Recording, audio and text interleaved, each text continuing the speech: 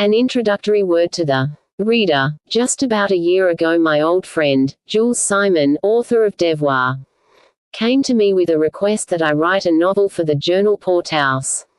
I gave him the outline of a novel which I had in mind. The subject pleased him, and the contract was signed on the spot.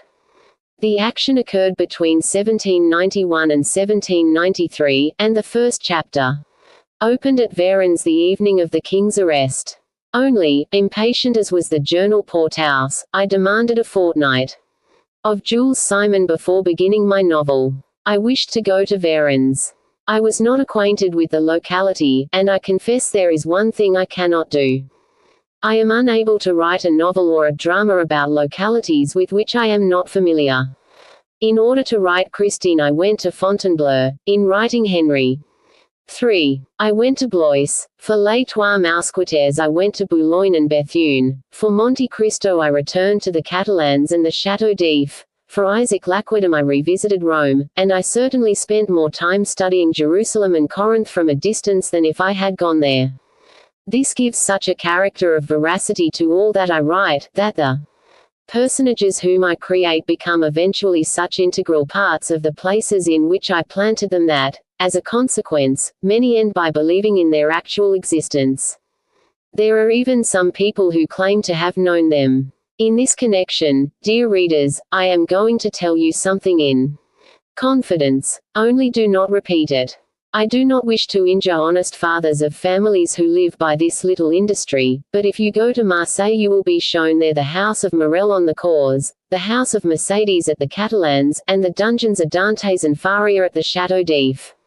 When I staged Monte Cristo at the Théâtre Historique, I wrote to Marseille for a plan of the Château d'If, which was sent to me. This drawing was for the use of the scene painter. Recourse forwarded me the desired plan. He even did better than I would have dared ask of him. He wrote beneath it, "View of the Château d'If, from the side where Dantes was thrown into the sea." I have learned since that a worthy man, a guide attached to the Château d'If, sells pens made of fishbone by the Abbé Faria himself. There is but one unfortunate circumstance concerning this. The fact is, Dantes and the Abbé Faria have never existed save in my imagination. Consequently, Dantes could not have been precipitated from the top to the bottom of the Château d'If, nor could the Abbé Faria have made pens. But that is what comes from visiting these localities in person. Therefore, I wished to visit Varennes before commencing my novel, because the first chapter was to open in that city. Besides, historically, Varennes worried me considerably. The more I perused the historical accounts of Varennes, the less I was able to understand, topographically, the king's arrest.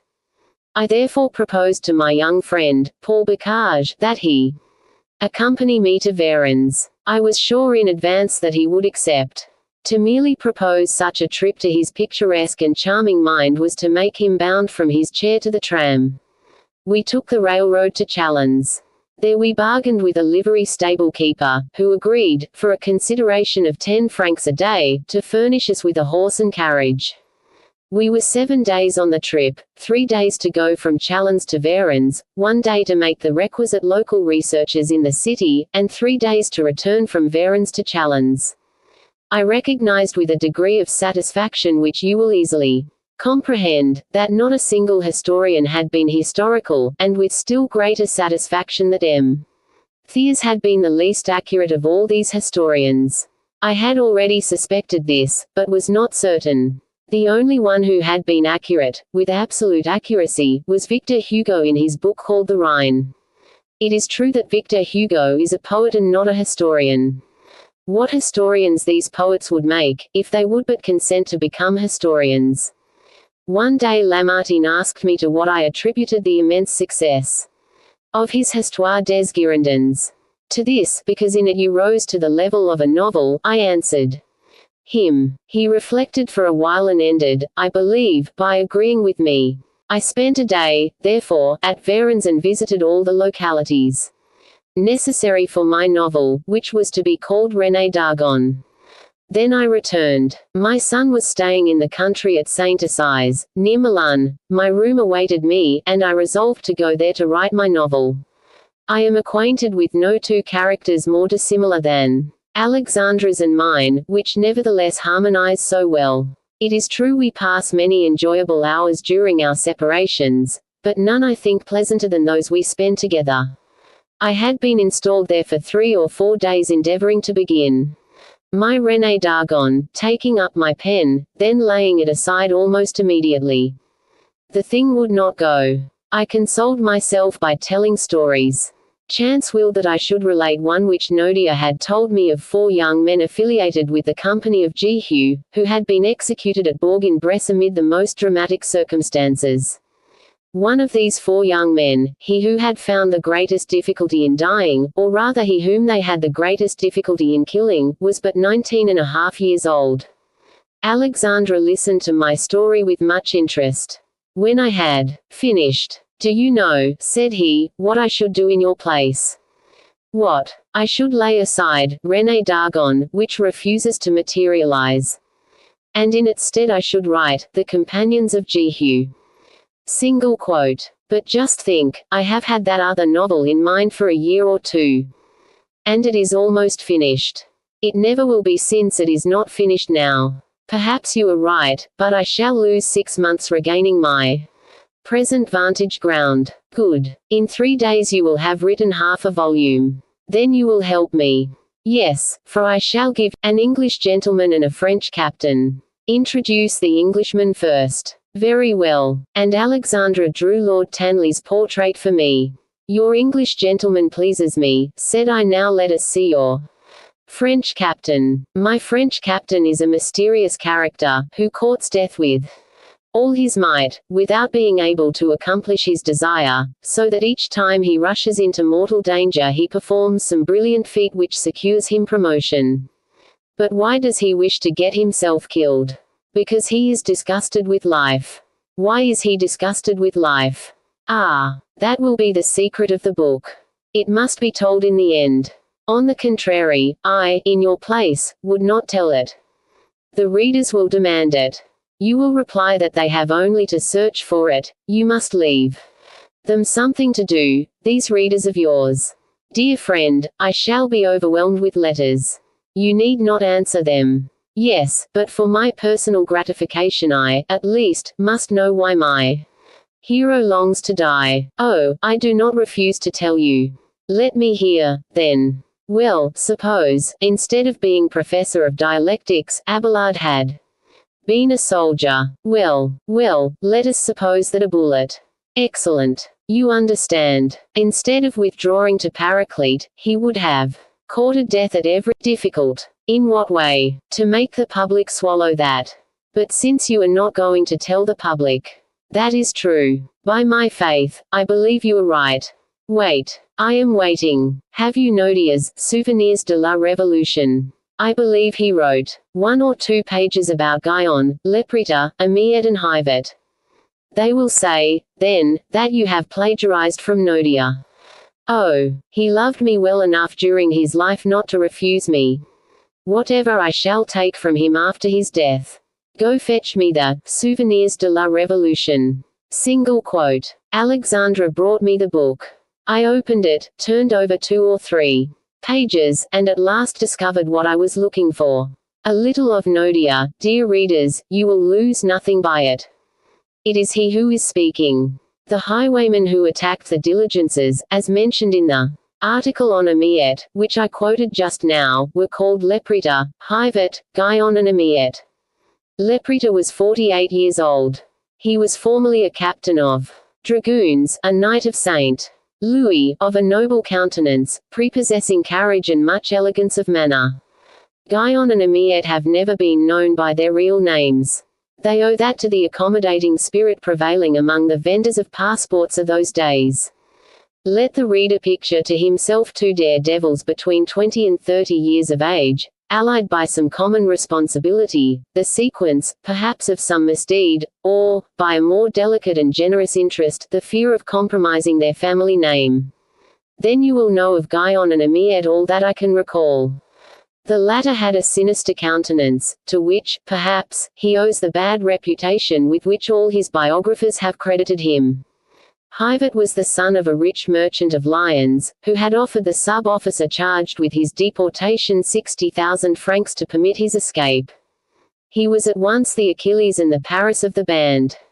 He was of medium height but well-formed, lithe, and of graceful and pleasing address. His eyes were never without animation nor his lips without a smile. His was one of those countenances which are never forgotten, and which present an inexpressible blending of sweetness and strength, tenderness and energy. When he yielded to the eloquent petulance of his inspirations he soared to enthusiasm. His conversation revealed the rudiments of an excellent early education and much natural intelligence. That which was so terrifying in him was his tone of heedless gaiety, which contrasted so horribly with his position. For the rest, he was unanimously conceded to be kind, generous, humane, lenient toward the weak, while with the strong he loved to display a vigor truly athletic which his somewhat effeminate features were far from indicating. He boasted that he had never been without money, and had no enemies. That was his sole reply to the charges of theft and assassination. He was 22 years old. To these 4 men was entrusted the attack upon a diligence conveying 40,000 francs of government money. This deed was transacted in broad daylight, with an exchange of mutual courtesy almost, and the travellers, who were not disturbed by the attack, gave little heed to it. But a child of only 10 years of age, with reckless bravado, seized the pistol of the conductor and fired it into the midst of the assailants. As this peaceful weapon, according to the custom, was only charged with powder, no one was injured, but the occupants of the coach quite naturally experienced a lively fear of reprisals. The little boy's mother fell into violent hysterics. This new disturbance created a general diversion which dominated all the preceding events and particularly attracted the attention of the robbers. One of them flew to the woman's side, reassuring her in the most affectionate manner, while complimenting her upon her son's precocious courage, and courteously pressed upon her the salts and perfumes with which these gentlemen were ordinarily provided for their own use. She regained consciousness. In the excitement of the moment her traveling companions noticed that the highwayman's mask had fallen off, but they did not see his face. The police of those days, restricted to mere impotent supervision, were unable to cope with the depredations of these banditti, although they did not lack the means to follow them up. Appointments were made at the cafes, and narratives relating to deeds carrying with them the penalty of death circulated freely through all the billiard halls in the land. Such was the importance which the culprits and the public attached to the police.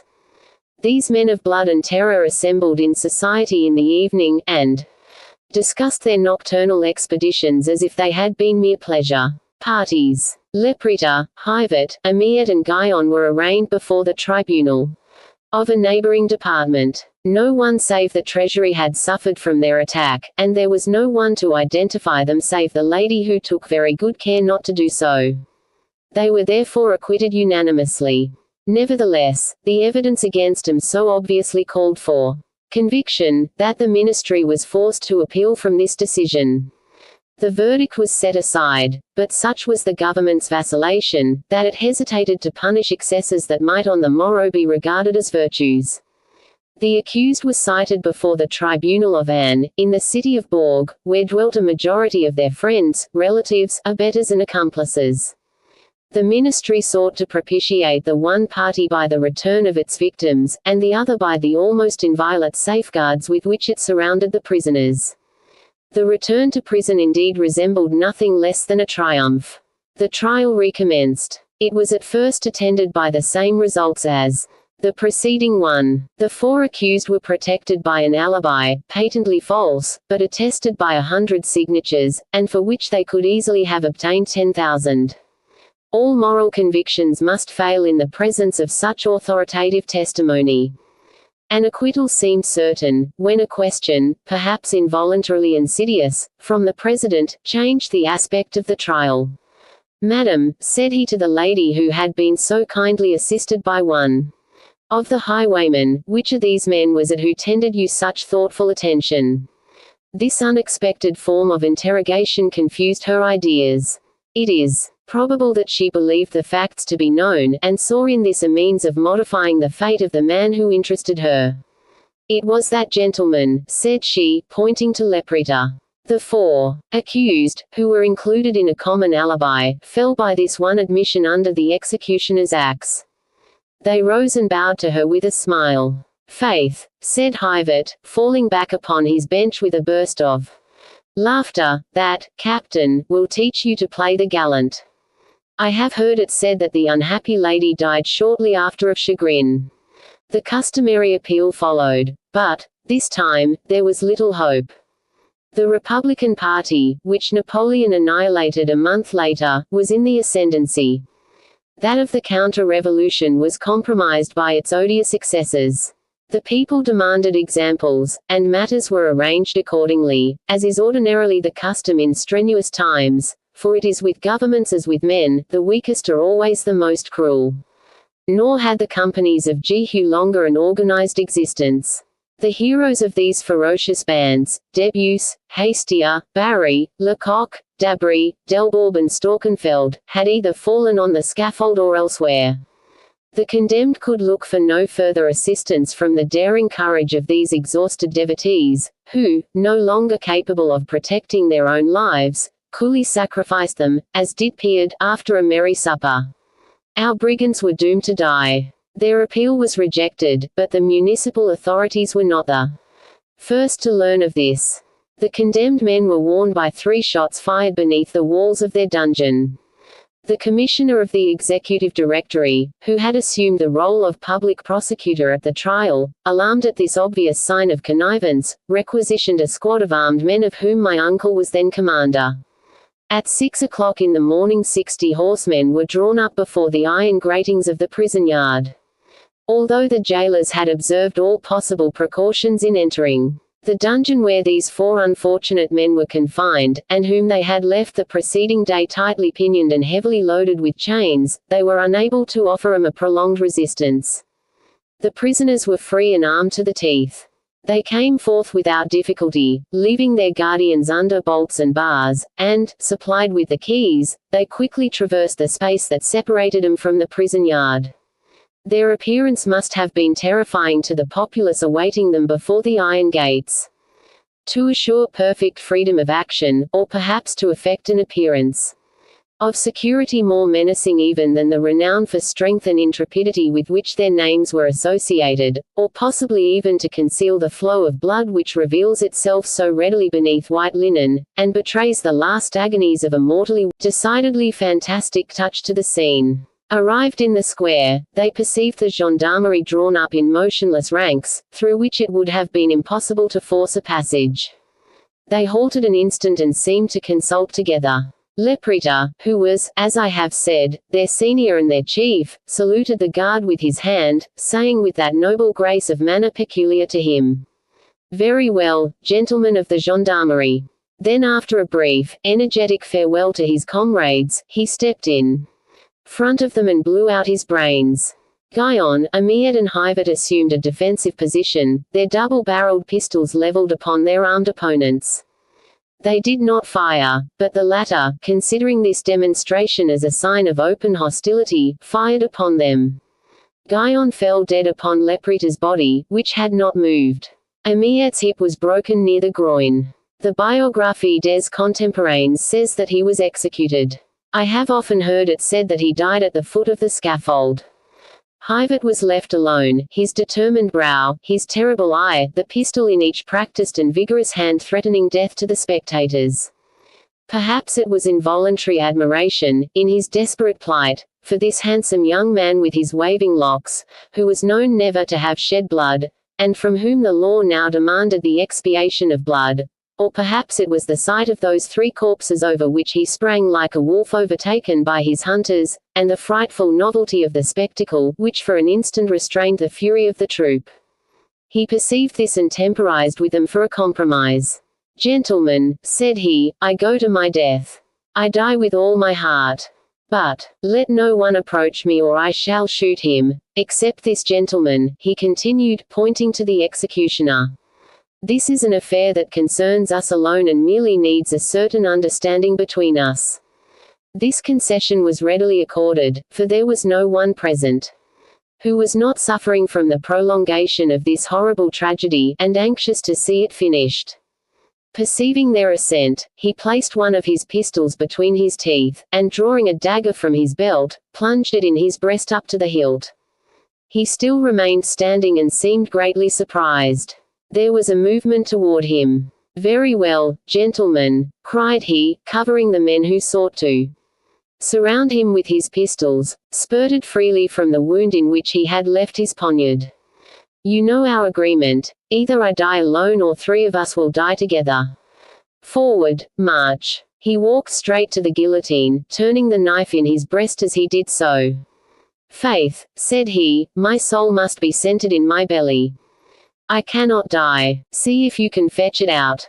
This last was addressed to his executioner. An instant later his head fell. Be it accident or some peculiar phenomenon of the vitality, it rebounded and rolled beyond the circle of the scaffolding, and they will still tell you at Bourg that Hivert's head spoke. Before I had finished reading I had decided to abandon René Dargon for the companions of Jehu. On the morrow I came down with my traveling bag under my arm. "You are leaving," said Alexandra to me. "Yes." "Where are you going?" "To Bourg, in Bresse." "What are you going to do there?" "Study the neighborhood and consult with the inhabitants who saw Le Prétor, Amiet, Guyon and Hivert executed. There are 2 roads to Bourg. From Paris, of course, one may leave the train at Macon, and take stage from Macon to Bourg, or, continuing as far as Lyons, take train again from Lyons to Bourg." I was hesitating between these 2 roads when one of the travelers who was temporarily occupying my compartment decided me. He was going to Bourg, where he frequently had business. He was going by way of Lyons, therefore, Lyons was the better way. I resolved to travel by the same route. I slept at Lyons, and on the morrow by 10 in the morning I was at Bourg. A paper published in the second capital of the kingdom met my eye. It contained a spiteful article about me. Lyons has never forgiven me since 1833, I believe, some 24 years ago, for asserting that it was not a literary city. Alas! I have in 1857 the same opinion of 1833. I do not easily change my opinion. There is another city in France that is almost as bitter against me as Lyons, that is Rouen. Rouen has hissed all my plays, including Count Hermann. One day a Neapolitan boasted to me that he had hissed Rossinian, Malibran, the Barbuer and Desdemona. That must be true, I answered him, for Rossini and Malibran on their side boast of having been hissed by Neapolitans. So I boast that the Rouennais have hissed me. Nevertheless, meeting a full-blooded Rouennais one day I resolved to discover why I had been hissed at Rouen. I like to understand these little things. My Rouennais informed me, "We hiss you because we are down on you." Why not? Rouen was down on Joan of Arc. Nevertheless it could not be for the same reason. I asked my Rouennais why he and his compatriots were ill-disposed to me. I had never said anything evil of apple sugar, I had treated M. Barbet with respect during his entire term as mayor, and, when a delegate from the Society of Letters at the unveiling of the statue of the great Corneille, I was the only one who thought to bow to him before beginning my speech. There was nothing in that which could have reasonably incurred the hatred of the Rouennais. Therefore to this haughty reply, "We hiss you because we have a grudge against you," I asked humbly. "But, great heavens, why are you down on me?" "Oh, you know very well," replied my Rouennais. I exclaimed. "Yes, you. Well, never mind, pretend I do not know. You remember the dinner the city gave you, in connection with that statue of Corneille?" "Perfectly." "Were they annoyed because I did not return it?" "No, it is not that." "What is it then?" "Well, at that dinner they said to you, M. Dumas," to which I replied, "Nothing easier. I will come at your first summons and spend a fortnight in Rouen. You can suggest the subject, and during that fortnight I will write the play, the royalties of which I shall devote to the poor." Single quote. That is true, you said that. I see nothing sufficiently insulting in that to incur the hatred of the Rouennais. Yes, but they added, "Will you write it in prose?" To which you replied, "Do you remember what you answered?" "My faith, no," you replied. "I will write it in verse, it is soonest done." "That sounds like me." "Well, what then?" "Then, that was an insult to Corneille, M. Dumas. That is why the Rowanus are down on you, and will be for a long time." Verbatim. "Oh, worthy Rowanus, I trust that you will never serve me so ill as to forgive and applaud me." The aforesaid paper observed that M. Dumas had doubtless spent but one night in Lyons because a city of such slight literary standing was not worthy of his longer sojourn. M. Dumas had not thought about this at all. He had spent but one night at Lyons because he was in a hurry to reach Bourg.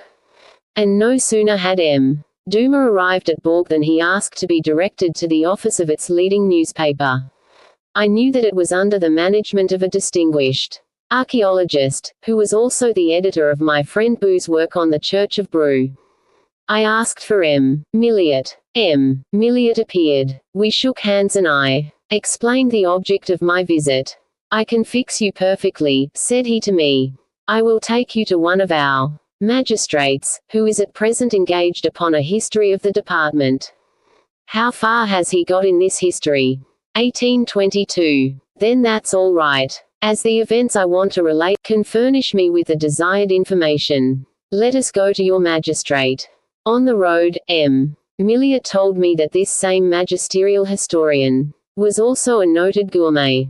Since Brillat Severin it has been the fashion for magistrates to be epicures. Unfortunately, many are content to be gourmands, which is not at all the same thing. We were ushered into the magistrate's study. I found a man with a shiny face and a sneering smile. He greeted me with that protecting air which historians deign to assume toward poets.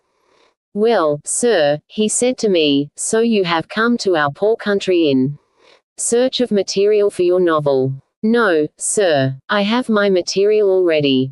I have come simply to consult your historical documents." Good. I did not know that it was necessary to give one's self so much trouble in order to write novels. There you are in error, sir, at least in my instance. I am in the habit of making exhaustive researches upon all the historical events of which I treat. You might at least have sent someone else. Any person whom I might send, sir, not being so completely absorbed in my subject, might have overlooked many important facts. Then, too, I make use of many localities which I cannot describe unless I see them. Oh, then this is a novel which you intend writing yourself? Yes, certainly, sir. I allowed my valet to write my last, but he had such immense success that the rogue asked so exorbitant an increase of wages that, to my great regret, I was unable to keep him. The magistrate bit his lips. Then, after a moment's silence, he said, "Will you kindly tell me, sir, how I can assist you in this important work? You can direct my researches, sir. As you have compiled the history of the department, none of the important events which have occurred in its capital can be unknown to you. Truly, sir, I believe that in this respect I am tolerably well informed. Then, sir, in the first place, your department was the center of the operations of the Company of Jehu." "Sir, I have heard speak of the Companions of Jesus," replied the magistrate with his jeering smile. "The Jesuits, you mean? That is not what I am seeking, sir. Nor is it of them that I am speaking. I refer to the stage robbers who infested the highroads from 1797 to 1800. Then, sir, permit me to tell you they are precisely the ones I have come to Bourg about, and that they were called the Companions of Jehu, and not the Companions of Jesus." What is the meaning of this title, Companions of Jehu? I like to get at the bottom of everything. So do I, sir. That is why I did not wish to confound these highwaymen with the apostles. Truly, that would not have been very orthodox. But it is what you would have done, nevertheless, sir, if I, a poet, had not come here expressly to correct the mistake you, as historian, have made. "I await your explanation, sir," resumed the magistrate, pursing his lips. "It is short and simple. Elisha consecrated Jehu, king of Israel, on condition that he exterminate the house of Ahab. Elisha was Louis XVIII. Jehu was Cadoodle, the house of Ahab, the revolution. That is why these pillagers of diligences, who filched the government money to support the war in the Vendée, were called the companions of Jehu. Sir, I am happy to learn something at my age. Oh, sir, one can always learn, at all times and at all ages, during life. One learns man, in death one learns God. But, after all, my interlocutor said to me with a gesture of impatience, may I know in what I can assist you? Thus, sir, 4 of these young men, leaders of the companions of Jehu, were executed at Bourg, on the Place du Bastion.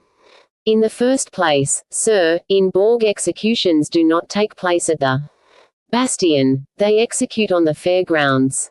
Now, sir, Bastion, that is possible. It is so. These 4 young men were called Guyon, Leprita, Amiet, and Hivet. This is the first time I have heard those names. Yet their names made a certain noise at Bourg. Are you sure, sir, that these men were executed here? I am positive. From whom have you derived your information? From a man whose uncle, then in command of the gendarmerie, was present at the execution. Will you tell me this man's name? Charles Nodier. Charles Nodier, the novelist, the poet. If he were a historian I would not be so insistent, sir. Recently, during a trip to Varennes, I learned what dependence to place upon historians. But precisely because he is a poet, a novelist, I do insist. You are at liberty to do so, but I know nothing of what you desire to learn, and I dare even assert that, if you have come to Bourg solely to obtain information concerning the execution of, what did you call them? Guyon, Leprita, Amiet, and Hivet. You have undertaken a futile voyage. For these last 20 years, sir, I have been searching the town archives, and I have never seen anything relating to what you have just told me. The town archives are not those of the registrar, sir. Perhaps at the record office I may be able to find what I am seeking. Ah, sir, if you can find anything among those archives you will be a very clever man. The record office is a chaos, a veritable chaos. You would have to spend a month here, and then. I do not expect to stay here more than a day, sir, but if in that day I should find what I am seeking, will you permit me to impart it to you? Yes, no greater than the one I asked of you. I shall merely give you some information about a matter of which you were ignorant, that is all. You can well understand that on leaving my magistrate, my honor was piqued. I determined, cost what it might, to procure this information about the companions of Jehu. I went back to Milliot, and cornered him. Listen, he said. My brother-in-law is a lawyer. He's my man. Let's go find the brother-in-law. He's in court at this hour. Then let us go to court. Your appearance will create a sensation, I warn you. Then go alone, tell him what we want, and let him make a search.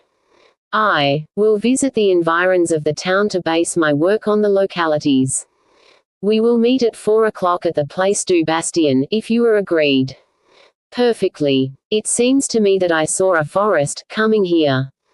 The forest of Sayon. Bravo. Do you need a forest? It is absolutely indispensable to me.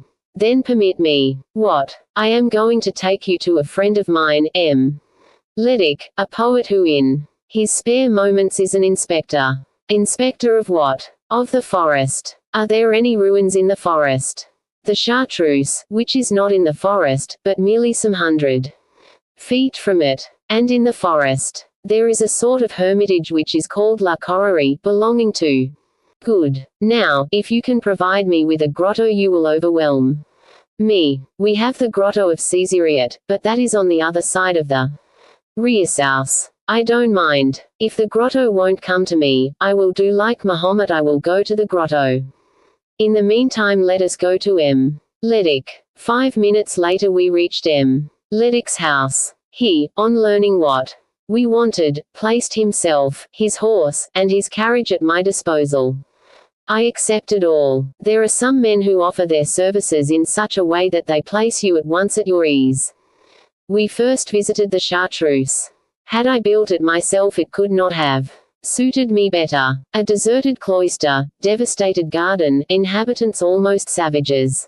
Chance, I thank thee. From there we went to the Corrie. It was the supplement of the chartreuse. I did not yet know what I could do with it, but evidently it might be useful to me. Now, sir, I said to my obliging guide, I need a pretty site, rather gloomy, surrounded by tall trees, beside a river. Have you anything like that in the neighborhood? What do you want to do with it? To build a chateau there. What kind of a chateau? Zounds, of cards. I have a family to house, a model mother, a melancholy young girl, a mischievous brother, and a poaching gardener. There is a place called Norsfontaine. In the first place, the name is charming. But there is no chateau there. So much the better, for I should have been obliged to demolish it.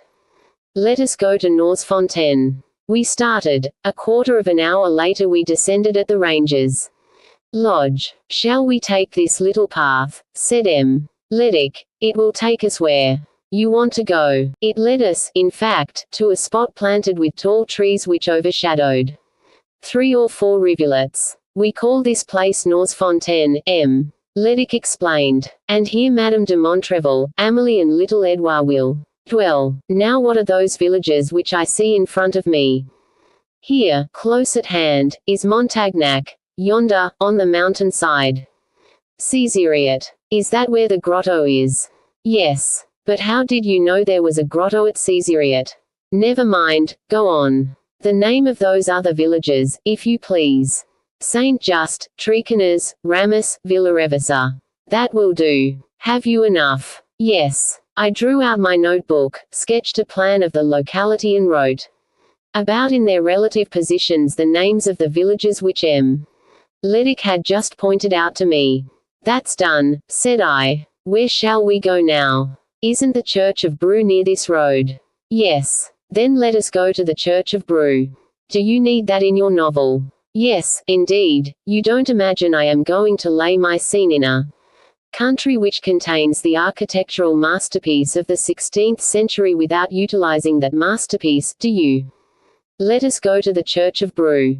A quarter of an hour later the sacristan showed us into this granite jewel case which contains the 3 marble gems called the tombs of Marguerite of Austria, Marguerite or Bourbon, and of Philibert Le Beau.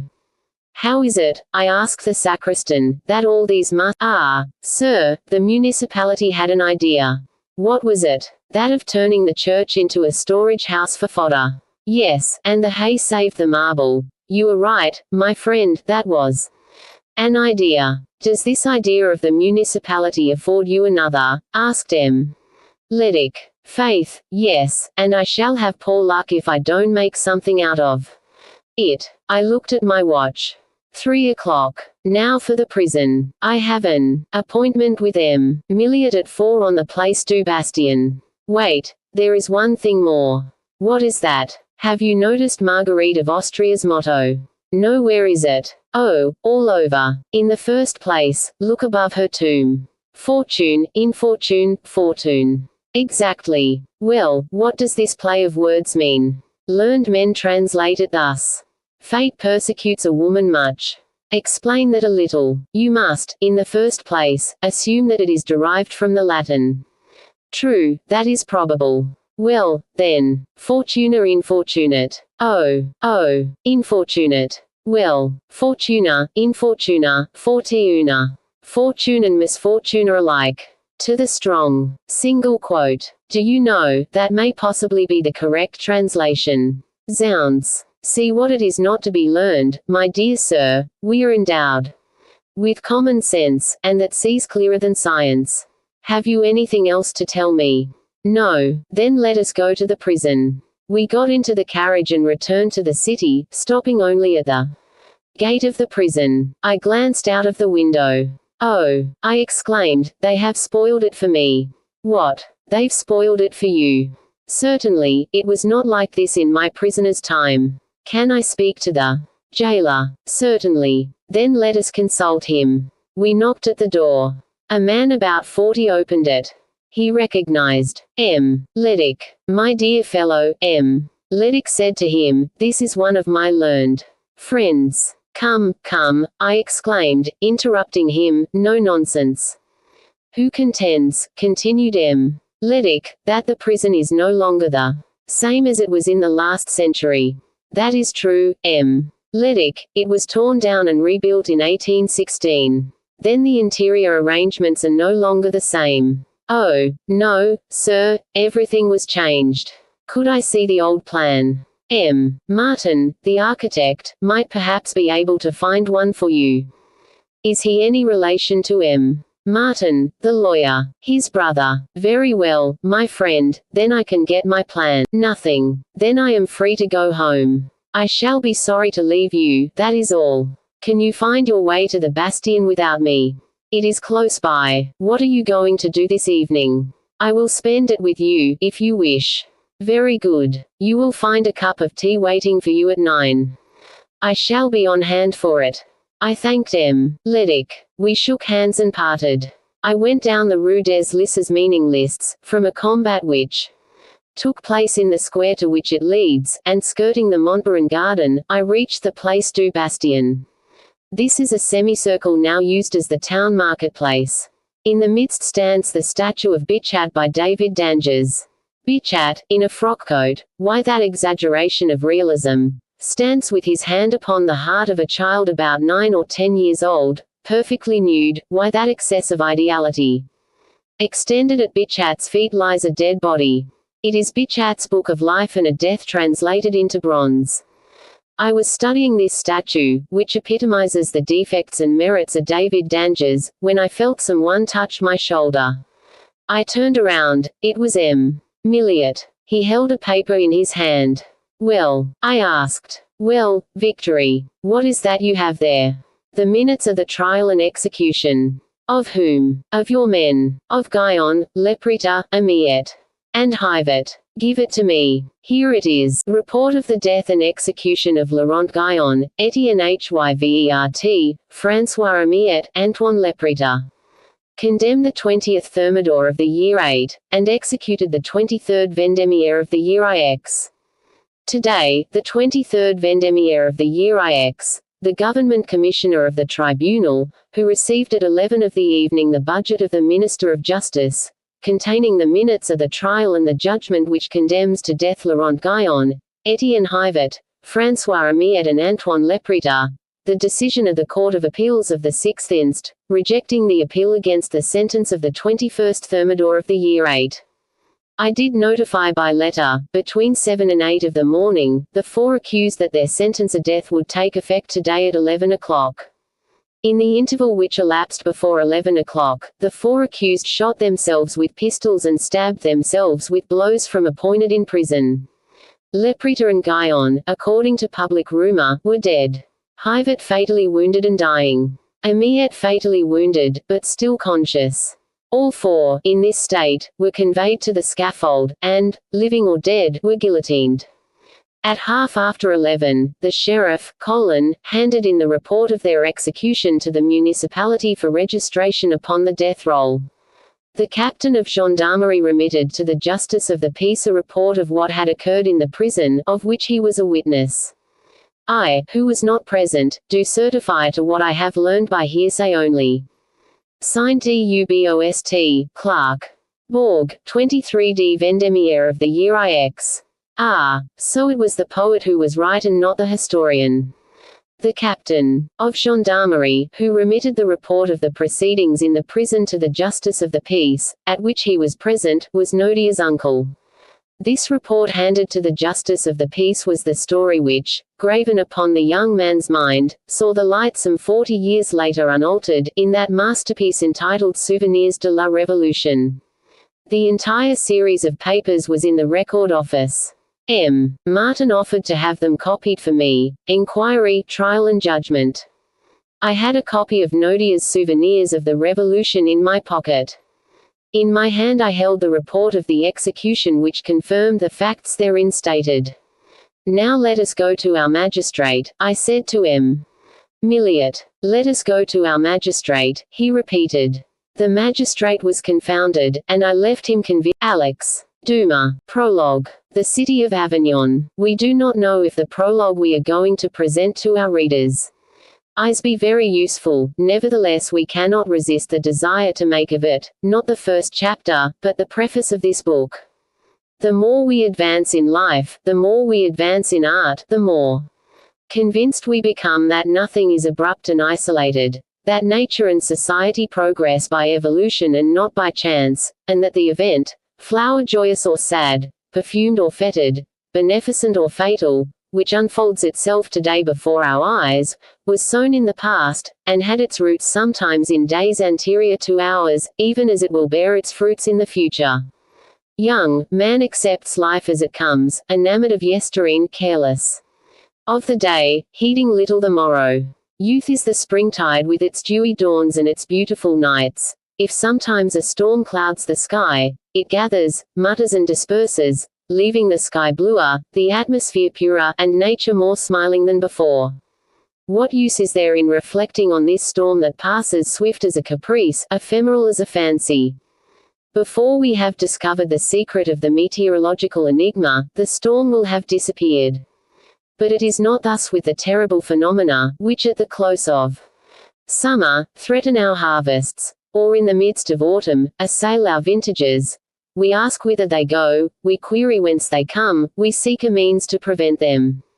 To the thinker, the historian, the poet, there is a far deeper subject for reflection in revolutions. These tempests are the social atmosphere which drench the earth with blood, and crush an entire generation of men, than in those upheavals of nature which deluge a harvest, or flay the vineyards with hail, that is to say, the fruits of a single harvest, wreaking an injury, which can at the worst be repaired the ensuing year, unless the Lord be in his days of wrath. Thus, in other days, be it forgetfulness, heedlessness or ignorance. Perhaps, blessed he who is ignorant, a fool he who is wise, in other days in relating the story without pausing at the place where the first scene of this book occurs, have accorded it but a superficial mention, and traversing the Midi like any other province, have named Avignon like any other city. But today it is no longer the same. I am no longer tossed by the flurries of spring, but by the storms of summer, the tempests of autumn. Today when I name Avignon, I evoke a spectre, and, like Antony displaying Caesar's toga, say, "Look, in this place ran Cassius' dagger through. See what a rent the envious Casca made. Through this the well-beloved Brutus stabbed." So, seeing the bloody shroud of the papal city, I say, "Behold the blood of the Albigenses, and hear the blood of the Cevenarists. Behold the blood of the Republicans, and hear the blood of the Royalists. Behold the blood of Lescaia, behold the blood of Maréchal Brune." And I feel myself seized with a profound sadness, and I begin to write. But at the first lines I perceive that, without suspecting it, the historian's chisel has superseded the novelist's pen in my hand. Well, let us be both. Reader, grant me these 10, 15, 20 pages. To the historian, the novelist shall have the rest. Let us say, therefore, a few words about Avignon, the place where the first scene of the new book which we are offering to the public, opens. Perhaps, before reading what we have to say, it would be well to cast a glance at what its native historian, François Nouguier, says of it. Avignon, he writes, a town noble for its antiquity, pleasing in its sight, superb for its walls, smiling for the fertility of its soil, charming for the gentleness of its inhabitants, magnificent for its palace, beautiful in its broad streets, marvelous in the construction of its bridge, rich because of its commerce, and known to all the world. May the shade of François Nouguier pardon us if we do not at first see his city with the same eyes as he does. To those who know Avignon, be it to say who has best described it, the historian or the novelist. It is but just to assert in the first place that Avignon is a town by itself. That is to say, a town of extreme passions. The period of religious dissensions, which culminated for her in political hatreds, dates from the 12th century. After his flight from Lyons, the valleys of Mont, who, under the name of the Albigenses, cost the counts of Toulouse, and transferred to the papacy, the 7 chateaux which Raymond VI possessed in Languedoc. Avignon, a powerful republic governed by potestats, refused to submit to the King of France. One morning Louis VIII, who thought it easier to make a crusade against Avignon like Simon de Montfort, than against Jerusalem like Philippe Auguste. One morning, we say, Louis VIII appeared before the gates of Avignon, demanding admission with lances at rest, visor down, banners unfurled and trumpets of war sounding. The bourgeois refused. They offered the King of France, as a last concession, a peaceful entrance, lances erect, and the royal banner alone unfurled. The king laid siege to the town, a siege which lasted 3 months, during which, says the chronicler, the bourgeois of Avignon returned the French soldiers arrow for arrow, wound for wound, death for death.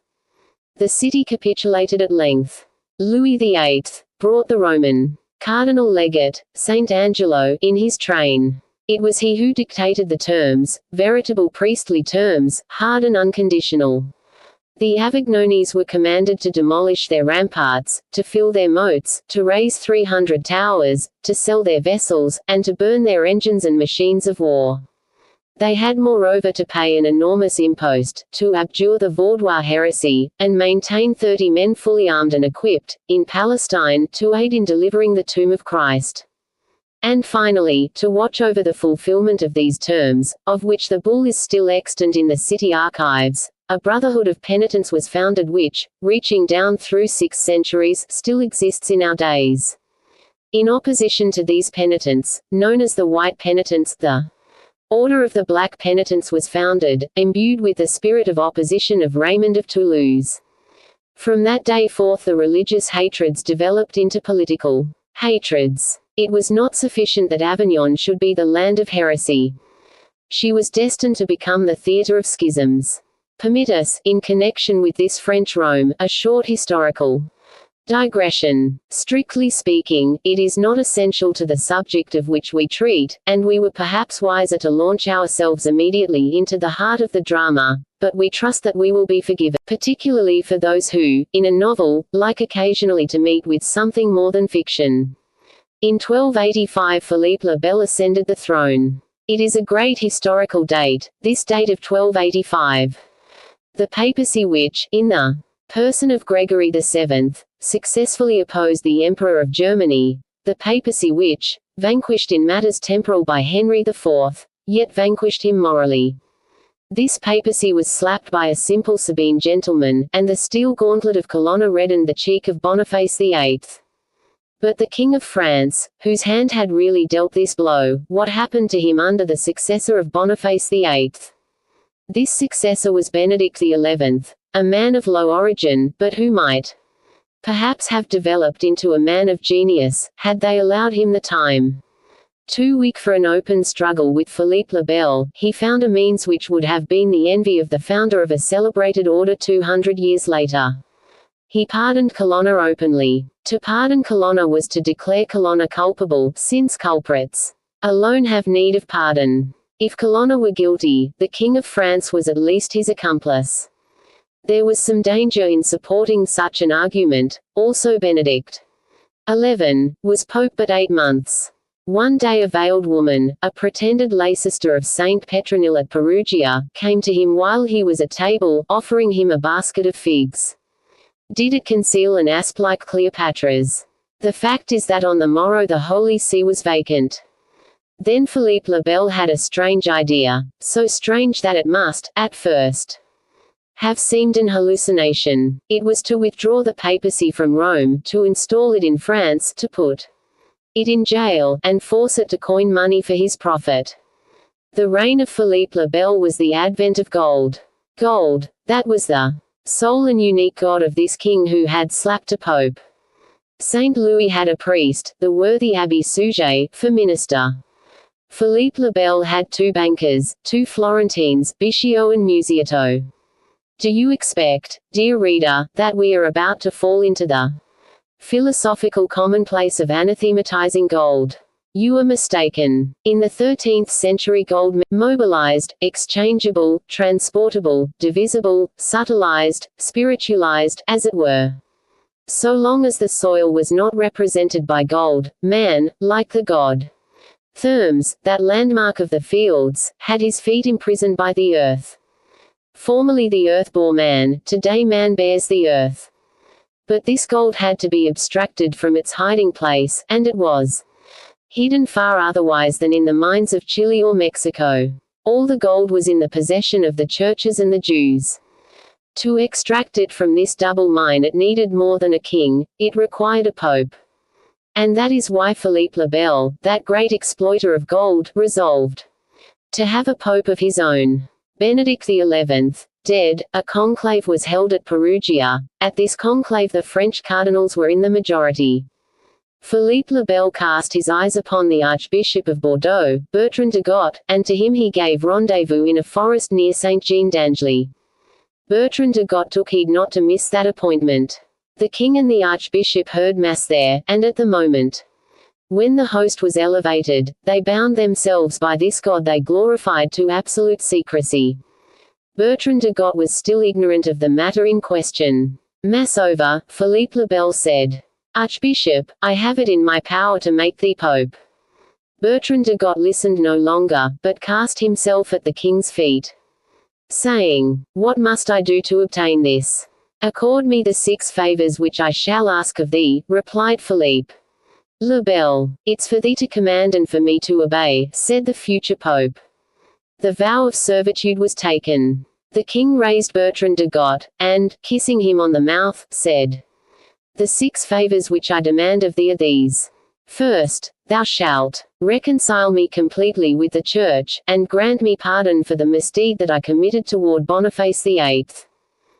Fourth, thou shalt destroy and annul the memory of Pope Boniface VIII. Fifth, thou shalt bestow the dignity of cardinal upon Messrs Jacopo and Pietro de Colonna. As to the 6th favor and promise, that I shall reserve to speak to thee thereof in its time and place." Bertrand de Got swore to the promises and favors known, and to the promise and favor unknown. This last, which the king had not dared to mention in connection with the others, was the abolition of the Knights Templar. Besides the promises made on the Corpus Domini, Bertrand de Got gave as hostages his brother and 2 of his nephews. The king swore on his side that he should be elected pope. This scene, set in the deep shadows of a crossroad in the forest, resembled rather an evocation between magician and demon than an agreement entered upon between king and pope. Also the coronation of the king, which took place shortly afterward at Lyons, and which began the Church's captivity, seemed but little agreeable to God. Just as the royal procession was passing, a wall crowded with spectators fell, wounding the king and killing the Duc de Bretagne. The pope was thrown to the ground, and his tiara rolled in the mud. Bertrand de Got was elected pope under the name of Clement V. Clement V paid all that Bertrand de Got had promised. Philippe was absolved, Holy Communion restored to him and his, the purple again descended upon the shoulders of the Colonna, the Church was obliged to defray the expenses of the war in Flanders and Philippe de Valois' crusade against the Greek Empire. The memory of Pope Boniface VIII was, if not destroyed and annulled, at least besmirched. The walls of the temple were razed, and the Templars burned on the open space of the Pont Neuf. All these edicts, they were no longer called bulls from the moment the temporal power dictated them. All these edicts were dated at Avignon. Philippe le Bel was the richest of all the kings of the French monarchy. He possessed an inexhaustible treasury, that is to say, his pope. He had purchased him, he used him, he put him to the press, and as cider flows from apples, so did this crushed pope bleed gold. The pontificate, struck by the Colonna in the person of Boniface VIII, abdicated the empire of the world in the person of Clement V. We have related the advent of the King of Blood and the Pope of Gold. We know how they ended. Jacques de Molay, from his funeral pyre, adjured them both to appear before God within the year. Heir to Geron Cythelia, says Aristophanes. Dying hoary heads possess the souls of sibyls. Clement V departed first. In a vision he saw his palace in flames. From that moment, says Baluse, he became sad and lasted but a short time. 7 months later it was Philippe's turn. Some say that he was killed while hunting, overthrown by a wild boar. Dante is among their number. He, said he, who was seen near the Seine falsifying the coin of the realm shall die by the tusk of a boar. But Guillaume de Nanges makes the royal counterfeiter die of a death quite otherwise providential. Undermined by a malady unknown to the physicians, Philippe expired, said he, to the great astonishment of everybody, without either his pulse or his urine revealing the cause of his malady or the imminence of the danger. The king of debauchery, the king of uproar, Louis X called the Hutin, succeeded his father, Philippe le Bel. John XXII, to Clement V. Avignon then became in truth a second Rome. John XXII, and Clement VI, anointed her queen of luxury. The manners and customs of the times made her queen of debauchery and indulgence. In place of her towers, raised by Romain de Saint Angelo, Hernandez de Heredia, Grand Master of Saint Jean of Jerusalem, girdled her with a belt of walls. She possessed dissolute monks, who transformed the blessed precincts of her convents into places of debauchery and licentiousness. Her beautiful courtesans tore the diamonds from the tiara to make of them bracelets and necklaces. And finally she possessed the echoes of Vaucluse, which wafted the melodious strains of Petrarch's songs to her. This lasted until King Charles V, who was a virtuous and pious prince, having resolved to put an end to the scandal, sent the Maréchal de Boucicaut to drive out the anti-pope, Benedict XIII, from Avignon.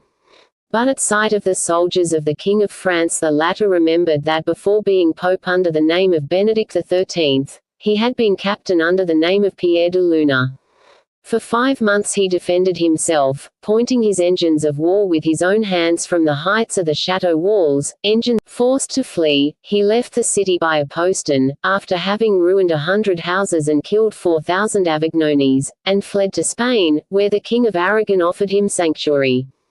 There each morning, from the summit of a tower, assisted by the 2 priests who constituted his sacred college, he blessed the whole world, which was none the better for it, and excommunicated his enemies, who were none the worse for it. At last, feeling himself nigh to death, and fearing lest the schism die with him, he elected his 2 vicars cardinals on the condition that after his death one of the 2 would elect the other pope. The election was made. The new pope, supported by the cardinal who made him, continued the schism for a while.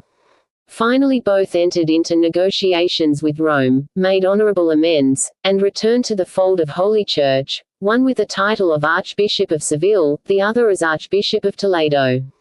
From this time until 1790 Avignon, widowed of her popes, was governed by legates and vice-legates. 7 sovereign pontiffs had resided within her walls some 7 decades. She had 7 hospitals, 7 fraternities of penitents, 7 monasteries, 7 convents, 7 parishes, and 7 cemeteries. To those who know Avignon there was at that epoch, there is yet, 2 cities within a city, the city of the priests, that is to say, the Roman city, and the city of the merchants, that is to say, the French city. The city of the priests, with its papal palace, its 100 churches, its innumerable bell towers, ever ready to sound the tocsin of conflagration, the knell of slaughter. The town of the merchants, with its Rhone, its silk workers, its crossroads, extending north, east, south and west, from Lyons to Marseille, from Nîmes to Turin. The French city, the accursed city, longing for a king, jealous of its liberties, shuddering beneath its yoke of vassalage of the priests with the clergy for its lord.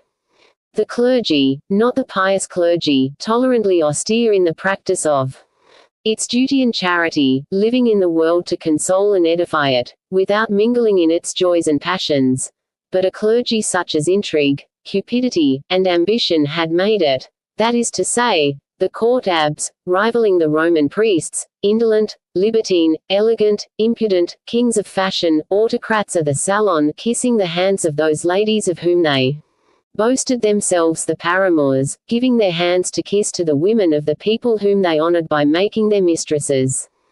Do you want a type of those abbes? Take the Abbé Maury. Proud as a duke, insolent as a lackey, the son of a shoemaker, more aristocratic than the son of a great lord.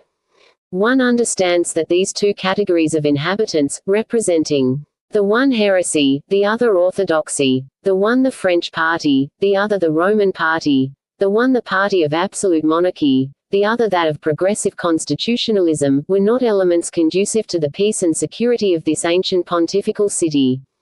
One understands, we say, that at the moment when the revolution broke out in Paris, and manifested itself by the taking of the Bastille, that the two parties, hot from the religious wars of Louis XIV, could not remain inert in the presence of each other. We have said, Avignon, city of priests, let us add, city of hatreds. Nowhere better than in convent towns does one learn to hate. The heart of the child, everywhere else free from wicked passions, was born there full of paternal hatreds, inherited from father to son for the last 800 years, and after a life of hate, bequeathed in its turn, a diabolical heritage, to his children. Therefore, at the first cry of liberty which rang through France, the French town rose full of joy and hope. The moment had come at last for her to contest aloud that concession made by a young queen, a minor, in expiation of her sins, of a city and a province, and with it 500,000 souls. By what right had she sold these souls in Eternum to the hardest and most exacting of all masters, the Roman pontiff? All France was hastening to assemble in the fraternal embrace of the Federation at the Champ de Mars. Was she not France? Her sons ejected delegates to wait upon the legate and request him respectfully to leave the city, giving him 24 hours in which to do so. During the night the papists amused themselves by hanging from a gibbet an effigy of straw wearing the tricolour cockade. The course of the Rhône has been controlled, the Durance canalled. Dikes have been, through the rapid inclines of the streets of Avignon, once released, once flooding, not even God himself has yet sought to stay it. At sight of this mannequin with the national colours, dancing at the end of a cord, the French city rose upon its very foundations with terrible cries of rage. 4 papists, suspected of this sacrilege, 2 marquises, 1 burgher, and a workman, were torn from their homes and hung in the mannequin's stead. This occurred the 11th of June, 1790. The whole French town wrote to the National Assembly that she gave herself to France, and with her the Rhône, her commerce, the Midi, and the half of Provence. The National Assembly was in one of its reactionary moods. It did not wish to quarrel with the Pope, it dallied with the King, and the matter was adjourned. From that moment the rising became a revolt, and the Pope was free to do with Avignon what the court might have done with Paris, if the Assembly had delayed its proclamation of the rights of man. The Pope ordered the annulment of all that had occurred at the Comtat Venison, the re-establishment of the privileges of the nobles and clergy, and the reinstallation of the Inquisition in all its rigor. The pontifical decrees were affixed to the walls. One man, one only, in broad daylight dared to go straight to the walls, in face of all, and tear down the decree. His name was Lescire. He was not a young man, and therefore it was not the fire of youth that impelled him. No, he was almost an old man who did not even belong to the province. He was a Frenchman from Picardy, ardent yet reflective, a former notary long since established at Avignon. It was a crime that Roman Avignon remembered, a crime so great that the Virgin wept. You see, Avignon is another Italy. She must have her miracles, and if God will not perform them, so surely will someone be at hand to invent them. Still further, the miracle must be a miracle pertaining to the Virgin. La Madonna, the mind, the heart, the tongue of the Italians are full of these 2 words. It was in the church of the Cordeliers that this miracle occurred. The crowd rushed there. It was much that the Virgin should weep, but a rumor spread at the same excited the curiosity of all Avignon. What did it contain? 2 hours later it was no longer a coffer, but 18 trunks had been seen going toward the Rhône. As for their contents, a porter had revealed that they contained articles from the Mont de Piet that the French party were taking with them into exile. Articles from the Mont de Piet, that is to say, the spoils of the poor. The poorer the city, the richer its pawn shops. Few could boast such wealth as those of Avignon. It was no longer a factional affair, it was a theft, an infamous theft. Whites and Reds rushed to the church of the Cordeliers, shouting that the municipality must render him an accounting. Lescire was the secretary of the municipality. His name was thrown to the crowd, not for having torn down the pontifical decrees. From that moment he would have had defenders, but for having signed the order to the keeper of the Monte Piet permitting the removal of the articles in pawn. 4 men were sent to seize Lescire and bring him to the church. They found him in the street on his way to the municipality. The 4 men fell upon him and dragged him to the church with the most ferocious cries. Once there, Lescire understood from the flaming eyes that met his, from the clenched fists threatening him, the shrieks demanding his death. Lescire understood that instead of being in the house of the Lord he was in one of those circles of hell forgotten by Dante. The only idea that occurred to him as to this hatred against him was that he had caused it by tearing down the pontifical decrees. He climbed into the pulpit, expecting to convert it into a seat of justice, and in the voice of a man who not only does not blame himself, but who is even ready to repeat his action, he said, "Brothers, I consider the revolution necessary, consequently I have done all in my power." The fanatics understood that if Lescire explained, Lescire was saved. That was not what they wanted. They flung themselves upon him, tore him from the pulpit, and thrust him into the midst of this howling mob, who dragged him to the altar with that sort of terrible cry which combines the hiss of the serpent and the roar of the tiger. The murderers so peculiar. A laborer, armed with a stick, dealt him such a blow on the head that the stick broke in 2 pieces. Then the people hurled themselves upon the poor body, and, with that mixture of gaiety and ferocity peculiar to southern people, the men began to dance on his stomach, singing, while the women, that he might better expiate his blasphemies against the Pope, cut or rather scalloped his lips with their scissors. And out of the midst of this frightful group came a cry, or rather a groan. This death groan said, "In the name of heaven, in the name of the Virgin, in the name of humanity, kill me at once." This cry was heard, and by common consent the assassins stood aside. They left the unfortunate man bleeding, disfigured, mangled, to taste of his death agony. This lasted 5 hours, during which, amid shouts of laughter, insults, and jeers from the crowd, this poor body lay palpitating upon the steps of the altar. That is how they kill at Avignon. Stay, there is yet another way. A man of the French party conceived the idea of going to the Monte Piet for information. Everything was in order there, not a fork or a spoon had been removed. It was therefore not as an accomplice of theft that Lescire had just been so cruelly murdered, it was for being a patriot. There was at that time in Avignon a man who controlled the populace. All these terrible leaders of the Midi have acquired such fatal celebrity that it suffices to name them for everyone, even the least educated, to know them. This man was Jordan. Braggart and liar, he had made the common people believe that it was he who had cut off the head of the governor of the Bastille. So they called him Jordan, Coupé Tete. That was not his real name, which was Mathieu Jouve. Neither was he a Provençal, he came from Puy-en-Velay. He had formerly been a muleteer on those rugged heights which surround his native town, then a soldier without going to war. War had perhaps made him more human. After that he had kept a drink shop in Paris. In Avignon he had been a vendor of madder. He collected 300 men, carried the gates of the town, left half of his troop to guard them, and with the remainder marched upon the church of the Cordeliers, preceded by 2 pieces of cannon. These he stationed in front of the church and fired them into it at random. The assassins fled like a flock of the church steps. Jordan and his men trampled over the bodies and entered the holy precincts. No one was there but the Virgin, and the wretched Lescire, still breathing. Jordan and his comrades took good care not to dispatch Lescire. His death agony was a supreme means of exciting the mob. They picked up this remnant of a sentient being, 3/4 dead, and carried it along, bleeding, quivering, gasping, with them. Every one fled from the sight, closing doors and windows. At the end of an hour, Jordan and his 300 men were masters of the town. Lescire was dead, but what of that? They no longer needed his agony. Jordan profited by the terror he had inspired to arrest or have arrested 80 people, murderers, or so-called murderers of Leskaya. 30, perhaps, had never even set foot within the church. But when one has such a good opportunity to be rid of one's enemies, one must profit by it. Good opportunities are rare.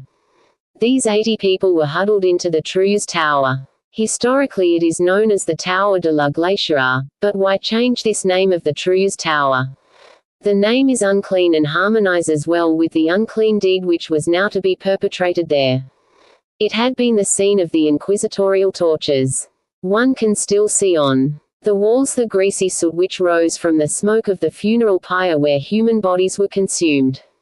They still show you today the instruments of torture which they have carefully preserved: the cauldron, the oven, the wooden horse, the chains, the dungeons, and even the rotten bones. Nothing is wanting. It was in this tower, built by Clement V, that they now confined the 80 prisoners. These 80 men, once arrested and locked up in the True's Tower, became most embarrassing. Who was to judge them? There were no legally constituted courts except those of the Pope. Could they kill these unfortunates as they had killed Leskaya? We have said that a third, perhaps half of them, had not only taken no part in the murder, but had not even set foot in the church. How should they kill them? The killing must be placed upon the basis of Rua, and 3 or 4 other poor devils, a baker, a pork butcher. Their names are lost in the multitude of events. These were the men who cried, "We must kill all. If one only escapes, he will be a witness against us." But, as we have said, executioners were wanting. There were barely 20 men at hand in the courtyard, all belonging to the petty tradesfolk of Avignon: a barber, a shoemaker, a cobbler, a mason, and an upholsterer, all insufficiently armed at random, the one with a saber, the other with a bayonet, a third with an iron bar, and a fourth with a bit of wood hardened by fire. All of these people were chilled by a fine October rain. It would be difficult to turn them into assassins.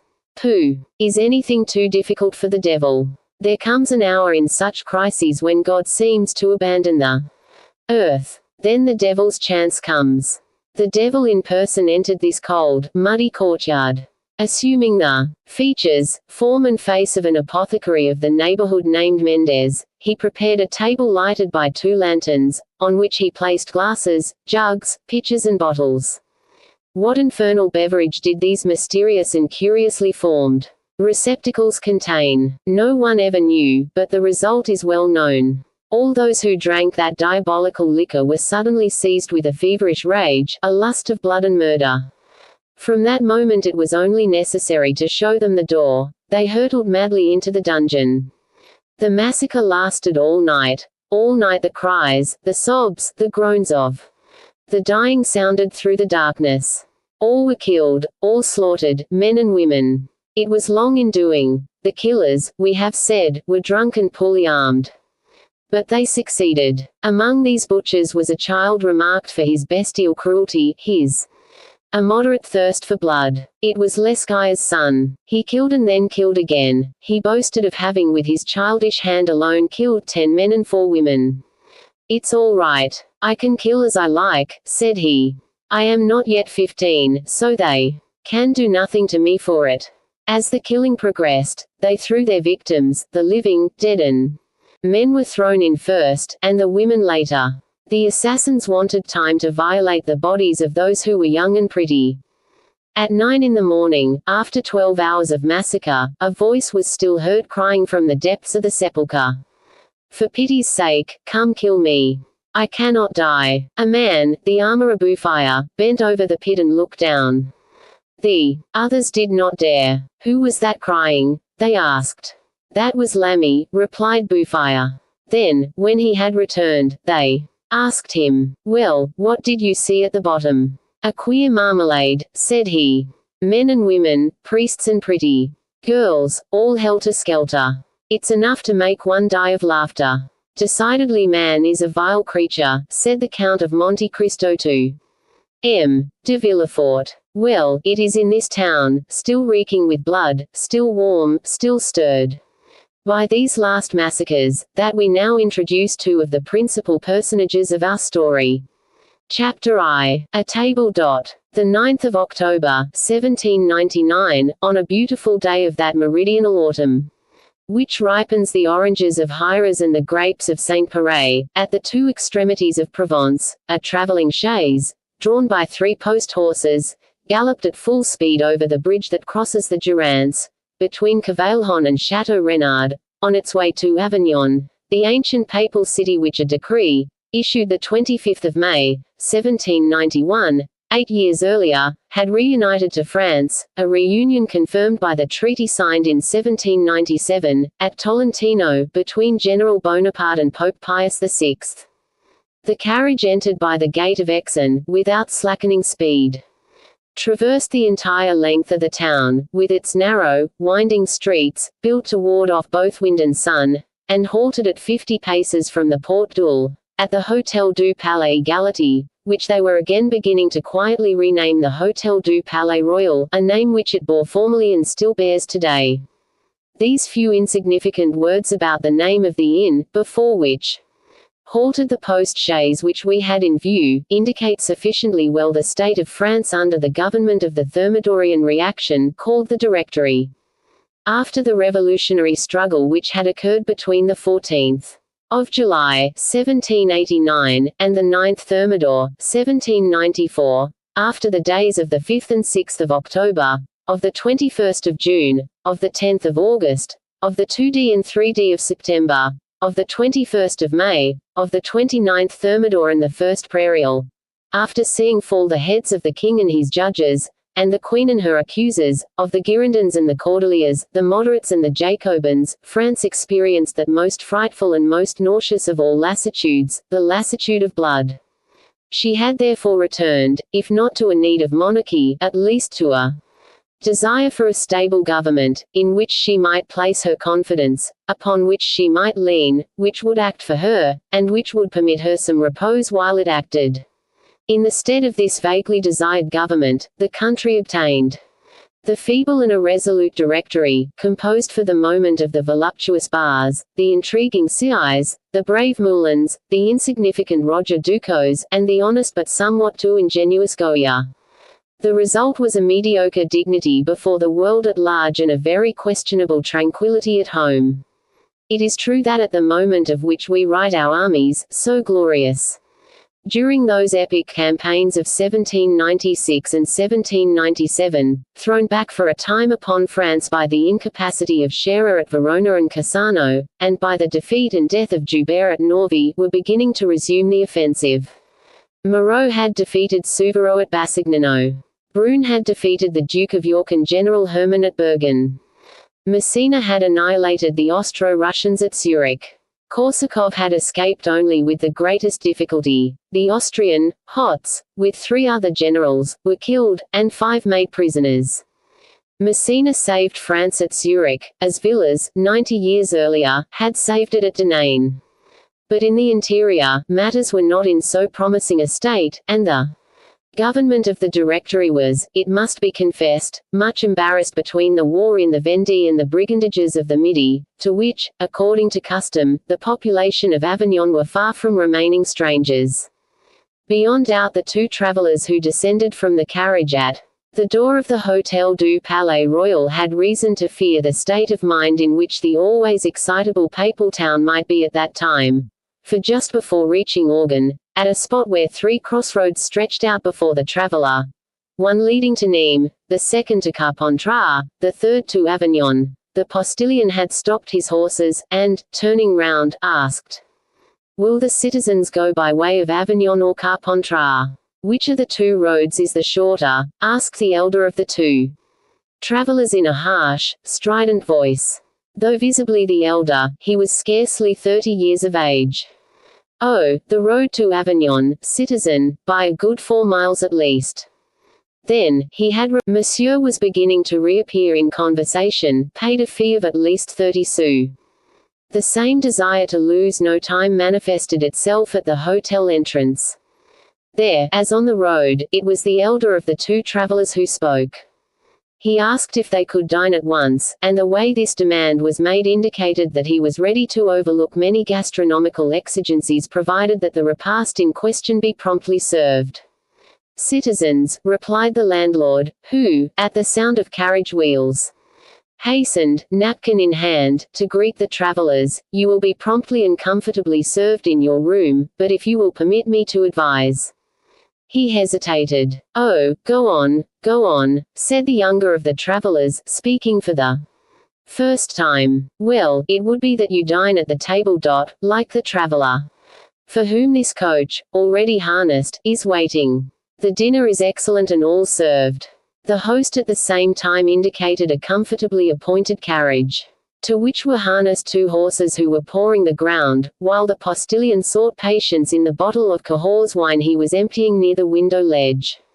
The first movement of him to whom this proposal was made was negative. Nevertheless, after a second's reflection, the elder of the 2 travelers, as if he had reconsidered his first decision, made an interrogative sign to his companion, who replied with a look which signified, "You know that I am at your orders." "Very well, so be it," said the other, "we will dine at the table."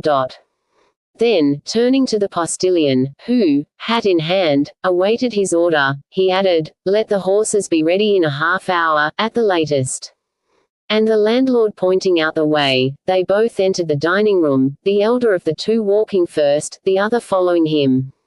Everyone knows the impression generally produced at a table by newcomers. All eyes were bent upon them and the conversation, which seemed to be quite animated, stopped. The guests consisted of the frequenters of the hotel, the traveler whose relate, and a certain number of travelers going from Marseille to Lyons by diligence. The new arrivals greeted the company with a slight inclination of the head, and sat down at the extreme end of the table, thereby isolating themselves from the other guests by 3 or 4 empty places. This seemingly aristocratic reserve redoubled the curiosity of which they were the object. Moreover, they were obviously people of unquestionable distinction, although their garments were simple in the extreme. Both wore high-top boots and breeches, long-tailed coats, traveling overcoats and broad-brimmed hats, the usual costume of the young men of that day. But that which distinguished them from the fashionables of Paris, and even of the provinces, was their long straight hair, and their black stocks buckled round the neck, military fashion.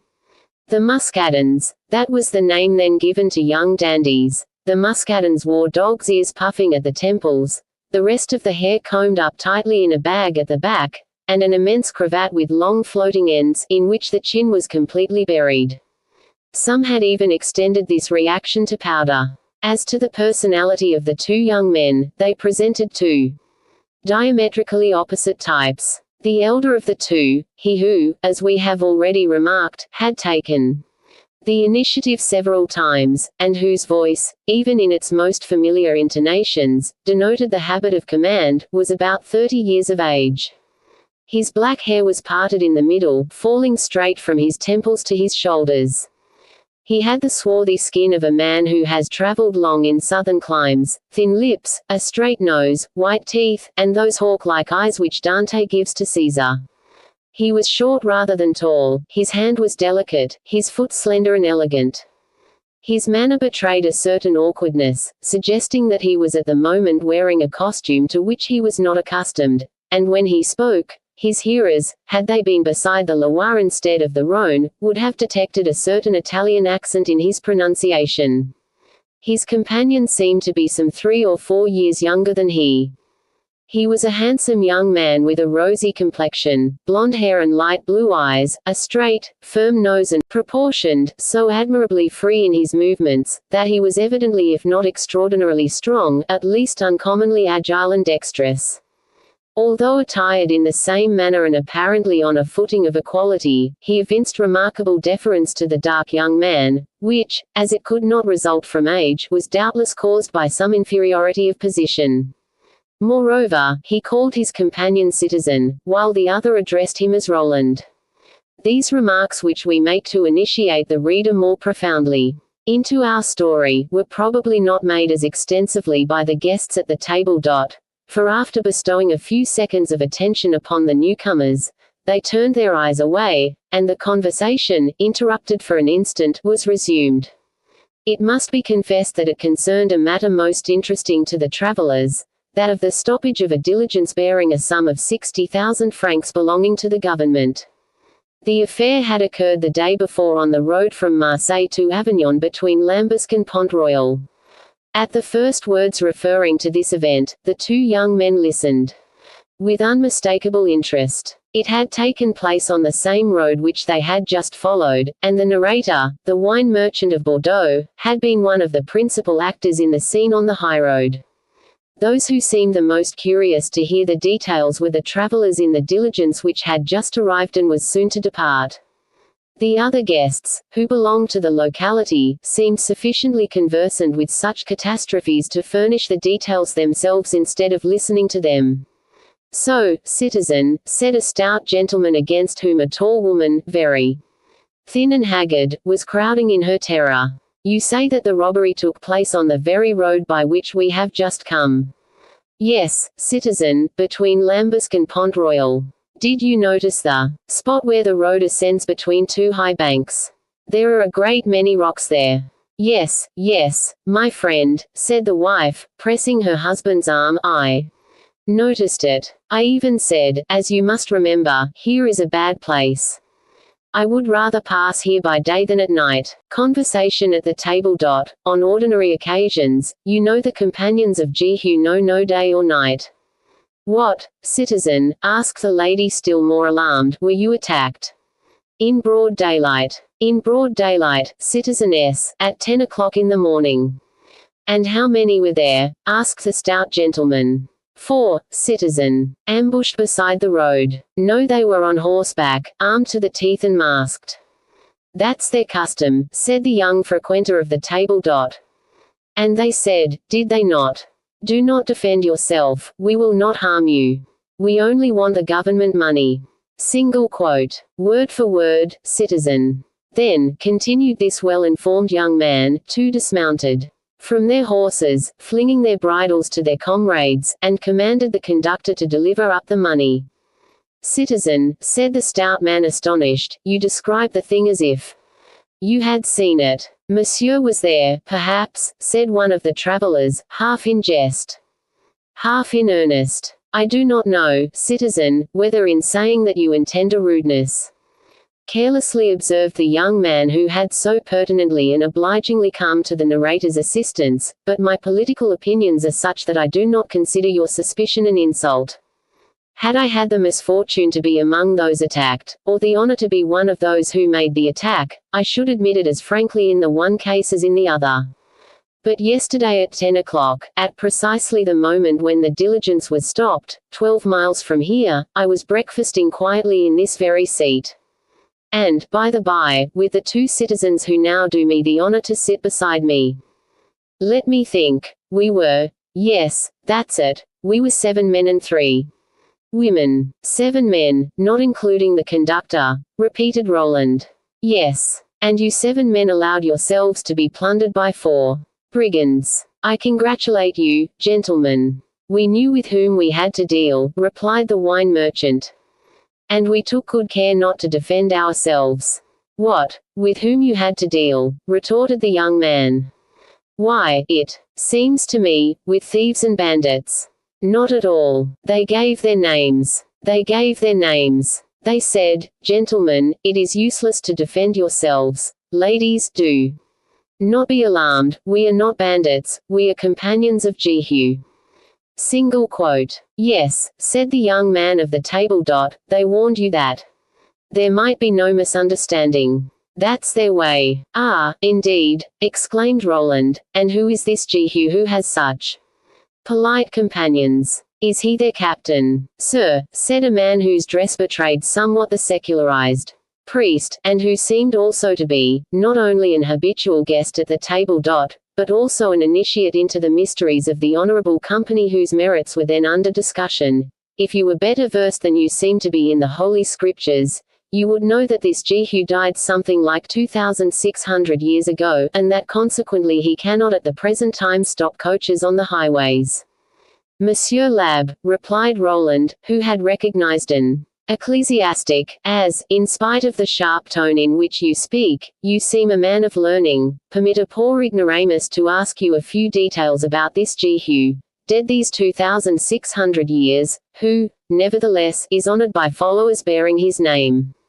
Jehu, replied the churchman, in the same sour tone, was a king of Israel anointed by Elisha, on condition that he punish the crimes of the house of Ahab and Jezebel, and put to death the priests of Baal. Monsieur l'Abbé, replied the young man laughing, I thank you for the explanation. I don't doubt it is correct, and, above all, very learned. But I must admit it doesn't tell me much. What, citizen, exclaimed the abbé, don't you understand that Jehu is His Majesty Louis XVIII, anointed on condition that he punish the crimes of the revolution and put to death all the priests of Baal, that is to say, all those who had taken any part whatsoever in the abominable state of things which, for these last 7 years, has been called the Republic.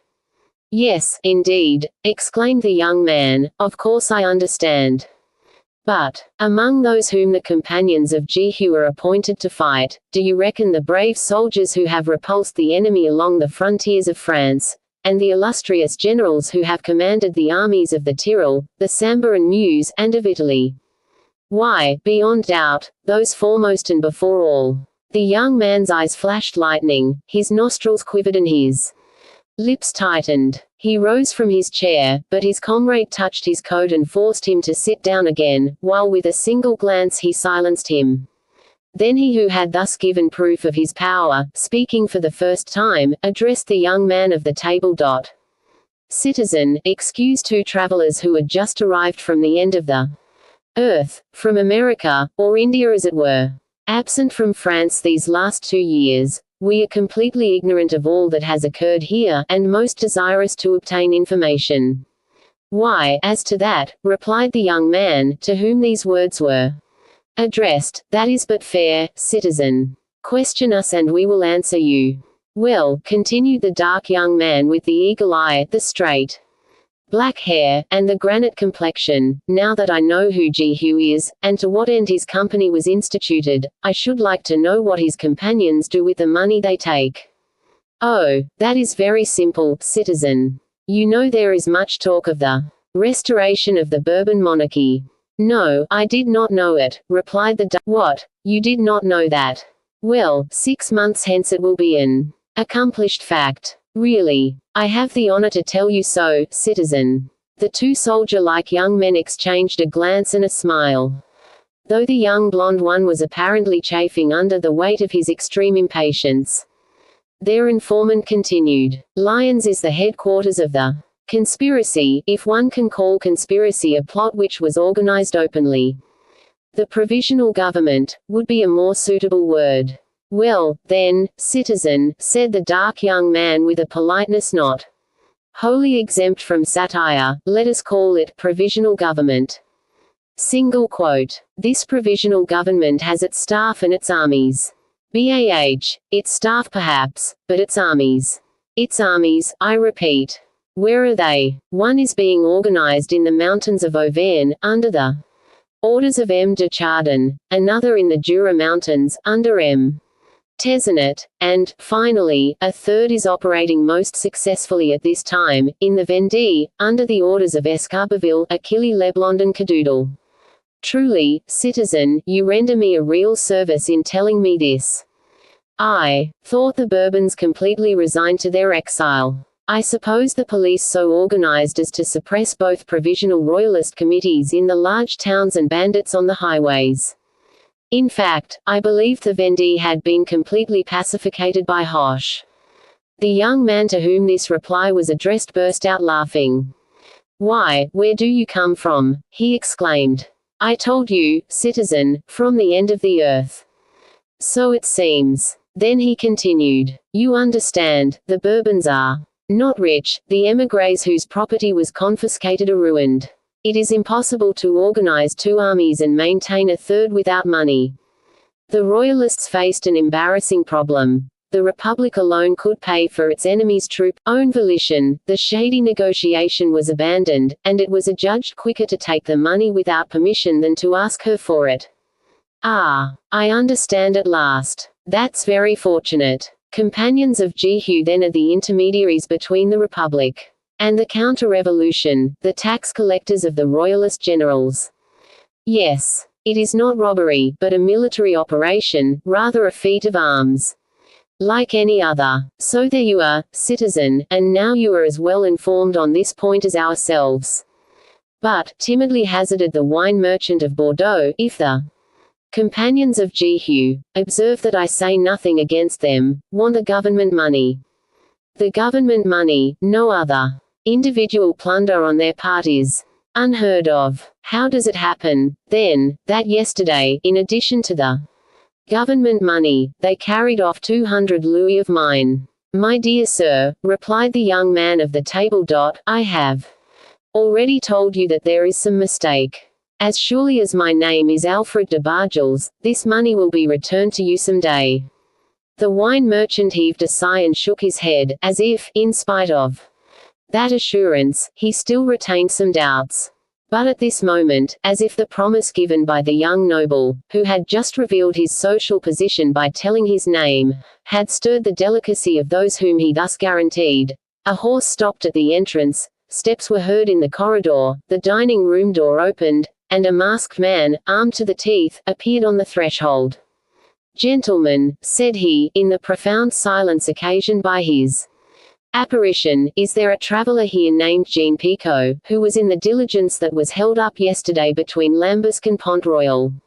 Yes, said the wine merchant, amazed. Are you he? Asked the masked man. I am. Was anything taken? And I may add, said the young noble, that the gentleman was speaking of it at this very moment. He looked upon it as lost. The gentleman was wrong, said the masked unknown, we war upon the government and not against individuals. We are partisans and not robbers. Here are your 200 louis, sir, and if a similar mistake should occur in the future, claim your loss, mentioning the name of Morgan. So saying, the masked individual deposited a bag of gold beside the wine merchant, bowed courteously to the other guests, and went out. Chapter 2. An Italian proverb. Although the two sentiments which we have just indicated were the dominant ones, they did not manifest themselves to an equal degree in all present. The shades were graduated according to the sex, age, character, we may almost say, the social positions of the hearers. The wine merchant, Jean Picot, the principal personage in the late event, recognizing at first sight by his dress, weapons, mask, one of the men who had stopped the coach on the preceding day, was at first sight stupefied, then little by little, as he grasped the purport of this mysterious brigand's visit to him, he had passed from stupefaction to joy, through the intermediate phases separating these two emotions. His bag of gold was beside him, yet he seemingly dared not touch it. Perhaps he feared that the instant his hand went forth toward it, it would melt like the dream gold which vanishes during that period of progressive lucidity which separates profound slumber from thorough awakening. The stout gentleman of the diligence and his wife had displayed, like their traveling companions, the most absolute and complete terror. Seated to the left of Jean Picot, when the bandit approached the wine merchant, the husband, in the vain hope of maintaining a respectable distance between himself and the companion of Jehu, pushed his chair back against that of his wife, who, yielding to the pressure, in turn endeavored to push back hers. But as the next chair was occupied by citizen Alfred de Bargels, who had no reason to fear these men whom he had just praised so highly, the chair of the stout man's wife encountered an obstacle in the immovability of the young noble. So, as at Marengo, 8 or 9 months later, when the general in command judged it time to resume the offensive, the retrograde movement was arrested. As for him, we are speaking of the citizen Alfred de Bargels, his attitude, like that of the abbé who had given the biblical explanation about Jehu, king of Israel, and his mission from Elisha. His attitude, we say, was that of a man who not only experiences no fear, but who even expects the event in question, however unexpected it may be.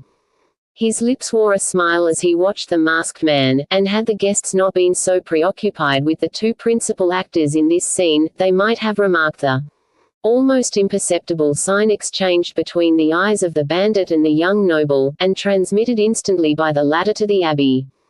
The two travelers whom we introduced to the table, and who, as we have said, sat apart at the end of the table, preserved an attitude conformable to their respective characters.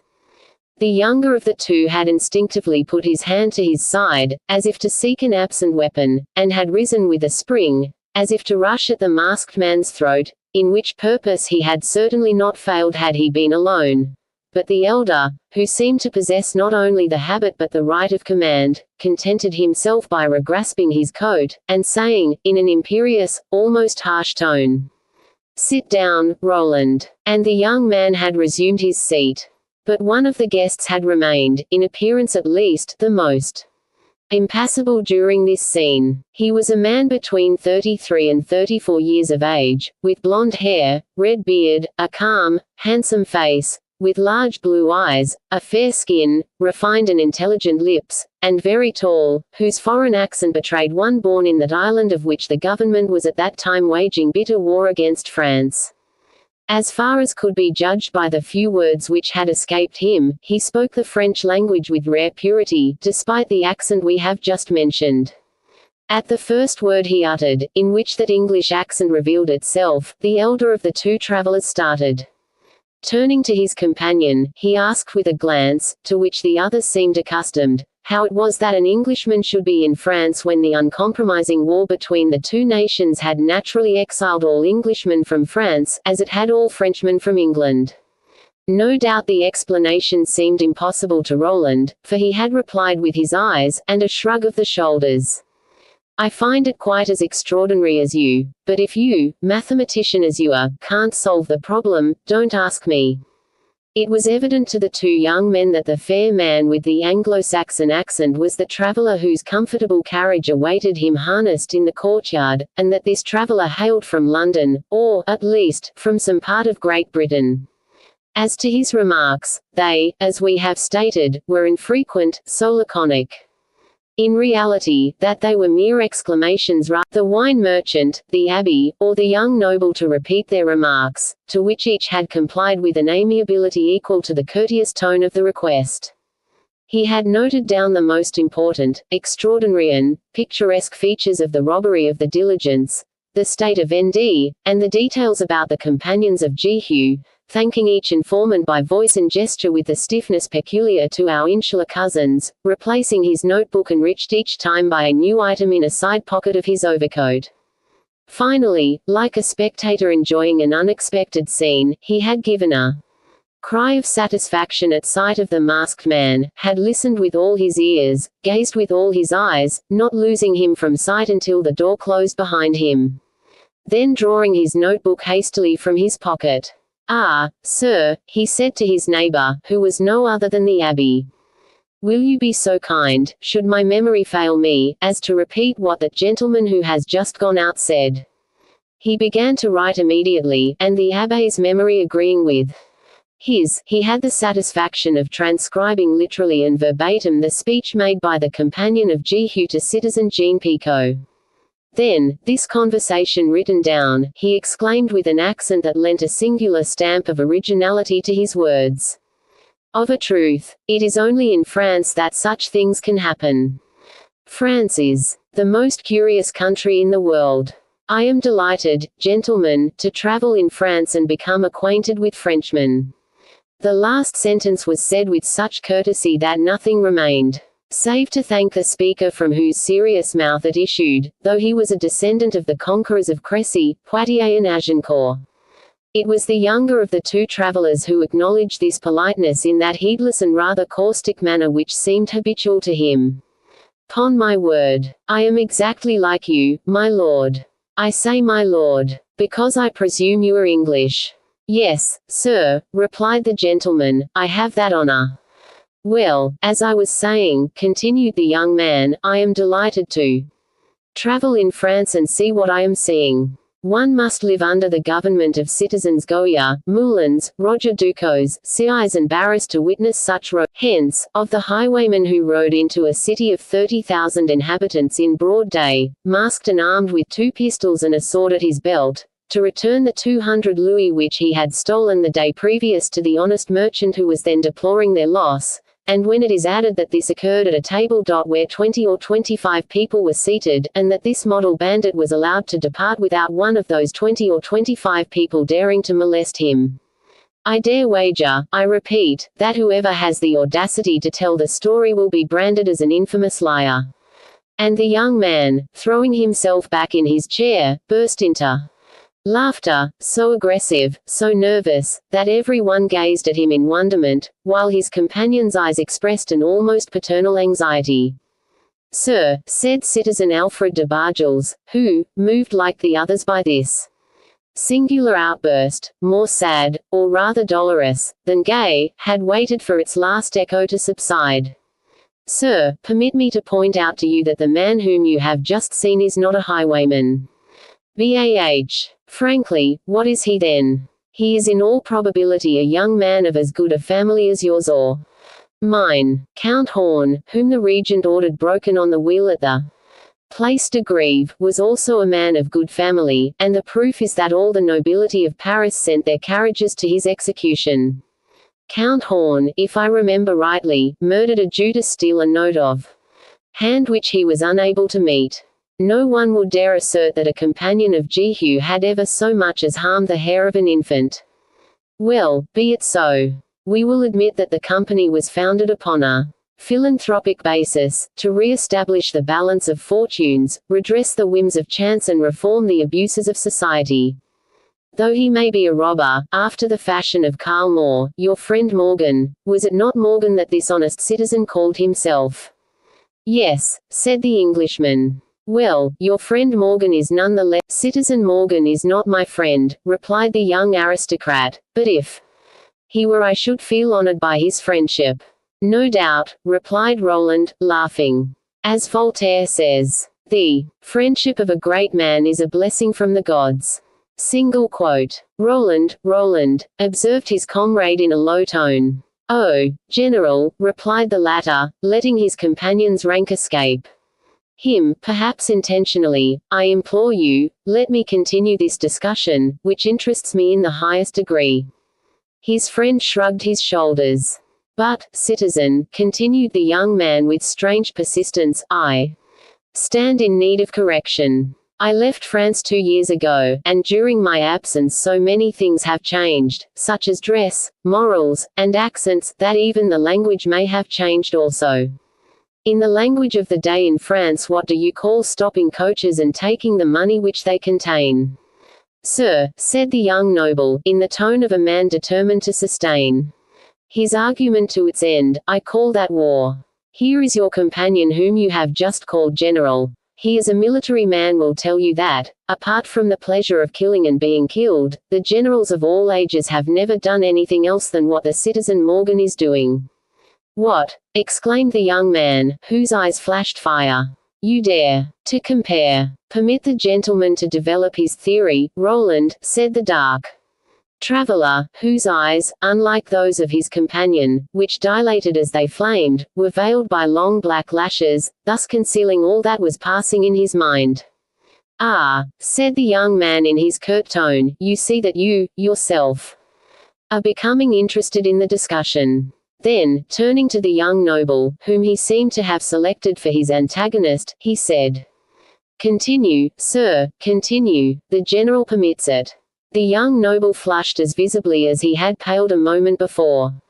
Between clenched teeth, his elbow on the table, his chin on his clenched hand, as if to draw as close to his adversary as possible, he have the honor to tell him and you, too, citizen, that I believe I have read in Plutarch that Alexander the Great, when he started for India, took with him but 18 or 20 talents in gold, something like 100 or 120,000 francs.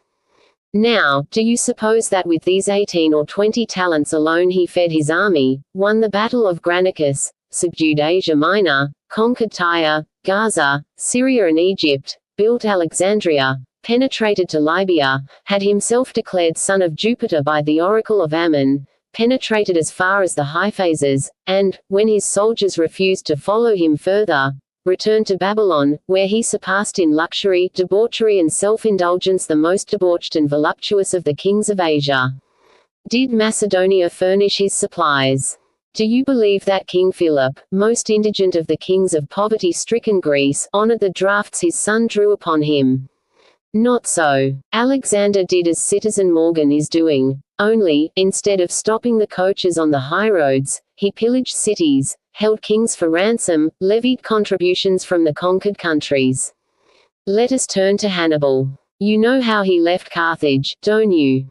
He did not have even the 18 or 20 talents of his predecessor, and as he needed money, he seized and sacked the city of Saguntum in the midst of peace, in defiance of the fealty of treaties. After that he was rich and could begin his campaign.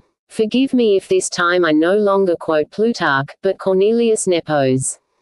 I will spare you the details of his descent from the Pyrenees, how he crossed the Alps and the 3 battles which he won, seizing each time the treasures of the vanquished, and turn to the 5 or 6 years he spent in Campania. Do you believe that he and his army paid the Capuans for their subsistence, and that the bankers of Carthage, with whom he had quarreled, supplied him with funds? No war fed war. The Morgan system, citizen. Let us pass on to Caesar. Ah, Caesar. That's another story. He left for Spain with some 30 millions of debt, and returned with practically the same.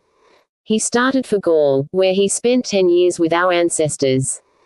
During these 10 years he sent over 100 millions to Rome, repassed the Alps, crossed the Rubicon, marched straight to the capital, forced the gates of the Temple of Saturn, where the treasury was, seized sufficient for his private needs, and not for those of the Republic, 3,000 pounds of gold in ingots, and died he whom creditors 20 years earlier refused to allow to leave his little house in the Suburra, leaving 2 or 3,000 sesterces per head to the citizens, 10 or 12 millions to Calpurnia, and 30 or 40 millions. Always the Morgan system, save that Morgan, I am sure, would die sooner than subvert to his personal needs either the silver of the Gauls or the gold of the capital.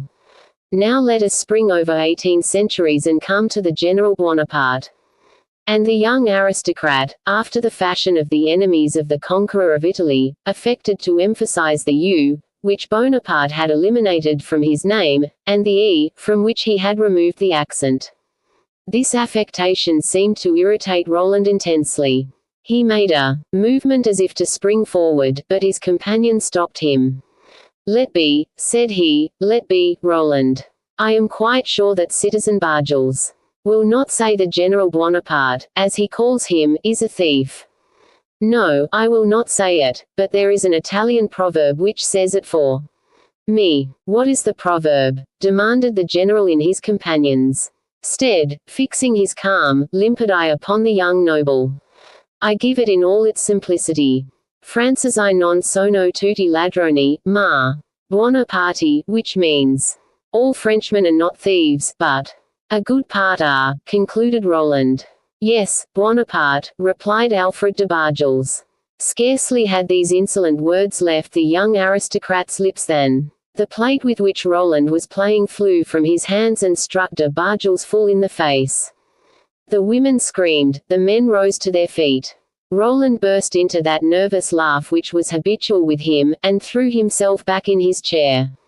The young aristocrat remained calm, although the blood was trickling from his brow to his cheek. At this moment the conductor entered with the usual formula. "Come, citizen travelers, take your places." The travelers, anxious to leave the scene of the quarrel, rushed to the door. "Pardon me, sir," said Alfred de Bargels to Roland, "you do not go by diligence, I hope." "No, sir, I travel by post, but you need have no fear." "I shall not, I must go," sighed the dark young man whom Roland had addressed. "As general, you know it is necessary, my friend, my presence yonder is absolutely imperative. But I swear that I would not leave you if I could possibly avoid it." In saying these words his voice betrayed an emotion of which, judging from its usual harsh, metallic ring, it had seemed incapable. Roland, on the contrary, seemed overjoyed. His belligerent nature seemed to expand at the approach of a danger to which he had perhaps not given rise, but which he at least had not endeavored to avoid. "Good, General," he said. We were to part at Lyons, since you have had the kindness to grant me a month's furlough to visit my family at Bourg. It is merely some 160 miles or so less than we intended, that is all. I shall rejoin you in Paris. But you know, if you need a devoted arm, and a man who never sulks, think of me.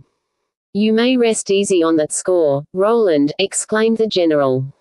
Then, looking attentively at the two adversaries, he added with an indescribable note of tenderness. Above all, Roland, do not let yourself be killed, but if it is a possible thing, don't kill your adversary. Everything considered, he is a gallant man, and the day will come when I shall need such men at my side. I shall do my best, General, don't be alarmed. At this moment the landlord appeared upon the threshold of the door. The post-chaise is ready, said he.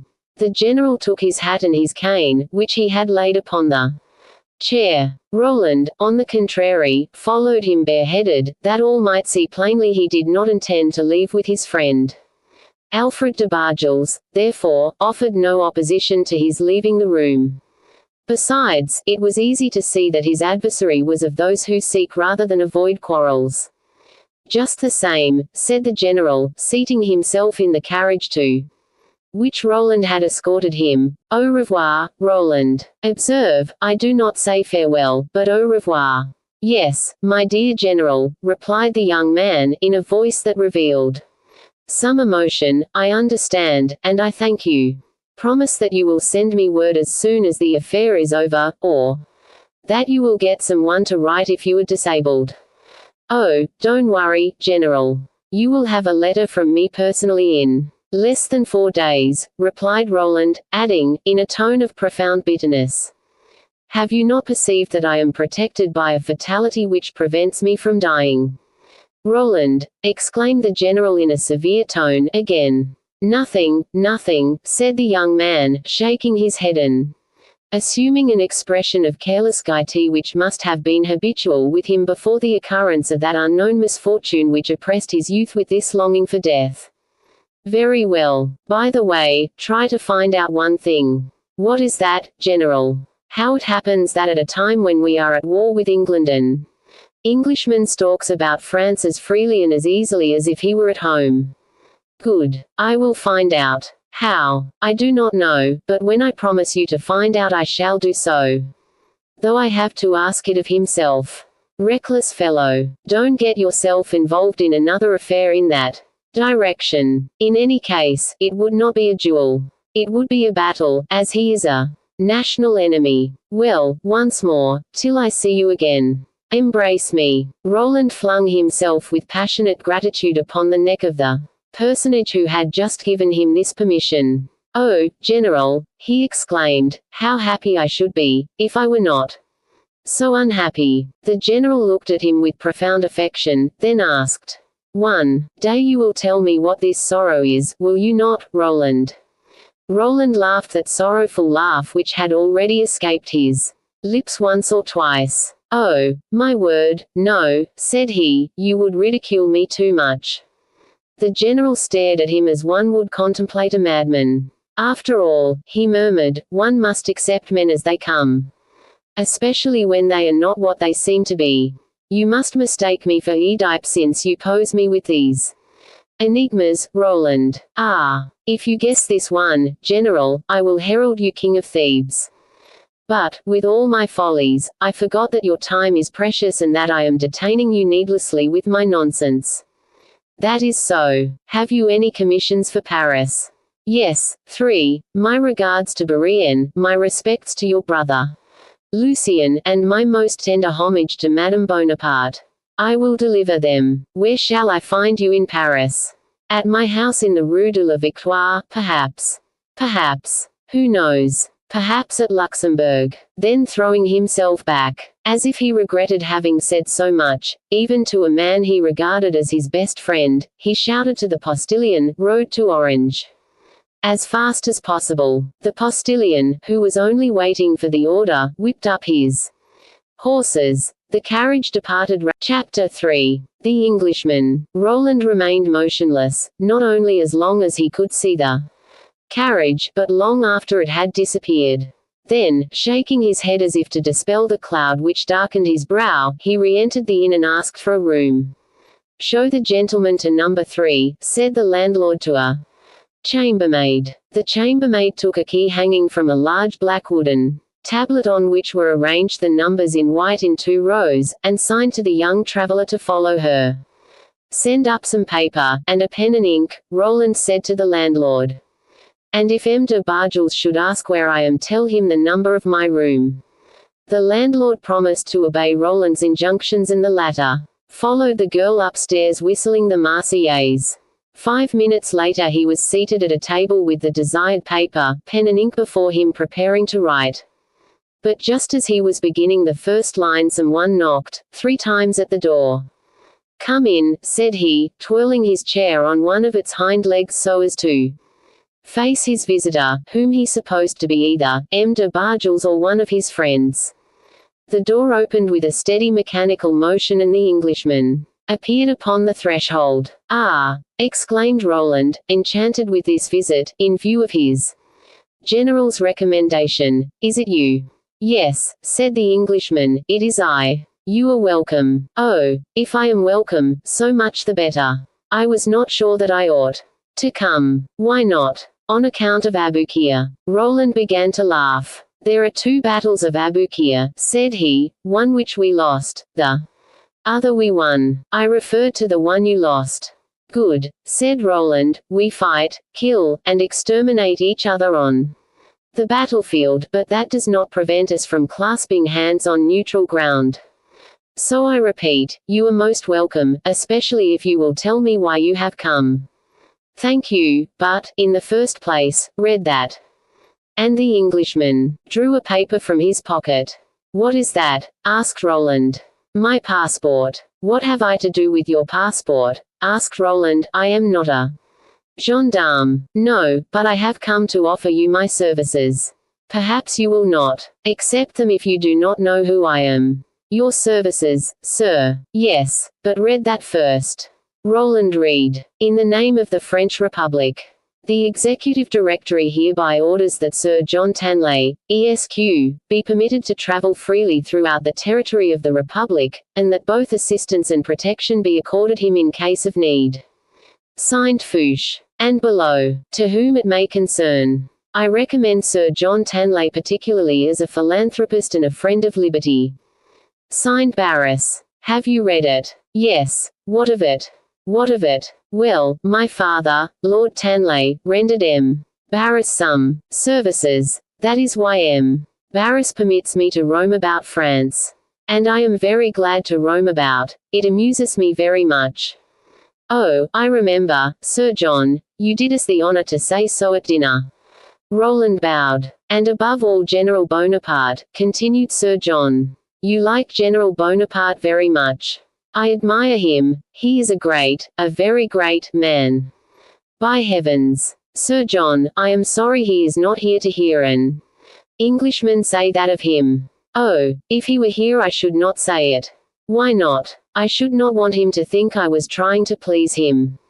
I say so, because it is my opinion. I don't doubt it, my lord, said Roland, who did not see what the Englishman was aiming at, and who, having learned all that he wished to know through the passport, held himself upon his guard. And when I heard, continued the Englishman with the same phlegm, you defend General Bonaparte, I was much pleased. Really, much pleased, repeated the Englishman, nodding his head. Affirmatively. So much the better. But when I saw you throw a plate at M. Alfred de Bargel's head, I was much grieved. You were grieved, my lord, and why? Because in England no gentleman would throw a plate at the head of another gentleman. My lord, said Roland, rising with a frown, have you perchance come here to read me a lecture? Oh, no, I came to suggest that you were perhaps perplexed about finding a second. My faith, Sir John. I admit that the moment when you knocked at the door I was wondering of whom I could ask this service. Of me, if you wish, said the Englishman. I will be your second. On my honor, exclaimed Roland held out his hand, saying, Thank you. The Englishman bowed. Now, continued Roland, as you have had the good taste, my lord, to tell me who you were before offering your services, it is but fair that, since I accept them, I should tell you who I am. Oh, as you please. My name is Louis de Montrevel. I am aide-de-camp to General Bonaparte. Aide-de-camp to General Bonaparte.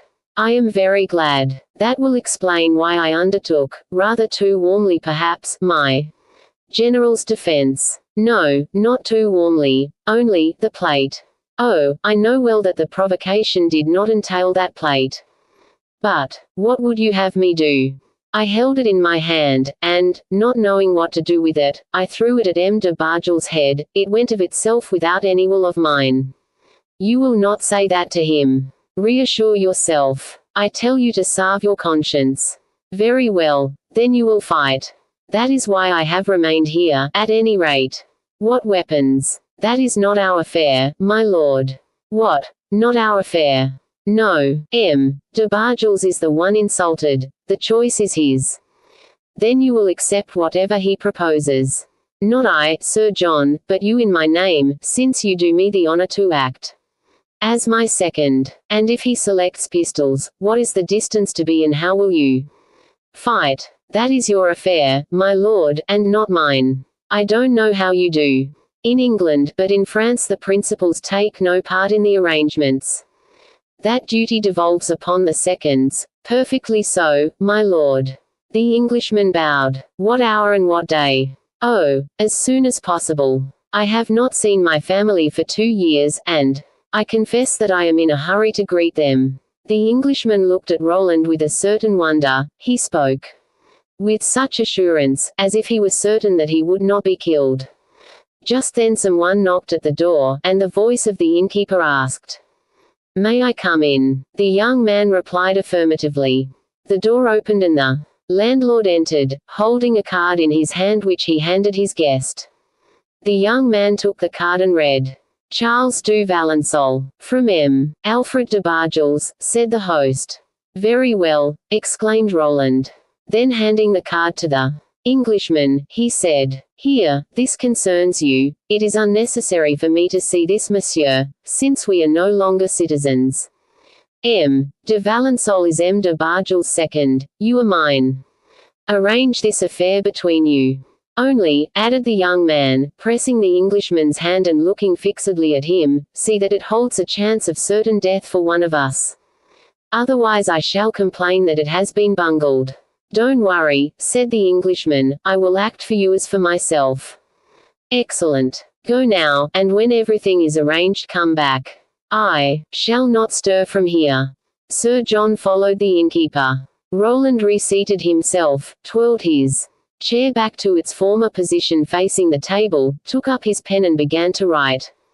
When Sir John returned, Roland had written and sealed 2 letters and was addressing a third. He signed to the Englishman to wait until he had finished, that he might give him his full attention.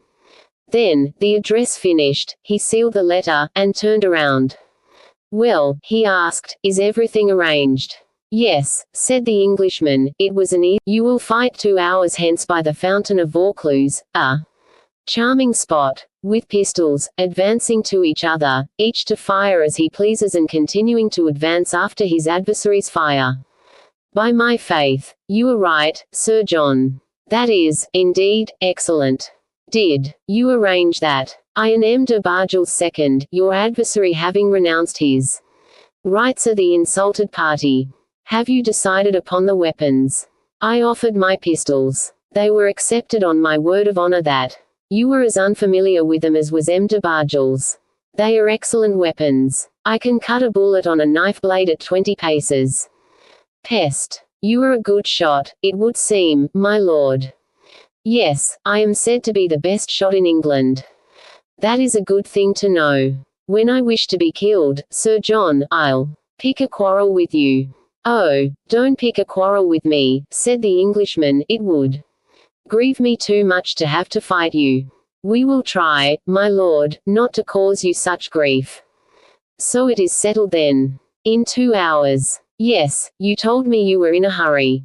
Precisely. How far is it to this charming spot? From here to Vaucluse. Yes. 12 miles. A matter of an hour and a half. We have no time to lose, so let us rid ourselves of troublesome things in order to have nothing but pleasure before us.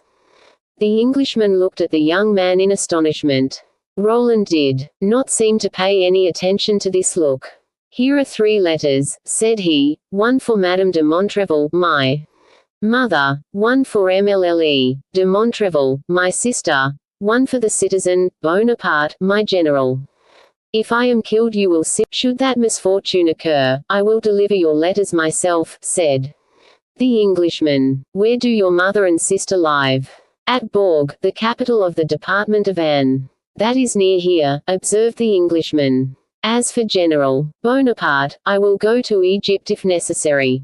I should be extremely pleased to meet General Bonaparte. If you take the trouble, as you say, my lord, of delivering my letters yourself, you will not have to travel such a distance. Within 3 days General Bonaparte will be in Paris.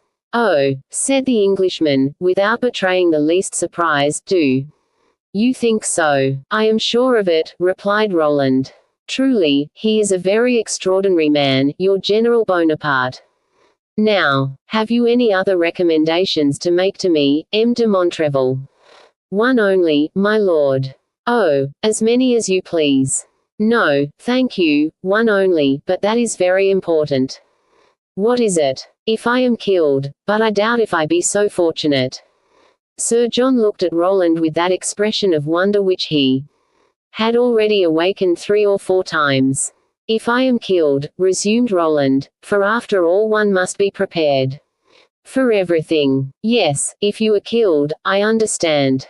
Listen well, my lord, for I place much stress on my directions being carried out exactly in this matter. Every detail shall be observed, replied Sir John. I am very punctilious. Well, then, if I am killed, insisted Roland, laying his hand upon his second's shoulder, to impress his directions more firmly on his memory, you must not permit anyone to touch my body, which is to be placed, must also be nailed up in your presence. Then you will send it to my mother, unless you should prefer to throw it into the Rhone, which I leave absolutely to your discretion, provided only that it be disposed of in some way.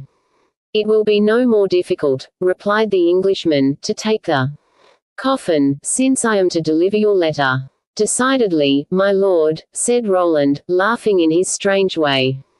You are a capital fellow. Providence in person brought us together. Let us start, my lord, let us start. They left Roland's room. Sir John's chamber was on the same floor. Roland waited while the Englishman went in for his weapons. He returned a few seconds later, carrying the box in his hand. Now, my lord, asked Roland, how shall we reach Vaucluse? On horseback or by carriage? By carriage, if you are willing. It is much more convenient in case one is wounded. Mine is waiting below. I thought you had given the order to have it unharnessed. I did, but I sent for the postilion afterward and countermanded it. They went downstairs. Tom, Tom, called Sir John at the door, where a servant, in the severe livery of an English groom, was waiting. Take care of this box. Am I going with you, my lord? Asked the servant. Yes, replied Sir John. Then showing Roland the steps of his carriage, which the servant lowered, he said, Come, M. de Montrevel. Roland entered the carriage and stretched himself out luxuriously. Upon my word, said he. It takes you English to understand traveling. This carriage is as comfortable as a bed. I warrant you pad your coffins before. Chapter IV. The Duel. The road was passable only from Avignon to Lille. They covered the 9 miles between the 2 places in an hour. During this hour Roland, as he resolved to shorten the time for his traveling companion, was witty and animated, and their approach to the dueling ground only served to redouble his gaiety. To one unacquainted with the object of this drive, the menace of dire peril impending over this young man, with his continuous flow of conversation and incessant laughter, would have seemed incredible. At the village of Lille they were obliged to leave the carriage. Finding, on inquiry, that they were the first to arrive, they entered the path which led to the fountain. "Oh, oh," exclaimed Roland, "there ought to be a fine echo here." And he gave one or two cries, to which Echo replied with perfect amiability. "By my faith," said the young man, "this is a marvelous echo. I know none save that of the Sinonetta, at Milan, which can compare with it. Listen, my lord." And he began, with modulations which revealed an admirable voice, and an excellent method, to sing a Tyrolean song which seemed to bid defiance to the human throat with its rebellious music. Sir John watched Roland, and listened to him with an astonishment which he no longer took the trouble to conceal. When the last note had died away among the cavities of the mountain, he exclaimed, "God bless me, but I think your liver is out of order." Roland started and looked at him interrogatively. But seeing that Sir John did not intend to say more, he asked, "Good. What makes you think so? You are too noisily gay not to be profoundly melancholy. And that anomaly astonishes you." "Nothing astonishes me, because I know that it has always its reason for existing. True, and it is all in knowing the secret. Well, I'm going to enlighten you. Oh, I don't want to force you. You're too polite to do that. Still, you must admit you would be glad to have your mind set at rest about me. Because I'm interested in you. Well, Sir John, I am going to tell you the secret of the enigma. Something I have never done with anyone before. For all my seeming good health, I am suffering from a horrible aneurysm that causes me spasms of weakness and faintness so frequent as to shame even a woman. I spend my life taking the most ridiculous precautions, and yet Larry warns me that I am liable to die any moment, as the diseased artery in my breast may burst at the least exertion. Judge for yourself how pleasant for a soldier. You can understand that, once I understood my condition, I determined incontinently to die with all the glory possible. Another more fortunate than I would have succeeded 100 times already. But I'm bewitched. I am impervious alike to bullets and balls, even the swords seem to fear to shatter themselves upon my skin. Yet I never miss an opportunity, that you must see, after what occurred at dinner. Well, we are going to fight. I'll expose myself like a maniac, giving my adversary all the advantages, but it will avail me nothing. Though he shoot at 15 paces, or even 10 or 5, at his very pistol's point, he will miss me, or his pistol will miss fire. And all this wonderful luck that some fine day when I least expect it, I may die pulling on my boots. But hush, here comes my adversary. As he spoke, the upper half of 3 people could be seen ascending the same rough and rocky path that Roland and Sir John had followed, growing larger as they approached. Roland counted them. 3, he exclaimed. "Why 3, when we are only 2? "Ah, I had forgotten," replied the Englishman. De Bargels, as much in your interest as in his own, asked permission to bring a surgeon, one of his friends. "What for?" harshly demanded Roland, frowning. "Why, in case either one of you was wounded. A man's life—" "Sir John," exclaimed Roland, ferociously, "I don't understand these delicacies in the matter of a duel. When men fight they fight to kill. That they exchange all sorts of courtesies beforehand, as your ancestors did at Fontenoy, is all right, but, once the swords are unsheathed or the pistols loaded, one life must pay for the trouble they have taken and the heartbeats they have lost. I ask you, on your word of honor, Sir John, to promise that, wounded or dying, de Bargel's surgeon shall not be allowed to touch me." "But suppose, Roland, take it or leave it." "Your word of honor, my lord, or devil take me if I fight at all." The Englishman again looked curiously at the young man. His face was livid, and his limbs quivered as though in extreme terror. Sir John, without understanding this strange dread, passed his word. "Good," exclaimed Roland. "This, you see, is one of the effects of my charming malady. The mere thought of surgical instruments, a bistoury or a lance, makes me dizzy. Didn't I grow very pale? I did think for an instant you were going to faint." "What a stunning climax!" exclaimed Roland with a laugh. "Our adversaries arrive and you are dosing me with smelling salts like a hysterical woman. Do you know what they, and you, first of all, would have said? That I was afraid. Meantime, the three newcomers having approached within earshot, Sir John was unable to answer Roland. They bowed, and Roland, with a smile that revealed his beautiful teeth, returned their greeting. Sir John whispered in his ear, "You are still a trifle pale. Go on toward the fountain. I will fetch you, when we are ready." "Ah, that's the idea," said Roland. "I have always wanted to see that famous fountain of Vaucluse, the Hippocrene of Petrarch. You know his sonnet, not 100 feet off. Follow the path. You'll find it at the turn of the road, at the foot of that enormous boulder you see." "My lord," said Roland, "you are the best guide I know, thanks." And, with a friendly wave of the hand, he went off in the direction of the fountain, humming the charming pastoral of Philippe Desportes beneath his breath. "Rosette, a little absence has turned thine heart from me. I, knowing that inconstance, have turned my heart from thee. No wayward beauty o'er me such power shall obtain. We'll see, my fickle lassie, who first will turn again." Single quote. Sir John turned as he heard the modulations of that fresh sweet voice, whose higher notes had something of a feminine quality. His cold methodical mind understood nothing of that nervous impulsive nature, save that he had under his eyes one of the most amazing organisms one could possibly meet. The other two young men were waiting for him. The surgeon stood a little apart. Sir John carried his box of pistols in his hands. Laying it upon a table-shaped rock, he drew a little key from his pocket, apparently fashioned by a goldsmith rather than a locksmith, and opened the box. The weapons were magnificent, although of great simplicity. They came from Manton's workshop, the grandfather of the man who is still considered one of the best gunsmiths in London. He handed them to M. de Bargel's second to examine. The latter tried the triggers and played with the lock, examining to see if they were double-barreled. They were single-barreled. M. de Bargel's cast a glance at them but did not even touch them. "Our opponent does not know these weapons?" queried M. Valençol. "He has not even seen them," replied Sir John. "I give you my word of honor." "Oh!" exclaimed M. de Valençol, "a simple denial suffices." The conditions of the duel were gone over a second time to avoid possible misunderstanding. Then, these conditions determined, the pistols were loaded.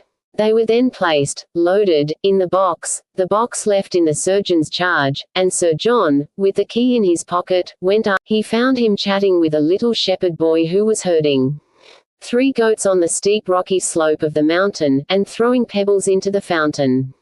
Sir John opened his lips to tell Roland that all was ready, but the latter, without giving the Englishman time to speak, exclaimed, "You don't know what this child has been telling me, my lord. A perfect legend of the Rhine. He says that this pool, whose depth is unknown, extends 6 or 8 miles under the mountain, and a fairy, half woman half serpent, dwells here. Calm summer nights she glides over the surface of water calling to the shepherds of the mountains, showing them, of course, nothing more than her head with its long locks and her beautiful bare shoulders and arms. The fools, caught by this semblance of a woman, draw nearer, beckoning to her to come to them, while she on her side signs to them to go to her. The unwary spirits advance unwittingly, giving no heed to their steps. Suddenly the earth fails them, the fairy reaches out her arms, and plunges down into her dripping palaces, to reappear the next day alone. Where the devil did these idiots of shepherds get the tale that Virgil related in such noble verse to Augustus and Metzinus?" He remained pensive an instant, his eyes bent upon the azure depths.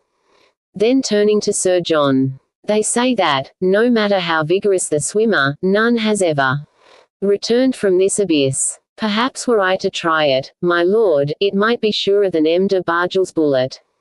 However, it always remains as a last resort. In the meantime let us try the bullet. Come, my lord, come." Then turning to the Englishman, who listened, amazed by this mobility of mind, he led him back to the others who awaited them. They in the meantime had found a suitable place. It was a little plateau, perched as it were on a rocky proclivity, jutting From the mountainside, exposed to the setting sun, on which stood a ruined castle where the shepherds were wont to seek shelter when the mistral overtook them. A flat space, some 150 feet long, and 60 wide, which might once have been the castle platform, was now to be the scene of the drama which was fast approaching its close. "Here we are, gentlemen," said Sir John. "We are ready, Will the principals kindly listen to the conditions of the duel," said Sir John. Then addressing M. de Valençol, he added, "Repeat them, monsieur. You are French and I am a foreigner, you will explain them more clearly than I. You belong to those foreigners, my lord, who teach us poor Provençals the purity of our language, but since you so courteously make me spokesman, I obey you." Then exchanging bows with Sir John, he continued, "Gentlemen, it is agreed that you stand at 40 paces, that you advance toward each other, that each will fire at will, and wounded or not will have the right to advance after your adversary's fire." The two combatants bowed in sign of assent, and with one voice, and almost at the same moment, they said, "The pistols." Sir John drew the little key from his pocket and opened the box. Then, approaching M. de Bargels, he offered it to him open. The latter wished to yield the choice of weapons to his opponent, but with a wave of his hand Roland refused, saying in a tone almost feminine in its sweetness, "After you, M. de Bargels. Although you are the insulted party, you have, I am told, renounced your advantages. The least I can do is to yield you this one, if for that matter it is an advantage." M. de Bargels no longer insisted. He took one of the two pistols at random. Sir John offered the other to Roland, who took it, and, without even examining its mechanism, cocked the trigger, then let it fall at arm's length at his side. During this time M. de Valençol had measured 40 paces, staking a cane as a point of departure. "Will you measure after me?" he asked Sir John. "Needless, sir," replied the latter. "M. de Montrevel and myself rely entirely upon you." M. de Valençol staked a second cane at the 40th pace. "Gentlemen," said he, "when you are ready." Roland's adversary was already at his post, hat and cloak removed. The surgeon and the two seconds stood aside, hat and coat, stationed himself 40 paces from M. de Bargels, facing him. Both, one to right the other to the left, cast a glance at the same horizon. The aspect harmonized with the terrible solemnity of the scene about to take place. Nothing was visible to Roland's right and to M. de Bargels' left, except the mountain's swift incline and gigantic peak. But on the other side, that is to say, to M. de Bargels' right and Roland's left, it was a far different thing. The horizon stretched illimitable. In the foreground, the plain, its ruddy soil pierced on all sides by rocks, like a Titan graveyard with its bones protruding through the earth. Then, sharply outlined in the setting sun, was Avignon with its girdle of walls and its vast palace, like a crouching lion, seeming to hold the panting city in its claws. Beyond Avignon, a luminous sweep, like a river of molten gold, defined the Rhône. Beyond the Rhône, a deep-hued azure vista, stretched the chain of hills which separate Avignon from Nîmes and Derzes. And far off, the sun, at which one of these two men was probably looking for the last time, sank slowly and majestically in an ocean of gold and purple. For the rest, these two men presented a singular contrast. One, with his black hair, swarthy skin, slender limbs and sombre eyes, was the type of the southern race which counts among its ancestors Greeks, Romans, Arabs and Spaniards. The other, with his rosy skin, large blue eyes, and hands dimpled like a woman's, was the type of that race of temperate zones which reckons Gauls, Germans and Normans among its forebears. Had one wished to magnify the situation, it were easy to believe this. Something greater than single combat between two men. One might have thought it was a duel of a people against another people, race against race, the South against the North. Was it these thoughts which we have just expressed that filled Roland's mind and plunged him into that melancholy reverie? Probably not. The fact is, for an instant he seemed to have forgotten seconds, duel, adversary, lost as he was in contemplation of this magnificent spectacle. "Pardon my keeping you waiting, sir," said he. You should not have considered me, I am so absent-minded. I am ready now. Then, a smile on his lips, his hair lifted by the evening breeze. Unconcerned as if this were an ordinary promenade, while his opponent, on the contrary, took all the precaution usual in such a case, Roland advanced straight toward M. de Bargels. Sir John's face, despite his ordinary impassibility, betrayed a profound anxiety. The distance between the opponents lessened rapidly. M. de Bargels halted first, took aim, and fired when Roland was but 10 paces from him.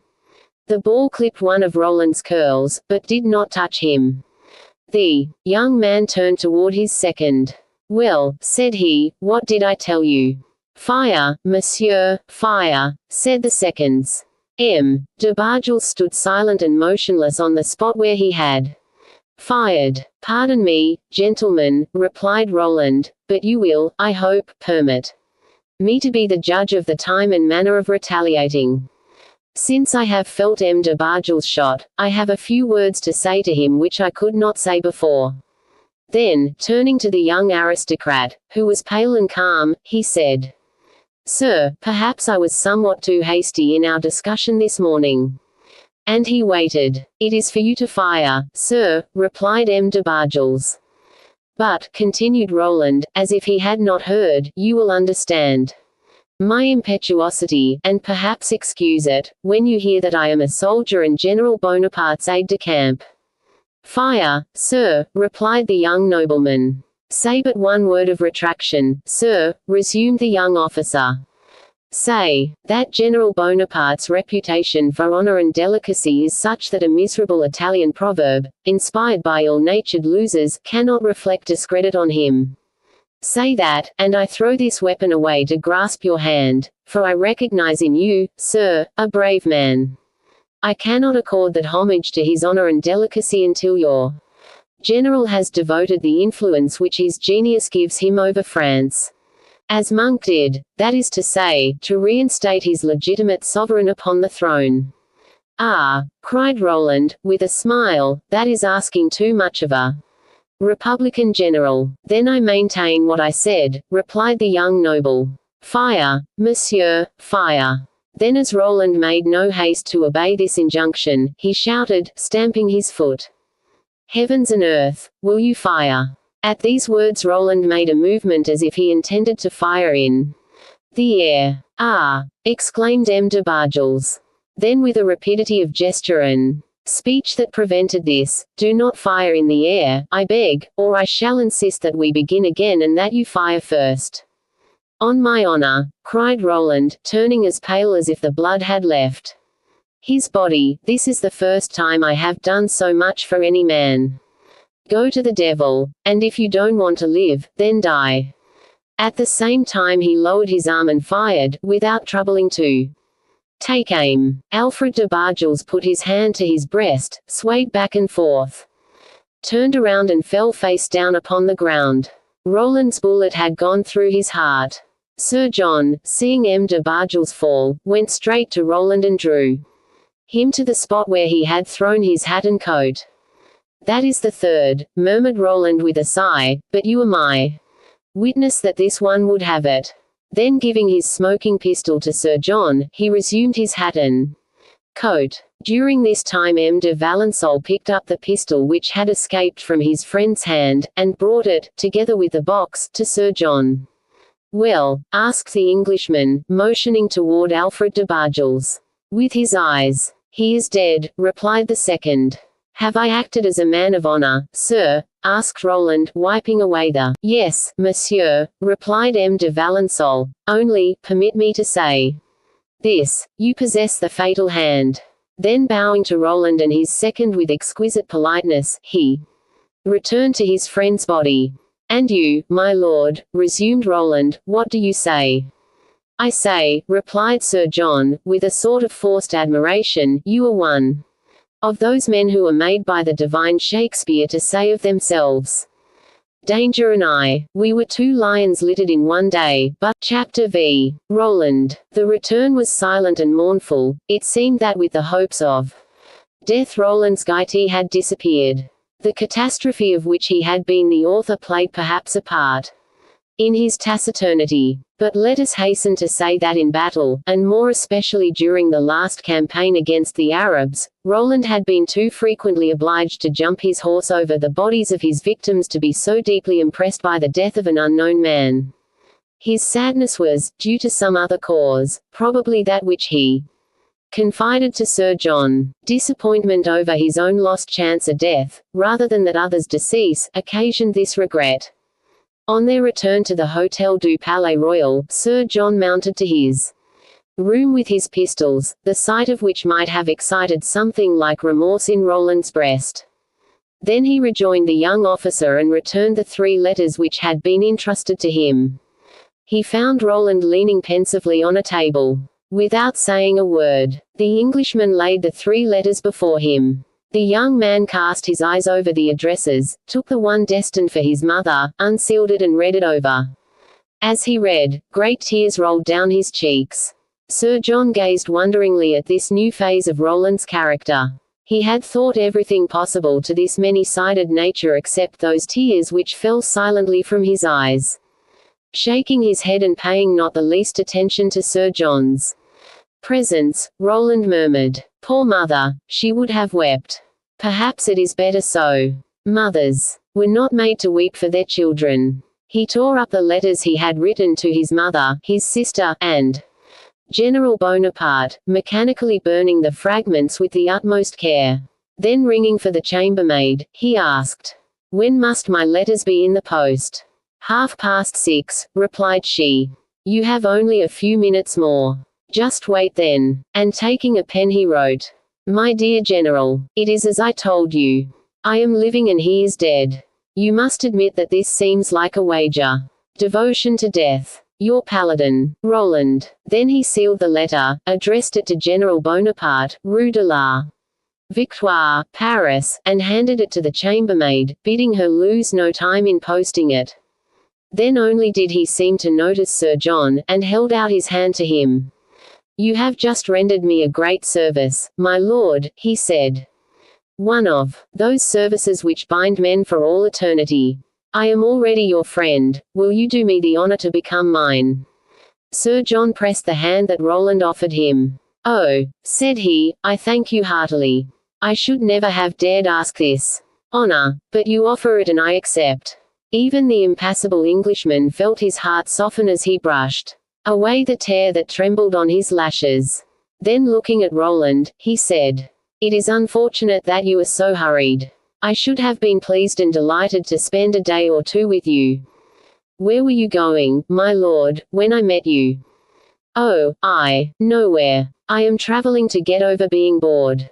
I am, unfortunately often bored. So that you were going nowhere." "I was going everywhere." "That is exactly the same thing," said the young officer, smiling. "Well, will you do something for me?" "Oh, very willingly, if it is possible." "Perfectly possible. It depends only on you." "What is it?" "Had I been killed you were going to take me to my mother or throw. I should have taken you to your mother and not thrown you into the Rhone. Well, instead of accompanying me dead, take me living. You will be all the better received. Oh, we will remain a fortnight at Bourg. It is my natal city, and one of the dullest towns in France, but as your compatriots are preeminent for originality, perhaps you will find amusement where others are bored." "Are we agreed?" "I should like nothing better," exclaimed the Englishman, "but it seems to me that it is hardly proper on my part." "Oh, we are not in England, my lord, where etiquette holds absolute sway. We have no longer king nor queen. We didn't cut off that poor creature's head whom they called Marie Antoinette to install Her Majesty, etiquette, in her stead." "I should like to go," said Sir John. "You'll see, my mother is an excellent woman, and very distinguished. Besides, my sister was 16 when I left. She must be 18 now. She was pretty, and she ought to be beautiful. Then there is my brother Edouard, a delightful youngster of 12, who will let off fireworks between your legs and chatter a gibberish of English with you. At the end of the fortnight we will go to Paris together." "I have just come from Paris," said the Englishman. But listen. You were willing to go to Egypt to see General Bonaparte. Paris is not so far from here as Cairo. I'll present you, and, introduced by me, you may rest assured that you will be well received. You were speaking of Shakespeare just now. Oh, I am always quoting him. Which proves that you like comedies and dramas. I do like 'em very much, that's true. Well, then, General Bonaparte is going to produce one in his own style which will not be wanting in interest, I answer for it. So that, said Sir John, still I should think so. You will delight us all, especially me. Then I accept. Bravo. Now, let's see, when will you start? As soon as you wish. My coach was harnessed when you threw that unfortunate plate at Bargel's head. However, as I should never have known you but for that plate, I am glad you did throw it at him. Shall we start this evening? Instantly. I'll give orders for the postilion to send other horses, and once they are here we will start. Roland nodded acquiescence. Sir John went out to give his orders, and returned presently, saying they had served 2 cutlets and a cold fowl for them below. Roland took his valise and went down. The Englishman placed his pistols in the coach box again. Both ate enough to enable them to travel all night, and as 9 o'clock was striking from the church of the Cordeliers they settled themselves in the carriage and quitted Avignon, where their passage left a fresh trail of blood, Roland with the careless indifference of his nature, Sir John Tanley with the impassibility of his nation. A quarter of an hour later both were sleeping, or at least the silence which obtained induced the belief that both had yielded to slumber.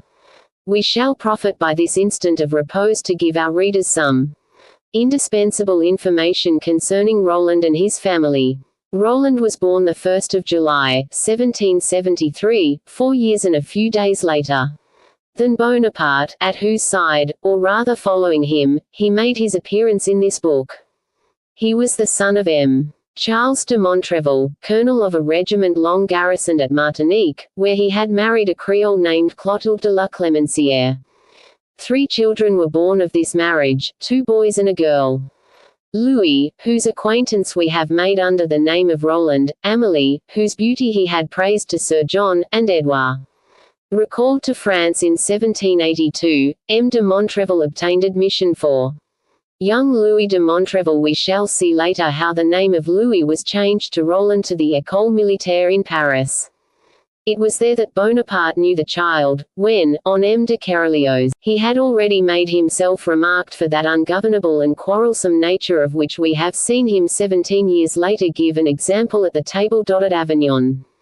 Bonaparte, a child himself, had the good side of this character, that is to say, without being quarrelsome, he was firm, obstinate, and unconquerable. He recognized in the child some of his own qualities, and this similarity of sentiments led him to pardon the boy's defects, and attached him to him. On the other hand, the child, conscious of a supporter in the Corsican, relied upon him. One day the child went to find his great friend, as he called Napoleon, when the latter was absorbed in the solution of a mathematical problem. He knew the importance the future artillery officer attached to this science, which so far had won him his greatest, or rather his only successes. He stood beside him without speaking or moving. The young mathematician felt the child's presence, and plunged deeper and deeper into his mathematical calculations, whence he emerged victorious 10 minutes later. Then he turned to his young comrade with that inward satisfaction of a man who issues victorious from any struggle, be it with science or things material. The child stood erect, pale, his teeth clenched, his arms rigid and his fists closed. "Oh, oh," said young Bonaparte, "what is the matter now?" "Valence, the governor's nephew, struck me." "Ah," said Bonaparte, laughing, "and you have come to me to strike him back." The child shook his head. "No," said he, "I have come to you because I want to fight him." "Fight Valence?" "Yes. But Valence will beat you, child. He is 4 times as strong as you. Therefore I don't want to fight him as children do, but like men." "Fight? No," said Bonaparte. "What do you want to fight with?" "With swords. But only the sergeants have swords, and they won't lend you one." "Then we will do without swords." But what will you fight with? The child pointed to the compass with which the young mathematician had made his equations. Oh, my child, said Bonaparte, a compass makes a very bad wound. So much the better, replied Louis. I can kill him. But suppose he kills you. I'd rather that than bear his blow. Bonaparte made no further objections. He loved courage, instinctively. And his young comrades pleased him. Well, so be it, he replied. I will tell Valence that you wish to fight him, but not till tomorrow. Why tomorrow? You will have the night to reflect. And from now till tomorrow, replied the child, Valence will think me a coward. Then shaking his head, it is too long till tomorrow. And he walked away. Where are you going? Bonaparte asked him. To ask someone else to be my friend. So I am no longer your friend. No, since you think I am a coward. Very well, said the young man rising. You will go. I am going. At once. At once. Ah! Exclaimed Shed since he had received the blow. Bonaparte went in search of Valence and gravely explained his mission to him. Valence was a tall lad of 17, having already, like certain precocious natures, a beard and moustache. He appeared at least 20. He was, moreover, a head taller than the boy he had insulted. Valence replied that Louis had pulled his cue as if it were a bell cord. Cues were then in vogue, that he had warned him twice to desist, but that Louis had repeated the prank the third time, whereupon, considering him a mischievous youngster, he had treated him as such. Valence's answer was reported to Louis, who retorted that pulling a comrade's cue was only teasing him, whereas a blow was an insult. Obstinacy endowed this child of 13 with the logic of a man of 30. The modern populist to Valence returned with his declaration of war. The youth was greatly embarrassed. He could not fight with a child without being ridiculous. If he fought and wounded him, it would be a horrible thing. If he himself were wounded, he would never get over it so long as he lived. But Louis's unyielding obstinacy made the matter a serious one. A council of the Grand's elder scholars was called, as was usual in serious cases. The Grands decided that one of their number could not fight a child, but since this child persisted in considering himself a young man, Valence must tell him before all his schoolmates that he regretted having treated him as a child, and would henceforth regard him as a young man.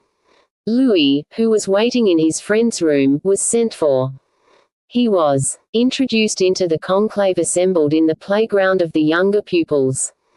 There Valence, to whom his comrades had dictated a speech carefully, debated among themselves to safeguard the honor of the Grands toward the petty, assured Louis that he deeply deplored the occurrence, that he had treated him according to his age and not according to his intelligence and courage, and begged him to excuse his impatience and to shake hands in sign that all was forgotten. Farther, I shall ask him if he who strikes the blow and then apologizes to avoid fighting is not more of a coward than he who received it. The young fellows looked at each other. Still the general opinion was against a duel which would resemble murder, and all, Bonaparte included, were unanimously agreed that the child must be satisfied with what Valence had said, for it represented their common opinion. Louis retired, pale with anger, and sulked with his great friend, who, said he, with imperturbable gravity, had sacrificed his honor. The morrow, while the Grands were receiving their lesson in mathematics, Louis slipped into the recitation room, and while Valence was making a demonstration on the blackboard, he approached him unperceived, climbed on a stool to reach his face, and returned the slap he had received the preceding day. There, said he, now we are quits, and I have your apologies to boot. As for me, I shan't make any, you may be quite sure of that. The scandal was great. The act occurring in the professor's presence. He was obliged to report it to the governor of the school, the Marquis Tiburce Valence. The latter, knowing nothing of the events leading up to the blow his nephew had received, sent for the delinquent and after a terrible lecture informed him that he was no longer a member of the school, and must be ready to return to his mother at Bourg that very day. Louis replied that his things would be packed in 10 minutes, and he out of the school in 15. Of the blow he himself had received he said not a word. The reply seemed more than disrespectful to the Marquis Tiburce. Valence He was much inclined to send the insolent boy to the dungeon for a week, but reflected that he could not confine him and expel him at the same time. The child was placed in charge of an attendant, who was not to leave him until he had put him in the coach for Macon. Madame de Montrevel was to be notified to meet him at the end of the journey. Bonaparte, meeting the boy, followed by his keeper, asked an explanation of the sort of constabulary guard attached to him. "I'd tell you if you were still my friend," replied the child, "but you are not. Why do you?" Bonaparte made a sign to the attendant, who came to the door while Louis was packing his little trunk. He learned then that the child had been expelled. The step was serious. It would distress the entire family, and perhaps ruin his young comrade's future. With that rapidity of decision which was one of the distinctive characteristics of his organization, he resolved to ask an audience of the governor, meantime requesting the keeper not to hasten Louis's departure. Bonaparte was an excellent pupil, beloved in the school, and highly esteemed by the Marquis Tiburce Valence. His request was immediately complied with. Ushered into the governor's presence, he related everything, and, without blaming Valence in the least, he sought to exculpate Louis. "Are you sure of what you are telling me, sir?" asked the governor. "Question your nephew himself. I will abide by what he says." Valence was sent for. He had already heard of Louis's expulsion, and was on his way to tell his uncle what had happened. His account tallied perfectly with what Bonaparte had said. "Very well," said the governor, "Louis shall not go, but you will. You are old enough to leave school." Then ringing, "Bring me the list of the vacant sub-lieutenancies," he said. That same day an urgent request for a sub-lieutenancy was made to the ministry, and that same night Valence left to join his regiment. He went to bid Louis farewell, embracing him half willingly, half unwillingly, while Bonaparte held his hand. The child received the embrace reluctantly. "It's all right now," said he, "but if ever we meet with swords by our sides." A threatening gesture ended the sentence. Valence left. Bonaparte received his own appointment as sub-lieutenant October 10, 1785. His was one of 58 commissions which Louis XVI signed for the École Militaire. 11 years later, November 15, 1796, Bonaparte, commander-in-chief of the Army of Italy, at the bridge of Arcola, which was defended by 2 regiments of Croats and 2 pieces of cannon, "Soldiers, are you no longer the men of Lodi?" As he did so he saw a young lieutenant spring past him who covered him with his body. This was far from what Bonaparte wanted. He wished to cross first. Had it been possible he would have gone alone. Seizing the young man by the flap of his coat, he drew him back, saying, "Citizen, you are only a lieutenant, I a commander-in-chief. The precedence belongs to me."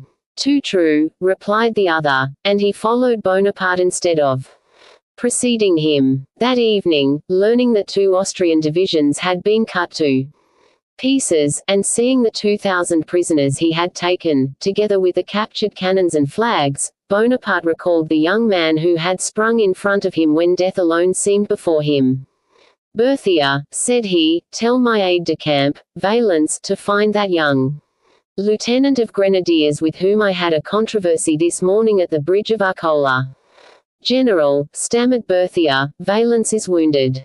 "Ah, I remember I have not seen him today." "Wounded? Where? How?" "On the battlefield." "No, General," said he was dragged into a quarrel yesterday, and received a sword thrust through his body." Bonaparte frowned. "And yet they know very well I do not approve of duels. A soldier's blood belongs not to himself, but to France." "Give Muron the order then." "He is killed, General." "To Elliot, in that case."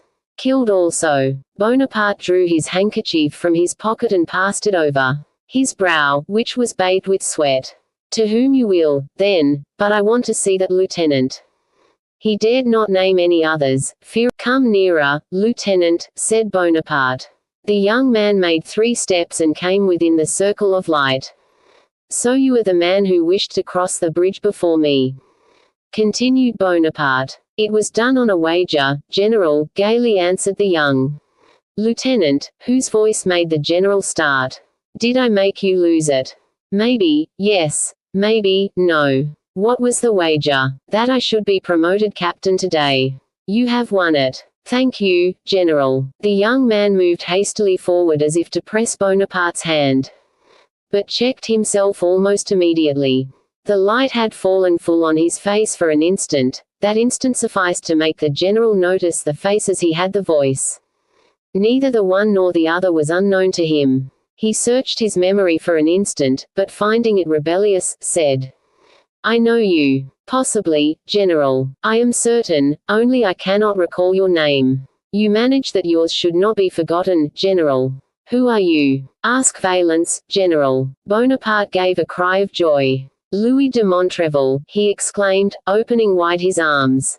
This time, the young lieutenant did not hesitate to fling himself into them. Very good, said Bonaparte. You will serve 8 days with the regiment in your new rank, that they may accustom themselves to your captain's epaulettes, and then you will take my Paul Muron's place as aide-de-camp. Go. Once more, cried the young man, opening his arms. Faith, yes, said Bonaparte, joyfully. Then holding him close after, kissing him twice, and so it was you who gave Valence that sword. Thrust. My word, said the new captain and future aide-de-camp, you were there when I promised it to him. A soldier keeps his word. 8 days later Captain Montrevel was doing duty as staff officer to the commander-in-chief, who changed his name of Louis, then in ill repute, to that of Roland. And the young man consoled himself for ceasing to be a descendant of Saint Louis by becoming the nephew of Charlemagne. Roland, no one would have dared to call Captain Montrevel Louis. After Bonaparte had baptized him Roland, made the campaign of Italy with his general, and returned with him to Paris after the peace of Campo Formio. When the Egyptian expedition was decided upon, Roland, who had been summoned to his mother's side by the death of the Brigadier General de Montrevel, killed on the Rhine while his son was fighting on the Adige and the Mincio, was among the first appointed by the commander-in-chief to accompany him in the useless but poetical crusade which he was planning. He left his mother, his sister Amélie, and his young brother Edouard at Bourg, General de Montrevel's native town. They resided some 3/4 of a mile out of the city, at Norsfontaine, a charming house, called a chateau, which, together with the farm and several hundred acres of land surrounding it, yielded an income of 6,000 or 8,000 livres a year, and constituted the general's entire fortune. Roland's departure on this adventurous expedition deeply afflicted the poor widow. The death of the father seemed to presage that of the son, and Madame de Montrevel, a sweet, gentle Creole, was far from possessing the stern virtues of a Spartan or Lacedaemonian mother. Bonaparte, who loved his old comrade of the École Militaire with all his heart, granted him permission to rejoin him at the very last moment at Toulon. But the fear of arriving too late prevented Roland from profiting by this permission to its full extent. He left his mother, promising her, a promise he was careful not to keep, that he would not expose himself unnecessarily, and arrived at Marseille 8 days before the fleet set sail. Our intention is no more to give the history of the campaign of Egypt than we did that of Italy. We shall only mention that which is absolutely necessary to understand this story and the subsequent development of Roland's character. The 19th of May, 1798, Bonaparte and his entire staff set sail for the Orient. The 15th of June the Knights of Malta gave up the keys of their citadel. The 2nd of July the army disembarked at Marabout, and the same day took Alexandria. The 25th, Bonaparte entered Cairo, after defeating the Mamelukes at Chibris and the Pyramids. During this succession of marches and battles, Roland had been the officer we know him, gay, courageous and witty, defying the scorching heat of the day, the icy dew of the nights, dashing like a hero or a fool among the Turkish sabers or the Bedouin bullets. During the 40 days of the voyage he had never left the interpreter Ventura, so that with his admirable facility he had learned, if not to speak Arabic fluently, at least to make himself understood in that language. Therefore it often happened that, when the general did not wish to use the native interpreter, Roland was charged with certain communications to the muftis, the ulamas, and the sheikhs. During the night of October 20 and 21 Stone Cairo revolted. At 5 in the morning the death of General Dupuy, killed by a lance, was made known. At 8, just as the revolt was supposedly quelled, an aide-de-camp of the dead general rode up, announcing that the Bedouins from the plains were attacking Bab el-Nasser, or the Gate of Victory.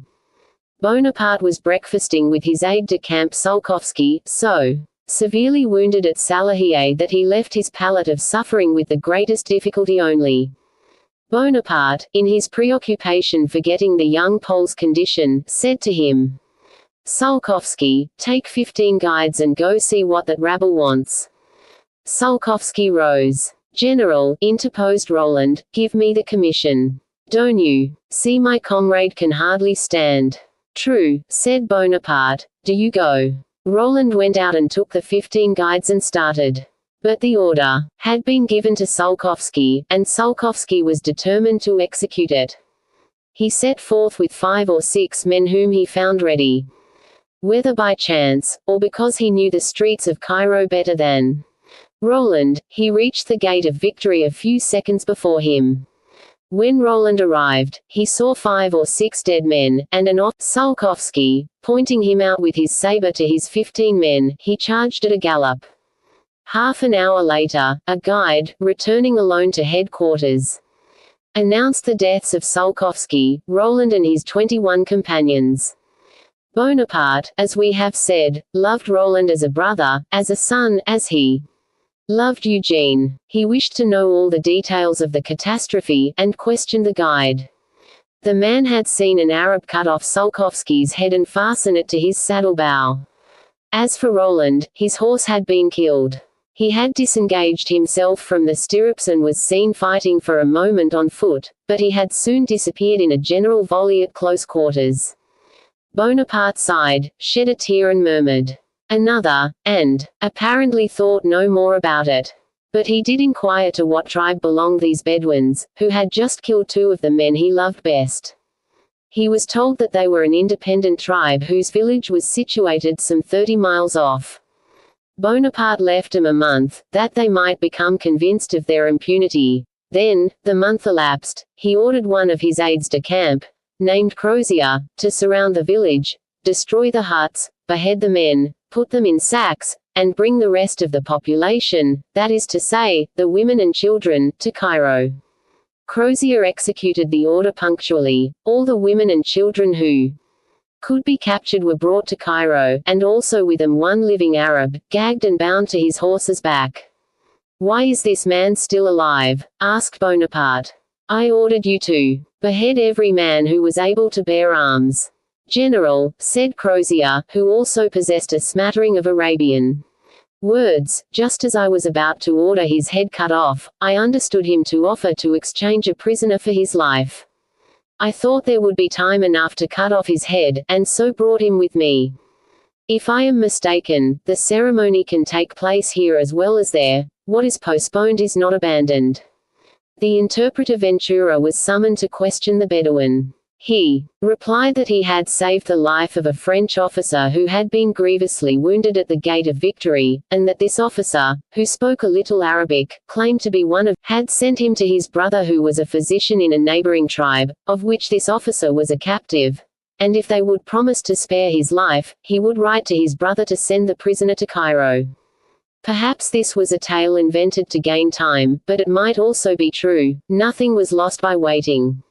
The Arab was placed in safekeeping, a scribe was brought to write at his dictation. He sealed the letter with his own seal, and an Arab from Cairo was dispatched to negotiate the exchange.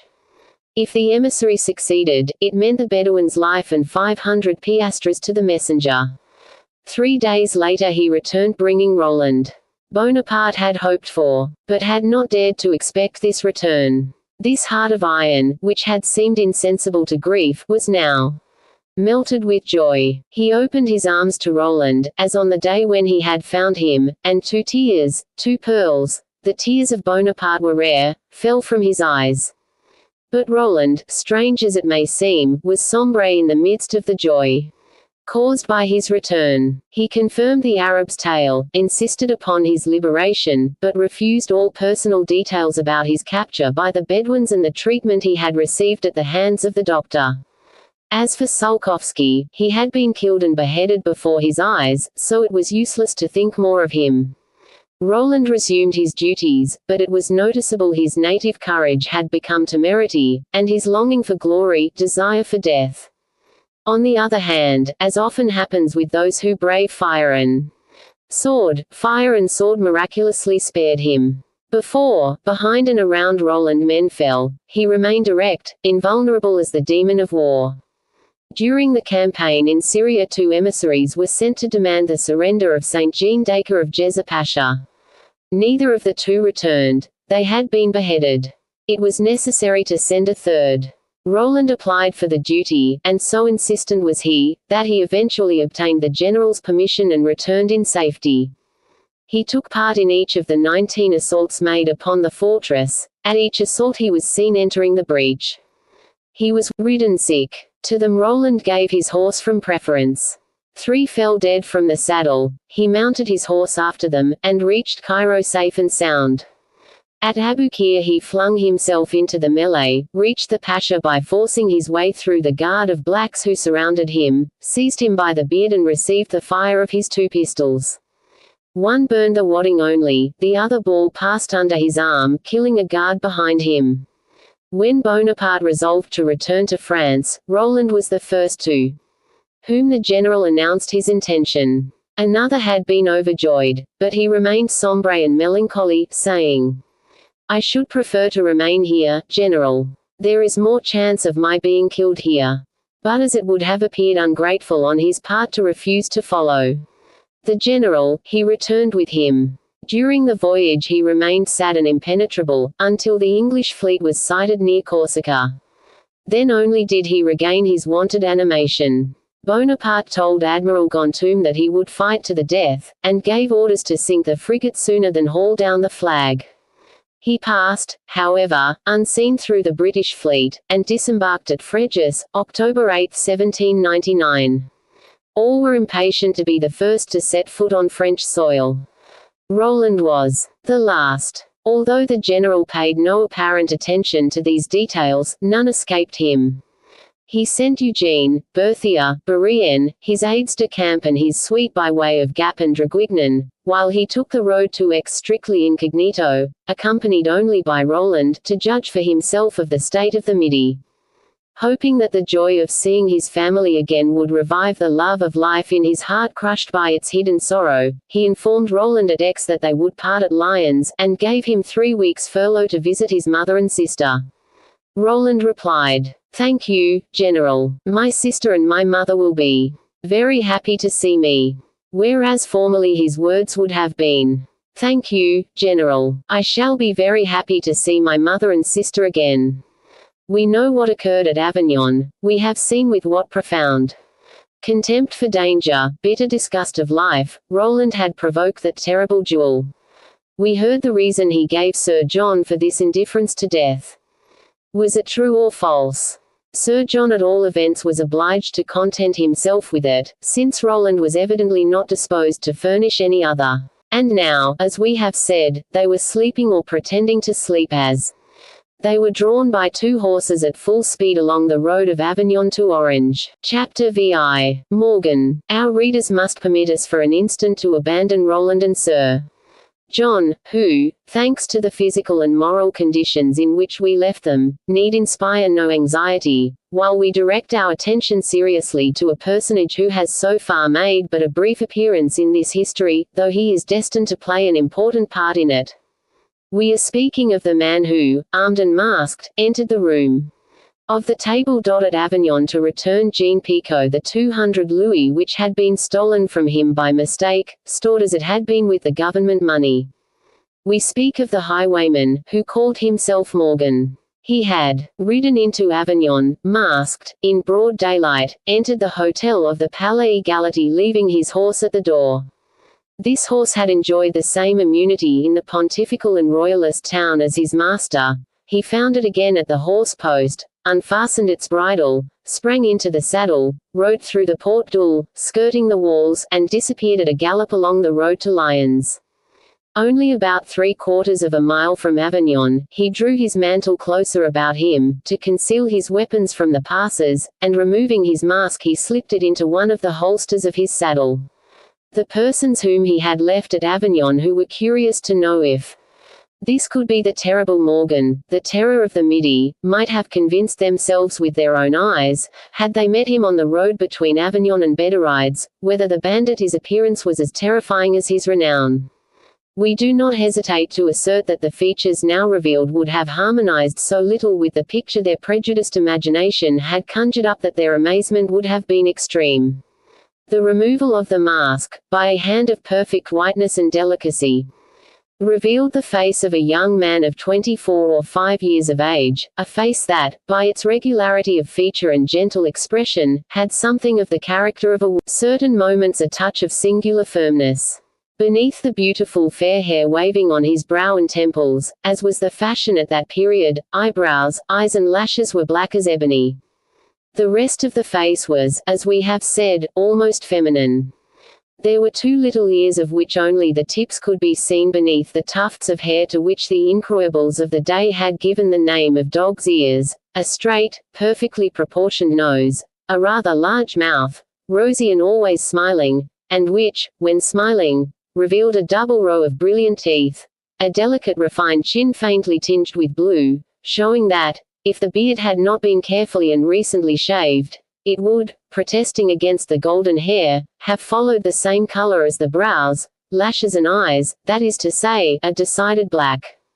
As for the unknown's figure, it was seen, when he entered the dining room, to be tall, well-formed and flexible, denoting, if not great muscular strength, at least much suppleness and agility. The manner he sat his horse showed him to be a practiced rider. With his cloak thrown back over his shoulders, his mask hidden in the holster, his hat pulled low over his eyes, the rider resumed his rapid pace, checked for an instant, passed through Bederides at a gallop, and reaching the first houses in Orange, entered the gate of one which closed immediately behind him. A servant in waiting sprang to the bit. The rider dismounted quickly. "Is your master here?" he asked the domestic. "No, Monsieur the Baron," replied the man. "He was obliged to go away last night, but he left word that if Monsieur should ask for him, to say that he had gone in the interests of the company." "Very good, Baptiste. I have brought back his horse in good condition, though somewhat tired. Rub him down with wine, and give him for 2 or 3 days barley instead of oats. He has covered something like 100 miles since yesterday morning." Monsieur the Baron was satisfied with him. "Perfectly satisfied. Is the carriage ready?" "Yes, Monsieur the Baron, all harnessed in the coach house. The post—" "Yes, Monsieur the Baron. Here is my master's passport, which we used to get the post horses, and as my master has gone in the direction of Bordeaux with Monsieur the Baron's passport, and as Monsieur the Baron goes toward Geneva with my master's passport, the skein will probably be so tangled that the police, clever as their fingers are, can't easily unravel it. Unfasten the valise that is on the croup of my saddle, Baptiste, and give it to me." Baptiste obeyed dutifully, but the valise almost slipped from his hands. "Ah," said he laughing, "Monsieur the Baron did not warn me. The devil! Monsieur the Baron has not wasted his time it seems. Just where you're mistaken, Baptiste. If I didn't waste all my time, I at least lost a good deal, so I should like to be off again as soon as possible. But Monsieur the Baron will breakfast. I'll eat a bite, but quickly. Monsieur will not be delayed. It is now 2, and breakfast has been ready since 10 this morning. Luckily it is a cold breakfast." And Baptiste, in the absence of his master, did the honors of the house to the visitor by showing him the way to the dining room. "Not necessary," said the visitor, "I know the way. Do you see to the carriage? Let it be close to the house with the door wide open when I come out, so that the postilion can't see me. Here's the money to pay him for the first relay." And the stranger whom Baptiste had addressed as Baron handed him a handful of notes. Why, monsieur, said the servant, you have given me enough to pay. All the way to Lyons. Pay him as far as Valence, under pretext that I want to sleep, and keep the rest for your trouble in settling the accounts. Shall I put the valise in the carriage box? I will do so myself. And taking the valise from the servant's hands, without letting it be seen that it weighed heavily, he turned toward the dining room, while back, as the stranger had said, the way was familiar to him, for he passed down a corridor, opened a first door without hesitation, then a second, and found himself before a table elegantly served. A cold fowl, 2 partridges, a ham, several kinds of cheese, a dessert of magnificent fruit, and 2 decanters, the one containing a ruby-colored wine, and the other a yellow topaz, made a breakfast which, though evidently intended for but one person, as only one place was set, might in case of need have sufficed for 3 or 4. The young man's first act on entering the dining room was to go straight to a mirror, remove his hat, arrange his hair with a little comb which he took from his pocket, after which he went to a porcelain basin with a reservoir above it, took a towel which was there for the purpose, and bathed his face and hands. Not until these ablutions were completed, characteristic of a man of elegant habits, not until these ablutions had been minutely performed did the stranger sit down to the table. A few minutes sufficed to satisfy his appetite, to which youth and fatigue had, however, given magnificent proportions, and when Baptiste came in to inform the solitary guest that the carriage was ready, he found him already afoot and waiting. The stranger drew his hat low over his eyes, wrapped his coat about him, took the valise under his arm, and, as Baptiste had taken pains to lower the carriage steps as close as possible to the door, he sprang into the post-chaise without being seen by the postilion. Baptiste slammed the door after him. Then, addressing the man in the top boots, "Everything is paid to Valence, isn't it, relays and fees?" he asked. "Everything. Do you want a receipt?" replied the postilion, jokingly. "No, but my master, the Marquis de Ribiera, don't want to be disturbed until he gets to Valence." "All right," replied the postilion, in the same bantering tone, "the citizen Marquis shan't be disturbed. Forward, hoopla!" And he started his horses, and cracked his whip with that noisy eloquence which says to neighbors and passers-by, "We're here, we're there. I am driving a man who paid down on it," wrapped himself in his cloak, and, certain of not being disturbed till he reached Valence, slept as he had breakfasted, that is to say, with all the appetite of youth. They went from Orange to Valence in 8 hours. Our traveler awakened shortly before entering the city. Raising one of the blinds cautiously, he recognized the little suburb of Palas. It was dark, so he struck his repeater and found it was 11 at night. Thinking it useless to go to sleep again, he added up the cost of the relays to Lyons and counted out the money. As the postilion at Valence passed the comrade who replaced him, the traveler heard him say, "It seems is a ci devant, but he was recommended from Orange. And, as he pays 20 sous fees, you must treat him as you would a patriot." "Very well," replied the other, "he shall be driven accordingly." The traveler thought the time had come to intervene. He raised the blind and said, "And you'll only be doing me justice. A patriot. Deuce take it. I pride myself upon being one, and of the first calibre too. And the proof is, drink this to the health of the Republic." And he handed 100-franc assignat to the postilion who had recommended him to his comrade.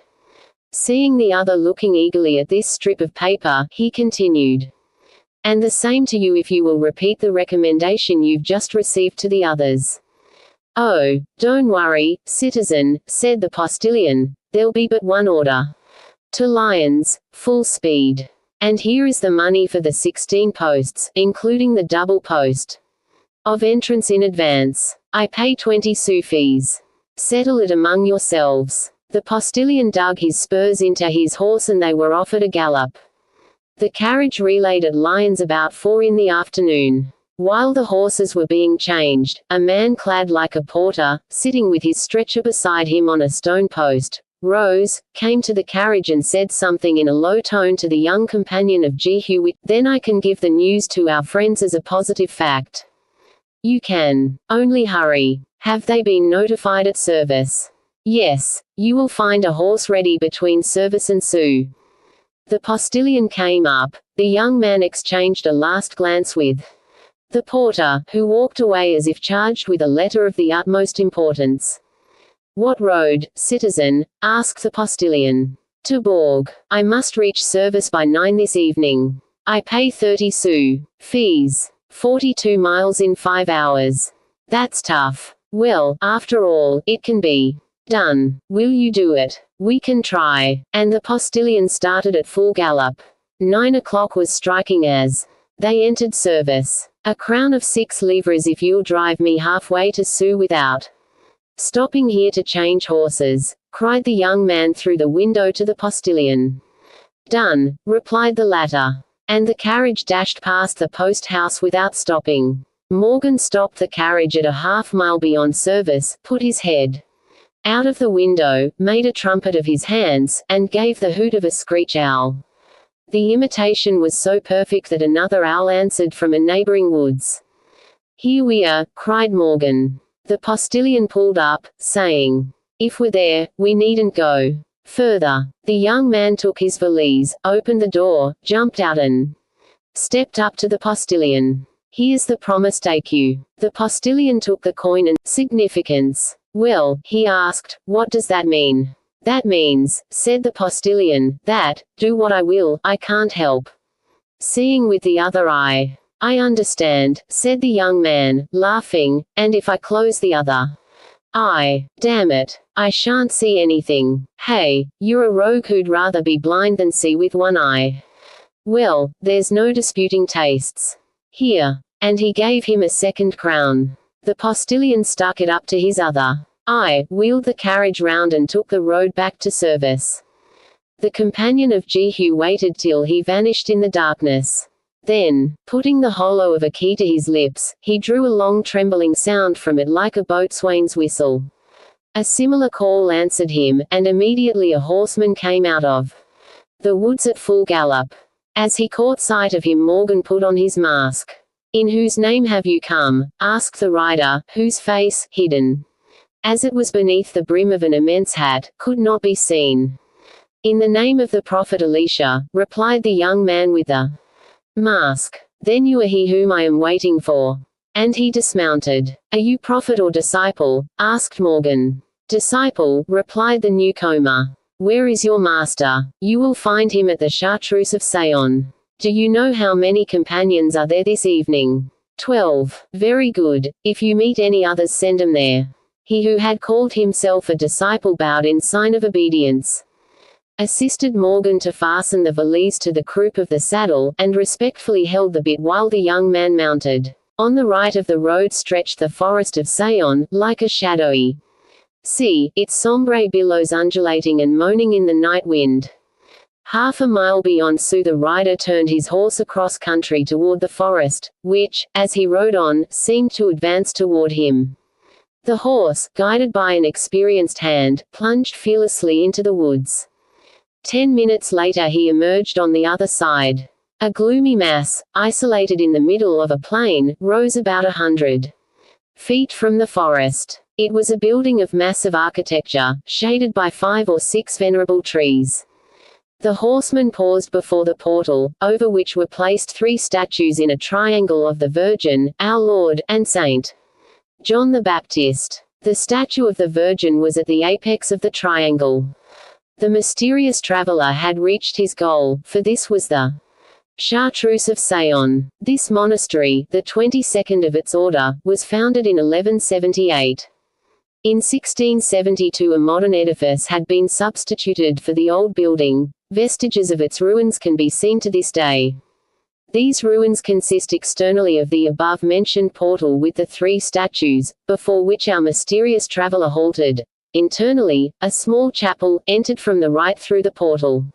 A peasant, his wife and 2 children are now living there, and the ancient monastery has become a farm. The monks were expelled from their convent in 1791. In 1792 the Chartreuse and its dependencies were offered for sale as ecclesiastical property. The dependencies consisted first of the park, adjoining the buildings, and the noble forest which still bears the name of Sayon. But at Bourg, a royalist and, above all, religious town, no one dared risk his soul by purchasing property belonging to the worthy monks whom all revered. The result was that the convent, the park and the forest had become, under the title of state property, the property of the Republic. That is to say, they belonged to nobody, or were at the best neglected. The Republic having, for the last 7 years, other things to think of than pointing walls, cultivating an orchard and cutting timber. For 7 years, therefore, the Chartreuse had been completely abandoned, and if by chance curious eyes peered through the keyhole, they caught glimpses of grass-grown courtyards, brambles in the orchard, and brush in the forest, which, except for one road and 2 or 3 paths that crossed it, had become almost impenetrable. The corriery, a species of pavilion belonging to the monastery and distant from it about 3/4 of a mile, was moss ground too in the tangle of the forest, which, profiting by its liberty, grew at its own sweet will, and had long since encircled it in a mantle of foliage which hid it from sight. For the rest, the strangest rumors were current about these 2 buildings. They were said to be haunted by guests invisible by day, terrifying at night. The woodsmen and the belated peasants, who went to the forest to exercise against the Republic the rights which the town of Bourg had enjoyed in the days of the monks, pretended that, through the cracks of the closed blinds, they had seen flames of fire dancing along the corridors and stairways, and had distinctly heard the noise of chains clanking over the cloister tilings and the pavement of the courtyards. The strong-minded denied these things, but 2 very opposite classes opposed the unbelievers, confirming the rumors, attributing these terrifying noises and nocturnal lights to 2 different causes according to their beliefs. The patriots declared that they were the ghosts of the poor monks buried alive by cloister tyranny in the in-pace, who were now returned to earth, dragging after them their fetters to call down the vengeance of heaven upon their persecutors. The royalists said that they were the imps of the devil, who, finding an empty convent, and fearing no further danger from holy water, were boldly holding their revels where once they had not dared show a claw. One fact, however, left everything uncertain. Not one of the believers or unbelievers, whether he elected for the souls of the martyred monks or for the witches' Sabbath of Beelzebub, had ever had the courage to venture among the shadows, and to seek during the solemn hours of night confirmation of the truth, in order to tell on the morrow whether the Chartreuse were haunted, and if haunted by whom. But doubtless these tales, whether well-founded or not, had no influence over our mysterious horseman, for although, as we have said, 9 o'clock had chimed from the steeples of Bourg, and night had fallen, he reined in his horse in front of the great portal of the deserted monastery, and, without dismounting, drew a pistol from his holster, striking 3 measured blows with the butt on the gate, after the manner of the Freemasons. Then he listened. For an instant he doubted if the meeting were really there, for though he looked closely and listened attentively, he could perceive no light, nor could he hear a sound. Still he fancied he heard a cautious step approaching the portal from within. He knocked a second time with the same weapon. "Who knocks?" demanded a voice. "He who comes from Elisha," replied the traveler. "What king do the sons of Isaac obey?" "Jehu." "What house are they to exterminate?" "That of Ahab." "Are you prophet or disciple?" "Prophet." "Welcome then to the house of the Lord," said the voice. Instantly the iron bars which secured the massive portal swung back. The bolts grated in their sockets, half of the gate opened silently, and the horse and his rider passed beneath the sombre vault, which immediately closed behind them. The person who had opened the gate, so slow to open, so quick to close, was attired in the long white robe of a Chartreuse monk, of which the hood, falling over his face, completely concealed his features. Chapter 7. The Chartreuse of Seillon. Beyond doubt, like the first affiliated member met on the road to Sue by the man who styled himself prophet, the monk who opened the gate was of secondary rank in the fraternity, for, grasping the horse's bridle, he held it while the rider dismounted, rendering the young man the service of a groom. Morgan got off, unfastened the valise, pulled the pistols from the holsters, and placed them in his belt, next to those already there. Addressing the monk in a tone of command, he said, "I thought I should find the brothers assembled in council." "They are assembled," replied the monk. "Where?" "At La Correrie. Suspicious persons have been seen prowling around the Chartreuse these last few days, and orders have been issued to take the greatest precautions." The young man shrugged his shoulders as if he considered such precautions useless, and, always in the same tone of command, said, "Have someone take my horse to the stable and conduct me to the council." The monk summoned another brother, to whom he flung the bridle. He lighted a torch at a lamp, in the little chapel which can still be seen to the right of the great portal, and walked before the newcomer. Crossing the cloister, he took a few steps in the garden, opened a door leading into a sort of cistern, invited Morgan to enter, closed it as carefully as he had the outer door, touched with his foot a stone which seemed to be accidentally lying there, disclosed a ring and raised a slab, which concealed a flight of steps leading down to a subterraneous passage. This passage had a rounded roof and was wide enough to admit 2 men walking abreast. The 2 men proceeded thus for 5 or 6 minutes, when they reached a grated door. Then, when both had passed through and the door was locked again, he asked, "By what name shall I announce you?" "As Brother Morgan." "Wait here. I will return in 5 minutes." The young man made a sign with his head which showed that he was familiar with these precautions and this distrust. Then he sat down upon a tomb, they were in the mortuary vaults of the convent, and waited. 5 minutes had scarcely elapsed before the monk reappeared. "Follow me," said he, "the brothers are glad you have come. They feared you had met with some mishap." A few seconds later Morgan was admitted into the council chamber. 12 monks awaited him, their hoods drawn low over their eyes. But, once the door had closed and the serving brother had disappeared, while Morgan was removing his mask, the hoods were thrown back and each monk exposed his face. No brotherhood had ever been graced by a more brilliant assemblage of handsome and joyous young men. 2 or 3 only of these strange monks had reached the age of 40. All hands were held out to Morgan and several warm kisses were imprinted upon the newcomer's cheek. "'Pon my word," said one who had welcomed him most tenderly, "you have drawn a mighty thorn from my foot. We thought you dead, or, at any rate, a prisoner." "Dead, I grant you, Amiette, but prisoner, never, citizen, as they still say sometimes, and I hope they'll not say it much longer." It must be admitted that the whole affair was conducted on both sides with touching amenity. As soon as the conductor saw us he shouted to the postilion to stop. "I even believe he added, 'I know what it is.'"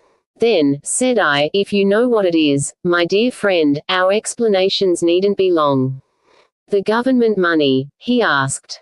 "Exactly," I replied. Then as there was a great commotion inside the carriage, I added, "Wait. First come down and assure these gentlemen, and especially the ladies, that we are well-behaved folk and will not harm them. The ladies, you understand, and nobody will even look at 'em unless they put their heads out of the window."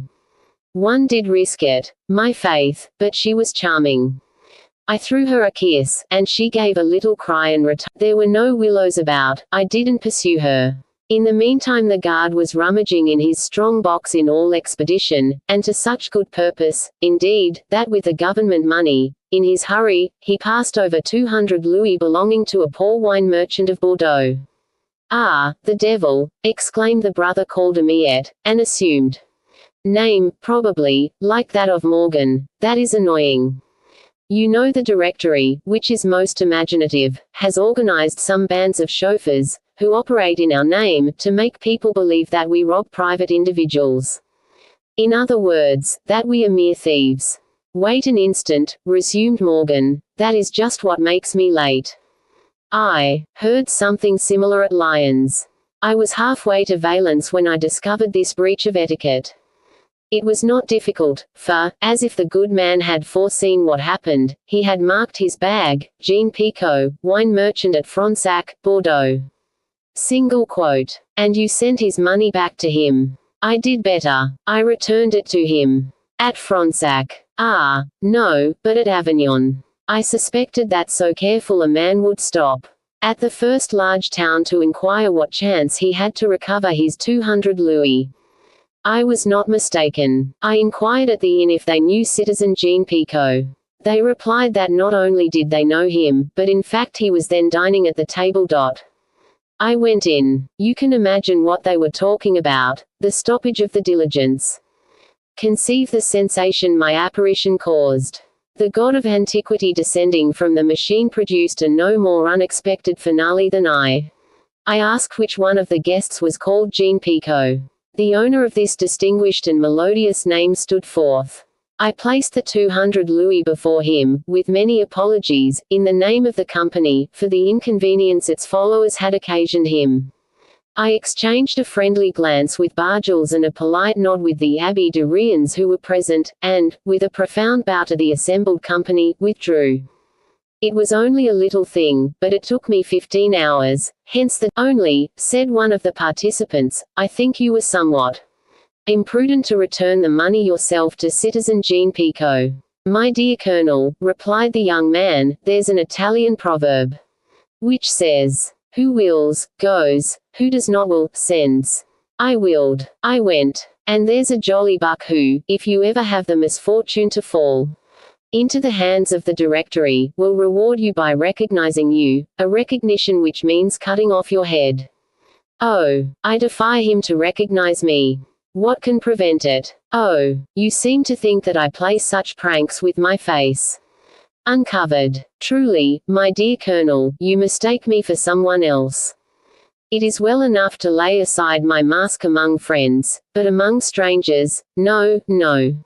And not these carnival times. I don't see why I shouldn't disguise myself as a Bellino or Karl Moore, when Messieurs Goya, Sieyes, Roger Ducos, Moulin and Barras are masquerading as kings of France. And you entered the city masked. The city, the hotel, the dining room. It is true that if my face was covered, my belt was not, and, as you see, it is well garnished. The young man tossed aside his coat, displaying his belt, which was furnished with 4 pistols and a short hunting knife. Then, with a gaiety which seemed characteristic of his careless nature, he added, I ought to look ferocious, oughtn't I? They may have taken me for the late Mandarin, descending from the mountains of Savoy. By the by, here are the 60,000 francs of Her Highness, the Directory. And the young man disdainfully kicked the valise which he had placed on the ground, which emitted a metallic sound indicating the presence of gold. Then he mingled with the group of friends from whom he had been separated by the natural distance between a narrator and his listeners. One of the monks stooped and lifted the valise. Despise gold as much as you please, my dear Morgan, since that doesn't prevent you from capturing it. But I know of some brave fellows who are awaiting these 60,000 francs, you so disdainfully kick aside, with as much impatience and anxiety as a caravan. Our friends of the Vendée, I suppose, replied Morgan. Much good may it do them. Egotists, they are fighting. These gentlemen have chosen the roses and left us the thorns. Come, don't they receive anything from England? Oh, yes, said one of the monks, gaily, at Quiberon they got bullets. And grape shot. I did not say from the English, retorted Morgan. I said from England, not a penny. It seems to me, however, said one of those present, who apparently possessed a more reflective head than his comrades, it seems to me that our princes might send a little gold to those who are shedding their blood for the monarchy. Are they not afraid the Vendée may weary some day or other of a devotion which up to this time has not, to my knowledge, won her a word of thanks? The Vendée, dear friend, replied Morgan, is a generous land which will not weary, you may be sure. Besides, where is the merit of fidelity unless it has to deal with ingratitude? From the instant devotion meets recognition, it is no longer devotion. It becomes an exchange which reaps its reward. Let us be always faithful, and always devoted, gentlemen, praying heaven that those whom we serve may remain ungrateful, and then, believe me, we shall bear the better part in the history of our civil wars. Morgan had scarcely formulated this chivalric axiom, expressive of a desire which had every chance of accomplishment. Then 3 Masonic blows resounded upon the door through which he had entered. "Gentlemen," said the monk who seemed to fill the Chapter 8. How the money of the directory was used. Every one hastened to obey. The monks lowered the hoods of their long robes over their faces. Morgan replaced his mask. "Enter," said the superior. The door opened and the serving brother appeared. "An emissary from General Georges Cadoudal asks to be admitted," said he. Did he reply to the 3 passwords? Perfectly. Then let him in. The lay brother retired to the subterranean passage, and reappeared a couple of minutes later leading a man easily recognized by his costume as a peasant, and by his square head with its shock of red hair for a Breton. He advanced in the center of the circle without appearing in the least intimidated, fixing his eyes on each of the monks in turn, and waiting until one of these 12 granite statues should break silence. The president was the first to speak to him. "From whom do you come?" he asked him. "He who sent me," replied the peasant, "ordered me to answer, if I were asked that question, that I was sent by Jehu. Are you the bearer of a verbal or written message? I am to reply to the questions which you ask me, and exchange a slip of paper for some money." "Very good. We will begin with the questions. What are our brothers in the Vendée doing?" "They have laid down their arms and are awaiting only a word from you to take 'em up again." "And why did they lay down their arms?" "They received the order to do so from His Majesty Louis XVIII. There is talk of a proclamation written by the king's own hand." "Have they received it?" "Here is a copy." The peasant gave a paper to the person who was interrogating him. The latter opened it and read, "The war has absolutely no result save that of making the monarchy odious and threatening. Monarchs who return to their own through its bloody succor are never loved. These sanguinary measures must therefore be abandoned. Confide in the empire of opinion which returns of itself to its saving principles. God and the King will soon be the rallying cry of all Frenchmen. The scattered elements of royalism must be gathered into one formidable sheaf. Militant Vendée must be abandoned to its unhappy fate and marched within a more pacific and less erratic path. The royalists of the West have fulfilled their duty. Those of Paris, who have prepared everything for the approaching restoration, must now be relied upon." The president raised his head, and, seeking Morgan with a flash of the eye which his hood could not entirely conceal, said, "Well, brother, I think this is the fulfillment of your wish of a few moments ago. The royalists of the Vendée and the Midi will have the merit of pure devotion." Then, lowering his eyes to the proclamation, of which there still remained a few lines to read, he continued, "The Jews crucified their king, and since that time they have wandered over the face of the earth. The French guillotined theirs, and they shall be dispersed throughout the land." Given at Blankenburg, this 25th of August, 1799, on the day of St. Louis and the 6th year of our reign. Signed Louis. The young men looked at each other. "Quos vult pedir Jupiter dementat," said Morgan. "Yes," said the president, "but when those whom Jupiter wishes to destroy represent a principle, they must be sustained not only against Jupiter but against themselves." Ajax, in the midst of the bolts and lightning, clung to a rock, and, threatening heaven with his clinched hand, he cried, "I will escape in spite of the god." "We are determined," said the president. "In that case," replied the peasant, "all is well. Here are the real names of our new chiefs, and their assumed names. The general recommends that you use only the latter as far as is possible in your dispatches. He observes that precaution when he, on his side, speaks of you." "Have you the list?" asked the president. "No, I might have been stopped, and the list taken." "Write yourself. I will dictate 'em to you."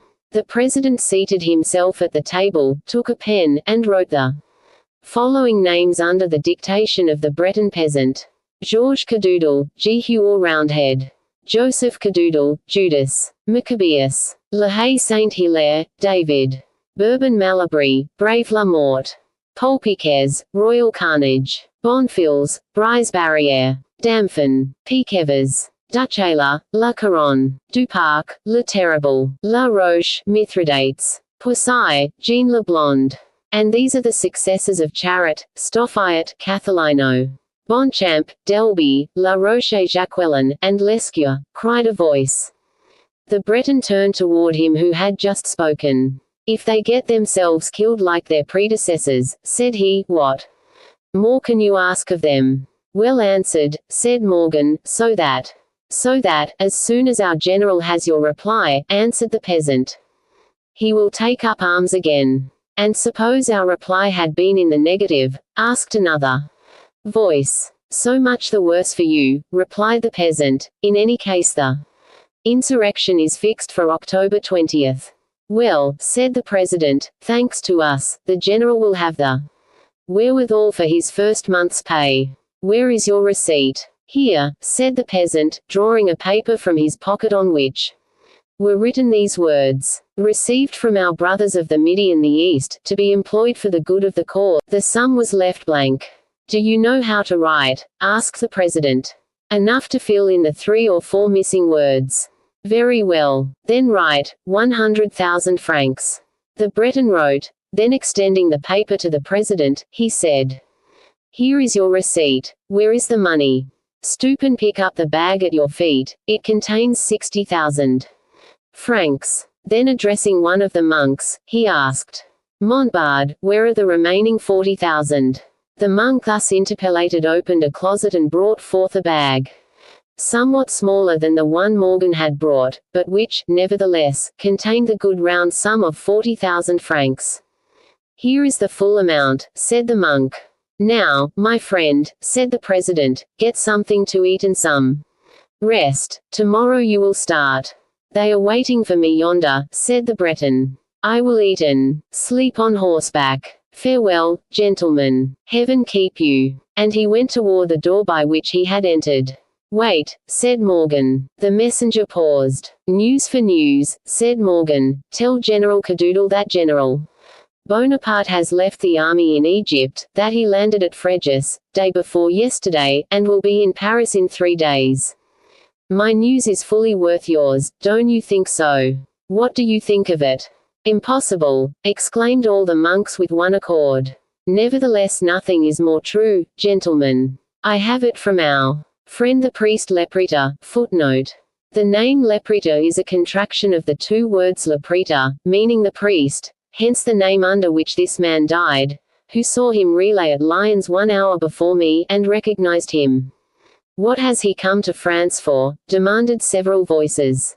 Faith, said, don't lose an instant in carrying this news to our brothers in the West, said the president to the peasant.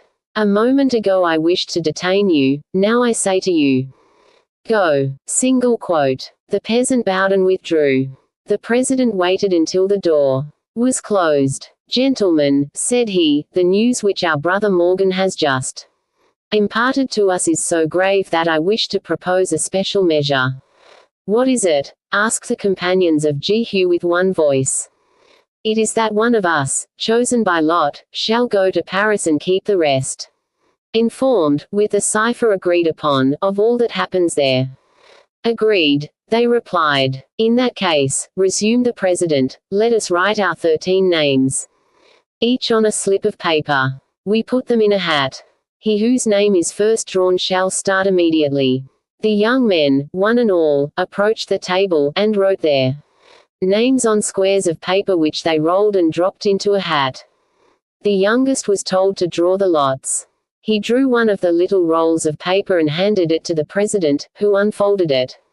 Morgan, said he, what are my instructions? Asked the young man. Remember, replied the president, with a solemnity to which the cloistral arches lent a supreme grandeur, that you bear the name and title of Baron de Saint-Hermine, that your father was guillotined on the Place de la Révolution and that your brother was killed in Con's army.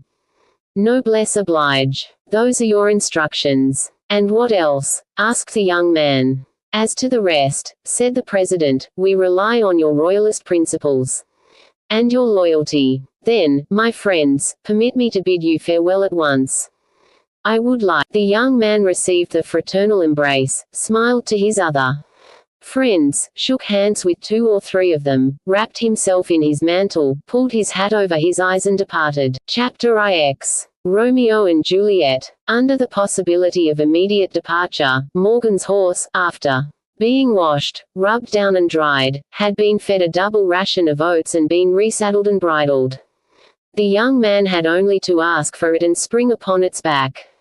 He was no sooner in the saddle than the gate opened as if by magic. The horse neighed and darted out swiftly, having forgotten its first trip, and ready for another. At the gate of the chartreuse, Morgan paused an instant, undecided whether to turn to the right or left. He finally turned to the right, followed the road which leads from Bourg to Sayon for a few moments, wheeled rapidly a second time to the right, cut across country, plunged into an angle of the forest which was on his way, reappeared before long on the other side, reached the main road to Pont-d'Ain, followed it for about a mile and a half, and halted near a group of houses now called the Maison des Gardes. One of these houses bore for sign a cluster of holly, which indicated one of those wayside halting places where the pedestrians quench their thirst, and rest for an instant to recover strength before continuing the long fatiguing voyage of life. Morgan stopped at the door, drew a pistol from its holster and rapped with the butt end as he had done at the chartreuse. Only as, in all probability, the good folks at the humble tavern were far from being conspirators, the traveller was kept waiting longer than he had been at the monastery. At last he heard the echo of the stable boy's clumsy sabots. The gate creaked, but the worthy man who opened it no sooner perceived the horseman with his drawn pistol than he instinctively tried to close it again. "It is I, Patout," said the young man. "Don't be afraid." "Ah, sure enough," said the peasant, "it is really you, monsieur Charles. I'm not afraid now, but you know, as the cure used to tell us, in the days when there was a good God, caution is the mother of safety." Single quote. "Yes, Patout, yes," said the young man, slipping a piece of silver into the stable boy's hand, "but be easy, the good God will "Oh, as for that," said the good man, "it is easy to see that there is no one left on high by the way things go. Will this last much longer, M. Charles Patout? I promise, in my honor, to do my best to be rid of all that annoys you. I am no less impatient than you, so I'll ask you not to go to bed, my good Patout. Ah, you know well, monsieur, that when you come I don't often go to bed. As for the horse, goodness, you change 'em every day. The time before last it was a chestnut, the last time a dapple grey, now a black one. Yes, I'm somewhat capricious by nature. As to the horse, as you say, my dear Patout, he wants nothing. You need only remove his bridle, leave him saddled. Oh, wait, put this pistol back in the holsters and take care of these other two for me." And the young man removed the two from his belt and handed them to the hostler. "Well," exclaimed the latter, laughing, "any more barkers? You know, Patout, they say the roads are unsafe." "Ah, I should think they weren't safe. We're up to our necks in regular highway robberies, M. Charles. Why, no later than last week they stopped and robbed the diligence between Geneva and Bourg." "Indeed," exclaimed Morgan, "and whom did they accuse of the robbery? Oh, it is such a farce. Just fancy, they say it was the companions of Jesus. I don't believe a word of it, of course. Who are the companions of Jesus if not the 12 apostles?" "Of course," said Morgan, with his eternally joyous smile, "I don't know of any others." "Well," continued Patout, "to accuse the 12 apostles of robbing a diligence, that's the limit. Oh, I tell you, M. Charles, we're living in times when nobody respects anything." And shaking his head like a misanthrope, disgusted, if not with life, at least with men, Patout led the horse to the stable. As for Morgan, he watched Patout till he saw him disappear down the courtyard and enter the dark stable. Then, skirting the hedge which bordered the garden, silhouetted against the darkness of the night, with the majesty of things immovable, the while their shadows fell upon a charming little country house known in the neighborhood as the Château des Nors-Fontaines. As Morgan reached the chateau wall, the hour chimed from the belfry of the village of Montagnac. The young man counted the strokes vibrating in the calm silent atmosphere of the autumn night. It was 11 o'clock. Many things, as we have seen, had happened during the last 2 hours. Morgan advanced a few steps farther, examined the wall, apparently in search of a familiar spot. Then, having found it, inserted the tip of his boot in a cleft between two stones. He sprang up like a man mounting a horse, seized the top of the wall with the left hand, and with a second spring seated himself astride the wall, from which, with the rapidity of lightning, he lowered himself on the other side. All this was done with such rapidity, such dexterity and agility, that anyone chancing to pass at that instant would have thought himself the puppet of a vision. Morgan stopped, as on the other side of the wall, to listen, while his eyes tried to pierce the darkness made deeper by the foliage of poplars and aspens, and the heavy shadows of the little wood. All was silent and solitary. Morgan ventured on his path. We say ventured, because the young man, since nearing the Château des Nors Fontaine, revealed in all his movement a timidity and hesitation so foreign to his character that it was evident that if he feared it was not for himself alone. He gained the edge of the wood, still moving cautiously. Coming to a lawn, at the end of which was the little chateau, he paused. Then he examined the front of the house.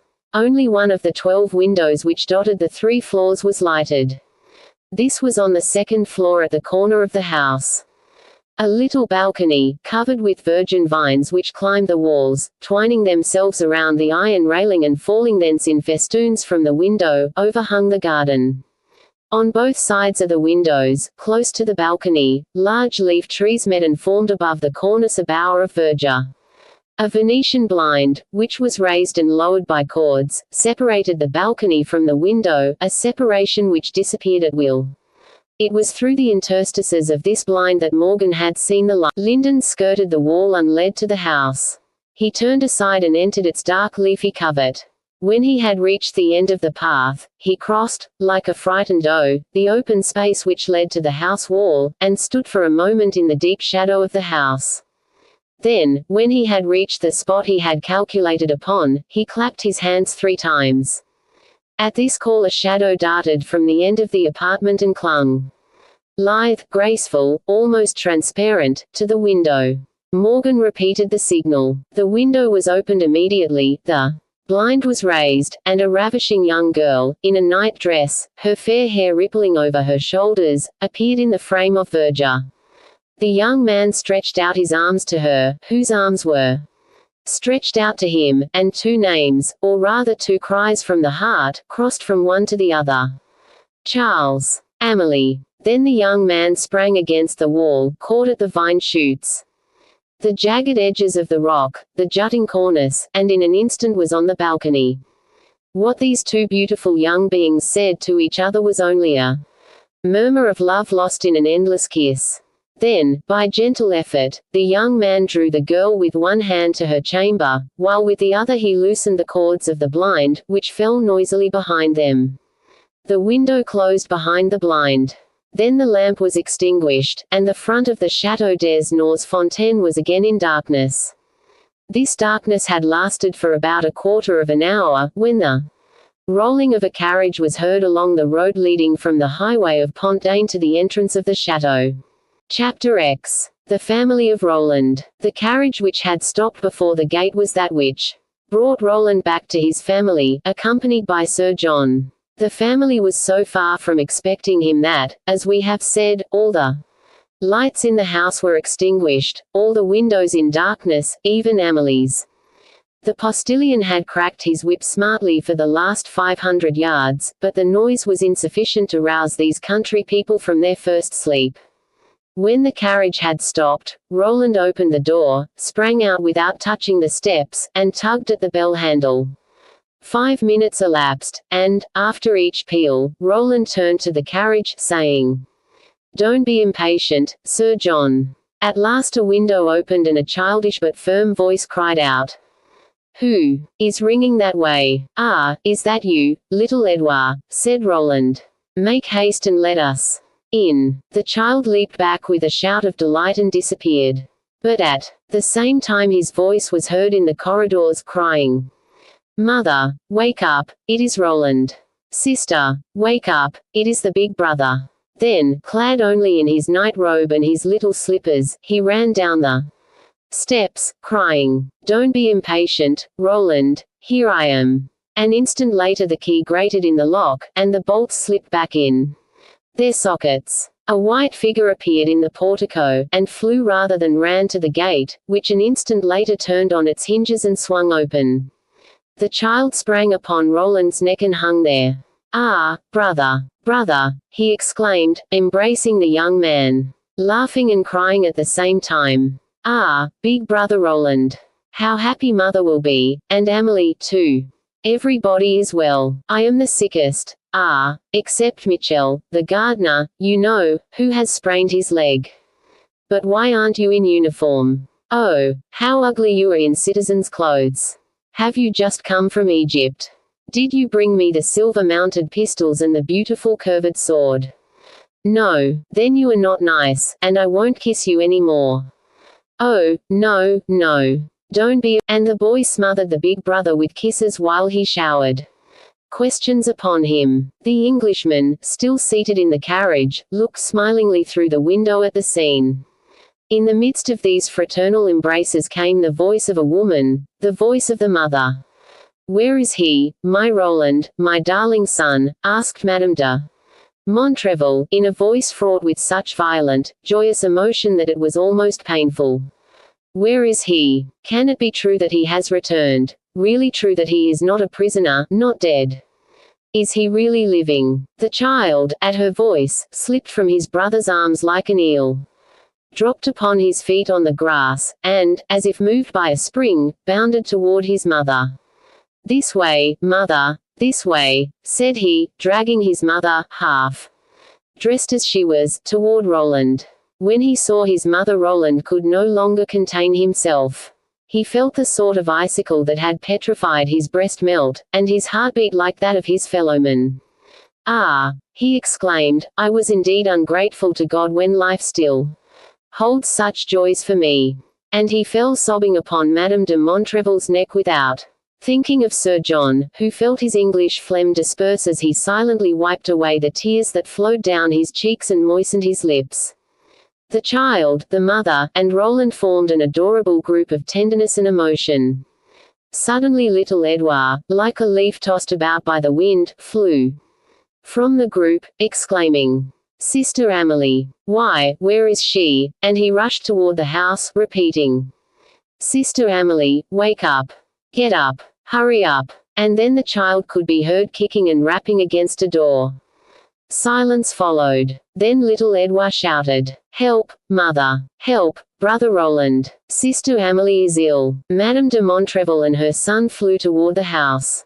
Sir John, consummate tourist that he was, always carried a lancet and a smelling bottle in his pocket.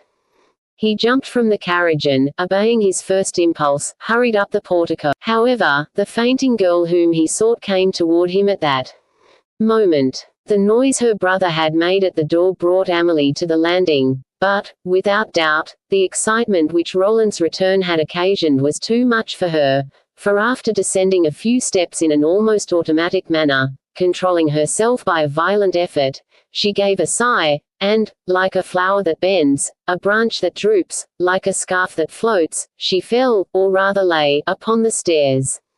It was at that moment that the child cried out.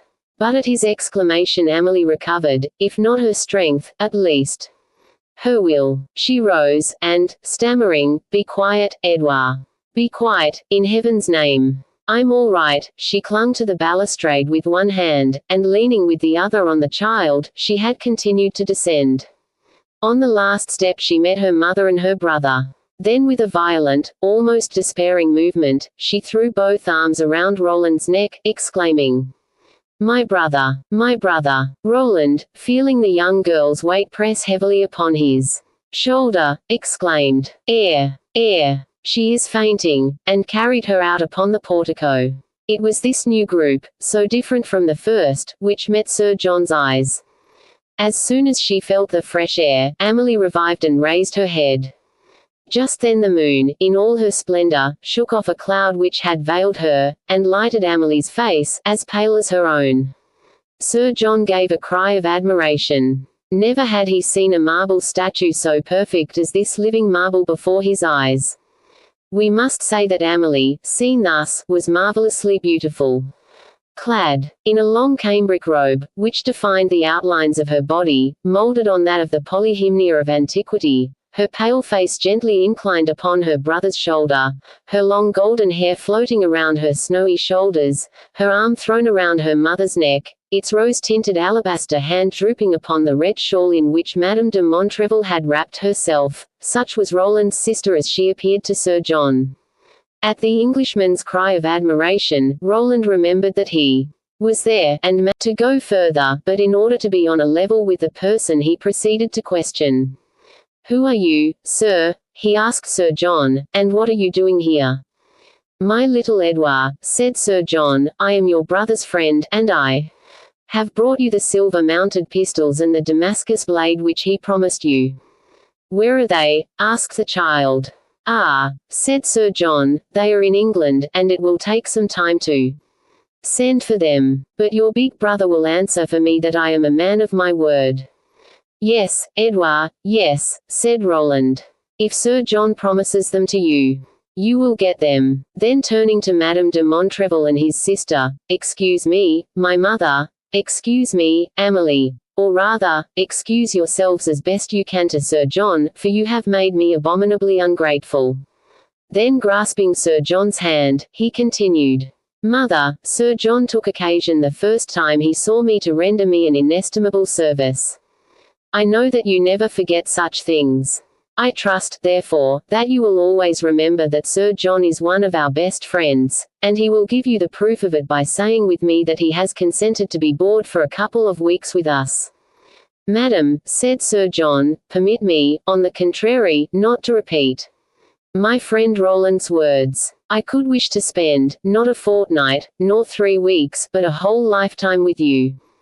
Madame de Montrevel came down the steps of the portico and offered her hand to Sir John, who kissed it with a gallantry altogether French. "My lord," said she, "this house is yours.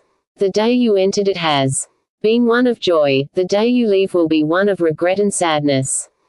Sir John turned toward Amelie, who, confused by the disorder of her dress before this stranger, was gathering the folds of her wrapper about her neck. "I speak to you in my name and in my daughter's, who is still too much overcome by her brother's unexpected return to greet you herself as she will do in a moment." Continue. "My sister," said Roland, "will permit my friend Sir John to kiss her hand, and he will, I am sure, accept that form of welcome." Amelie stammered a few words, slowly lifted her arm, and held out her hand to Sir John with a smile that was almost painful. The Englishman took it, but, feeling how icy and trembling it was, instead of carrying it to his lips he said, "Roland, your sister is seriously indisposed. Let us think only of her health this evening. I am something of a doctor, and if she will deign to permit me the favor of feeling her pulse I shall be grateful." But Amelie, as if she feared that the cause of her weakness might be surmised, withdrew her hand hastily, exclaiming, "Oh, no, Sir John is mistaken. Joy never causes illness. It is only joy at seeing my brother again which caused this slight indisposition, and it has already passed over." Then turning to Madame de Montrevel, she added with almost feverish haste, "Mother, we are forgetting that these gentlemen have made a long voyage, and have probably eaten nothing since Lyons.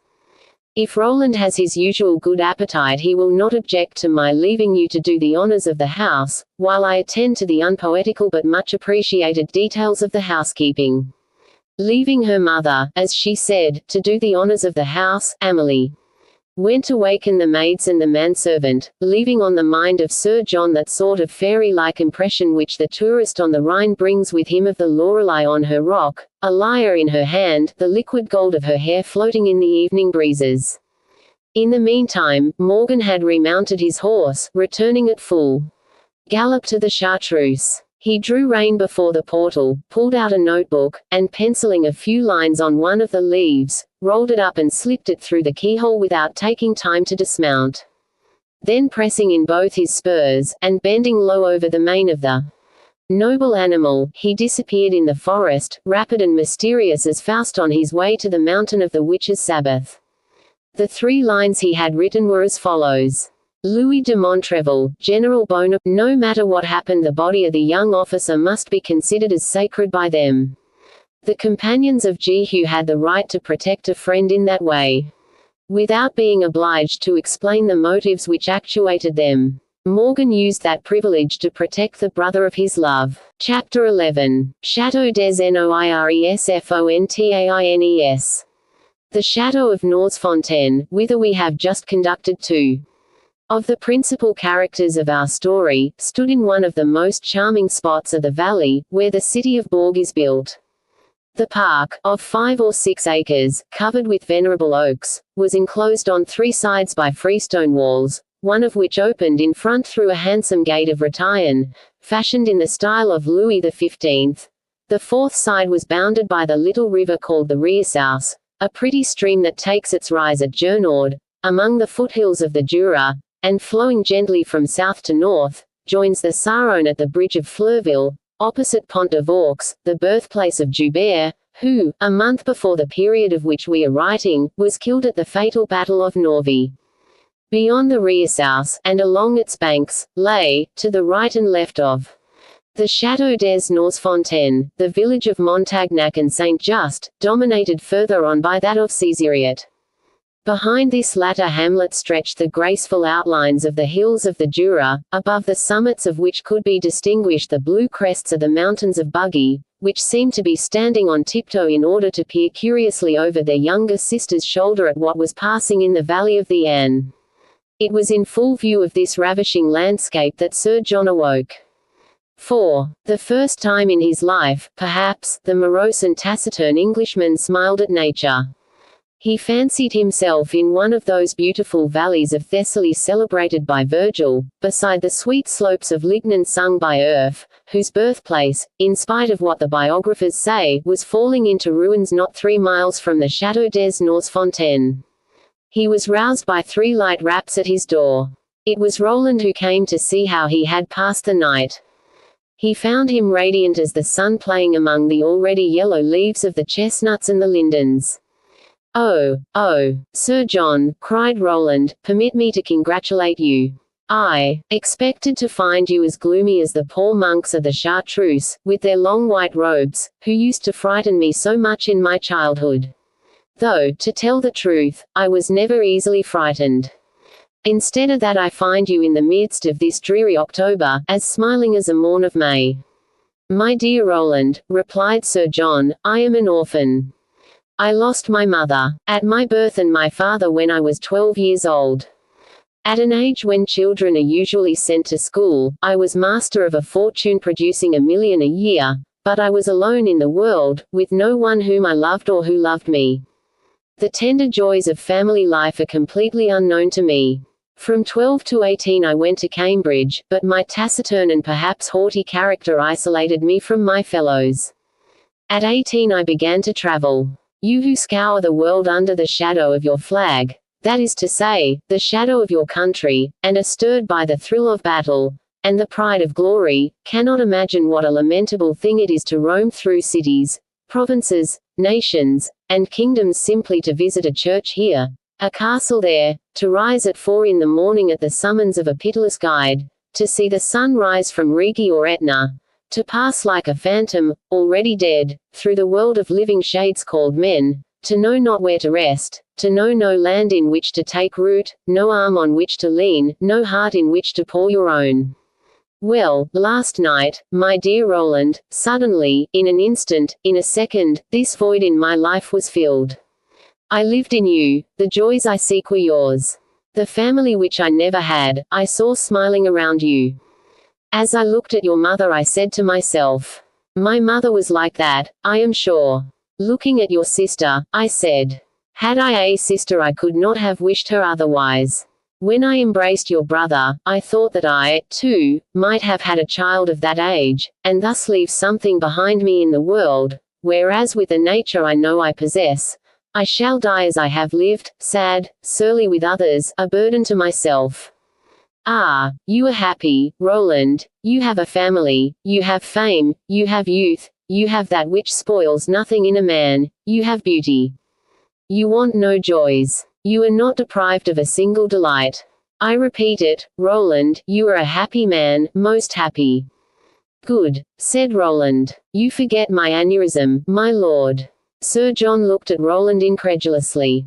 Roland seemed to enjoy the most perfect health. Your aneurysm against my million, Roland, said Lord, with delight at your return. This child who clings upon your neck like some fresh young fruit to a sturdy young tree, this shadow with its dewy shade, its river with its verdant flowering banks, these blue vistas dotted with pretty villages and white-capped belfries graceful as swans.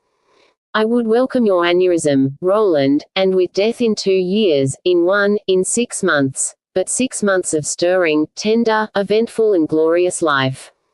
Roland laughed in his usual nervous manner. Ah, said he, so this is the tourist, the superficial traveler, the wandering Jew of civilization, who pauses nowhere, gauges nothing, judges everything by the sensation it produces in him.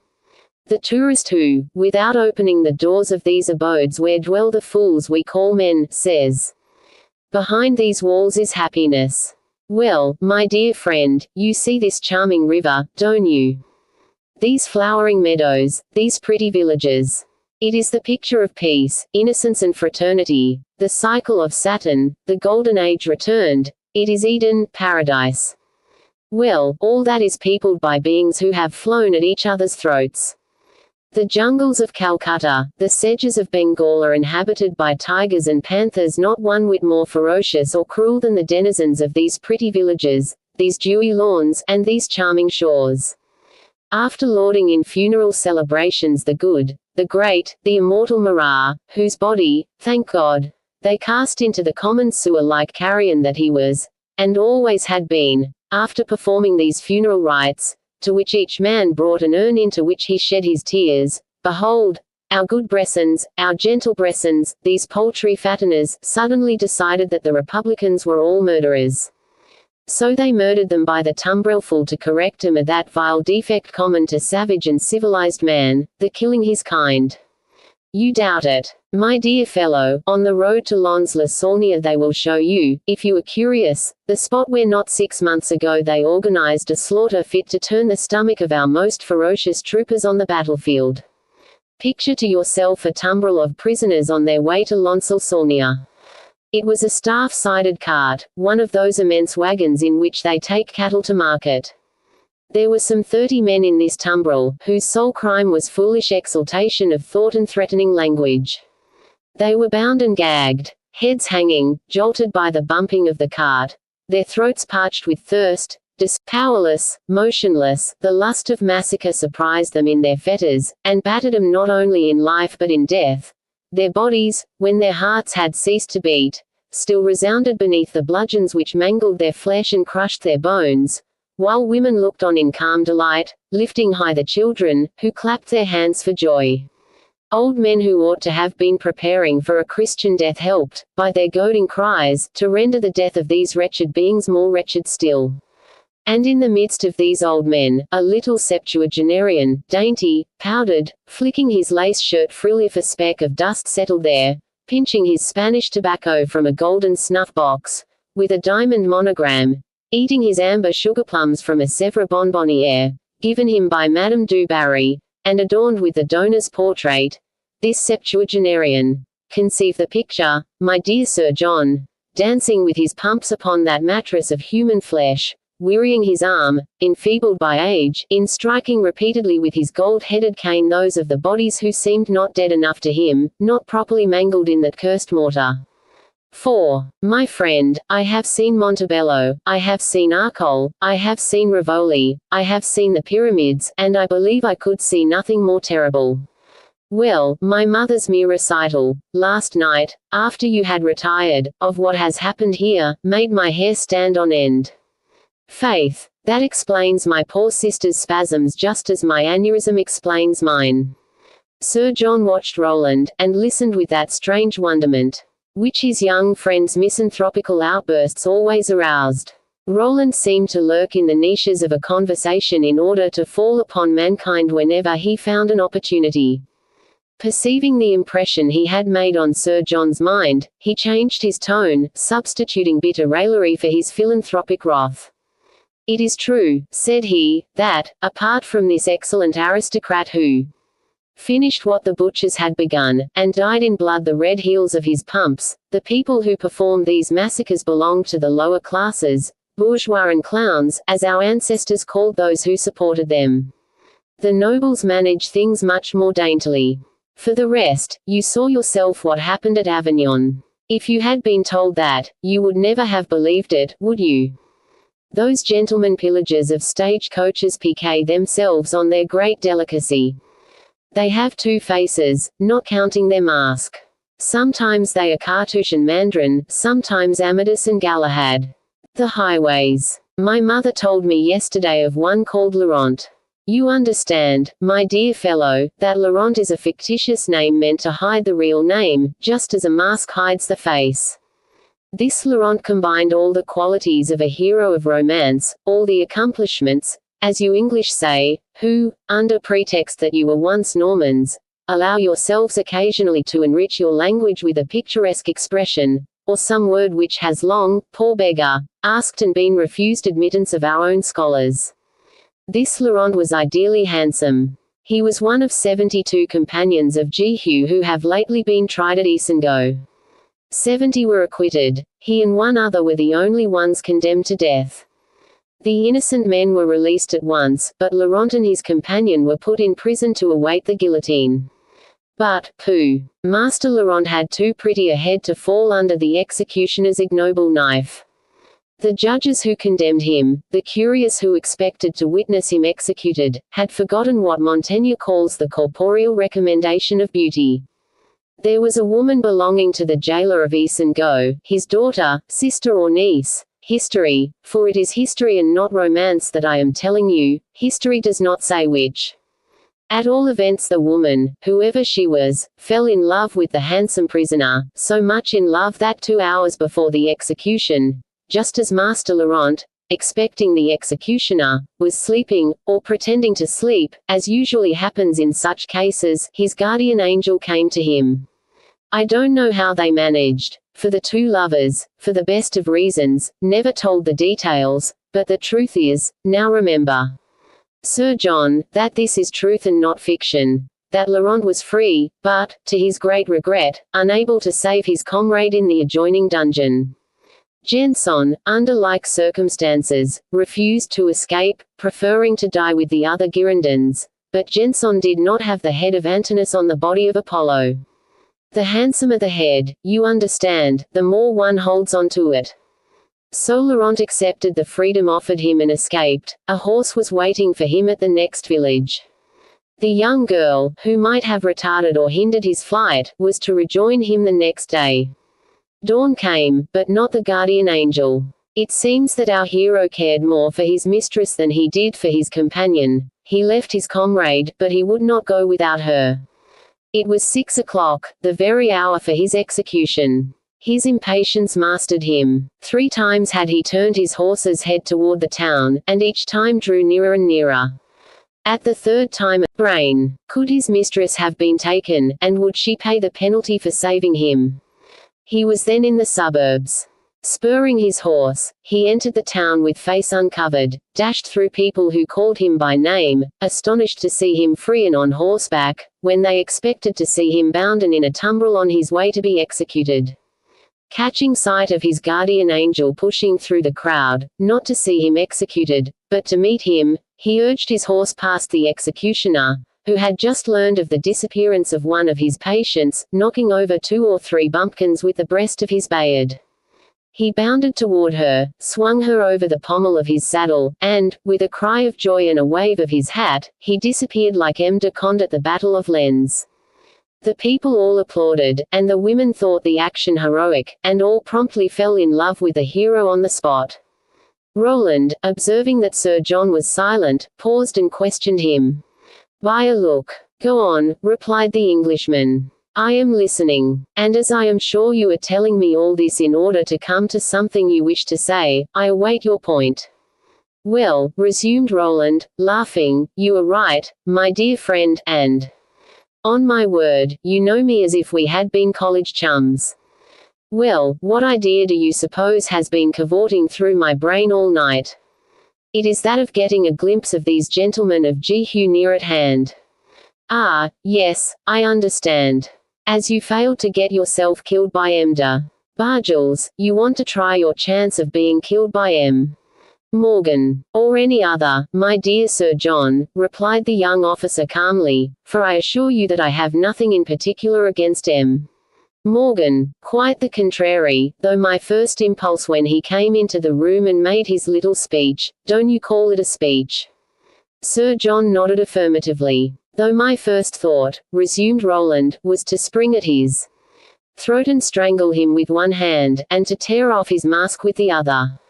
Now that I know you, my dear Roland, I do indeed wonder how you refrained from putting such a fine project into execution. It was not my fault, I swear. I was just on the point of it when— So there are people who can restrain you. Not many, but he can. And now you regret it. Honestly, no. This brave stage robber did the business with such swaggering bravado that I admired him. I love brave men instinctively. Had I not killed M. de Bargels, I should have liked to be his friend. It is true I could not tell how brave he was until I had killed him. But let us talk of something else. That duel is one of my painful thoughts. But why did I come up? It was certainly not to talk of the companions of Jehu, nor of M. Laurent's exploits. Ah, I came to ask how you would like to spend your time. I'll cut myself in quarters to amuse you, my dear guest, but there are two disadvantages against me. This region, which is not very amusing, and your nationality, which is not easily amused. I have already told you, Roland, replied Lord Tanley, offering his hand to the young man, that I consider the Château des Nors Fontaine a paradise. Agreed, but still in the fear that you may find your paradise monotonous. I shall do my best to entertain you. Are you fond of archaeology? Westminster and Canterbury. We have a marvel here, the Church of Brou, a wonder of sculptured lace by Collinban. There is a legend about it which I will tell you some evening when you cannot sleep. You will see there the tombs of Marguerite de Bourbon, Philippe le Bel, and Marguerite of Austria. I will puzzle you with the problem of her motto. Fortune, infortune, fortune, which I claim to have solved by a Latinized version. Fortuna, infortuna, fortiuna. Are you fond of fishing, my dear friend? There's the Riassaus at your feet, and close at hand a collection of hooks and lines belonging to Edouard, and nets belonging to Michel. As for the fish, they, you know, are the last thing one thinks about. Are you fond of hunting? The forest of Sayon is not 100 yards off. Hunting to hounds you will have perforce to renounce, but we have good shooting. In the days of my old bogies, the chartreuse monks, the woods swarmed with wild boars, hares and foxes. No one hunts there now, because it belongs to the government, and the government at present is nobody. In my capacity as General Bonaparte's aide-de-camp I'll fill the vacancy, and we'll see who dares, on the Riassaus. 1 day of archaeology, 1 day of fishing, and 1 of hunting, that's 3 already. You see, my dear fellow, we have only 15 or 16 left to worry about. My dear Roland, said Sir John sadly, and without replying to the young officer's wordy sally, won't you ever tell me about this fever which sears you, this sorrow which undermines you? Ah, said Roland, with his harsh, doleful laugh. I have never been gayer than I am this morning. It is your liver, my lord, that is out of order and makes you see everything black. Some day I hope to be really your friend, replied Sir John seriously. Then you will confide in me, and I shall help you to bear your burden. And half my aneurysm. Are you hungry, my lord? Why do you ask? Because I hear Edouard on the stairs, coming up to tell us that breakfast is ready. As Roland spoke, the door opened and the boy burst out. Big brother, Roland, mother and sister Amelie are waiting breakfast for Sir John and you. Then catching the Englishman's right hand, he carefully examined the first joint of the thumb and forefinger. What are you looking at, my little friend? Asked Sir John. I was looking to see if you had any ink on your fingers. And if I had ink on my fingers, what would it mean? That you had written to England, and sent for my pistols and sword. "No, I have not yet written," said Sir John, "but I will today. You hear, big brother Roland. I'm to have my sword and my pistols. In a fortnight." And the boy, full of delight, offered his firm rosy cheek to Sir John, who kissed it as tenderly. Chapter 12. Provincial Pleasures. That same day Roland put into execution part of his plans for his guests' amusement. He took Sir John to see the church of Brou. Those who have seen the charming little chapel of Brou know that it is known as one of the 100 marvels of the Renaissance. Those who have not seen it must have often heard it said.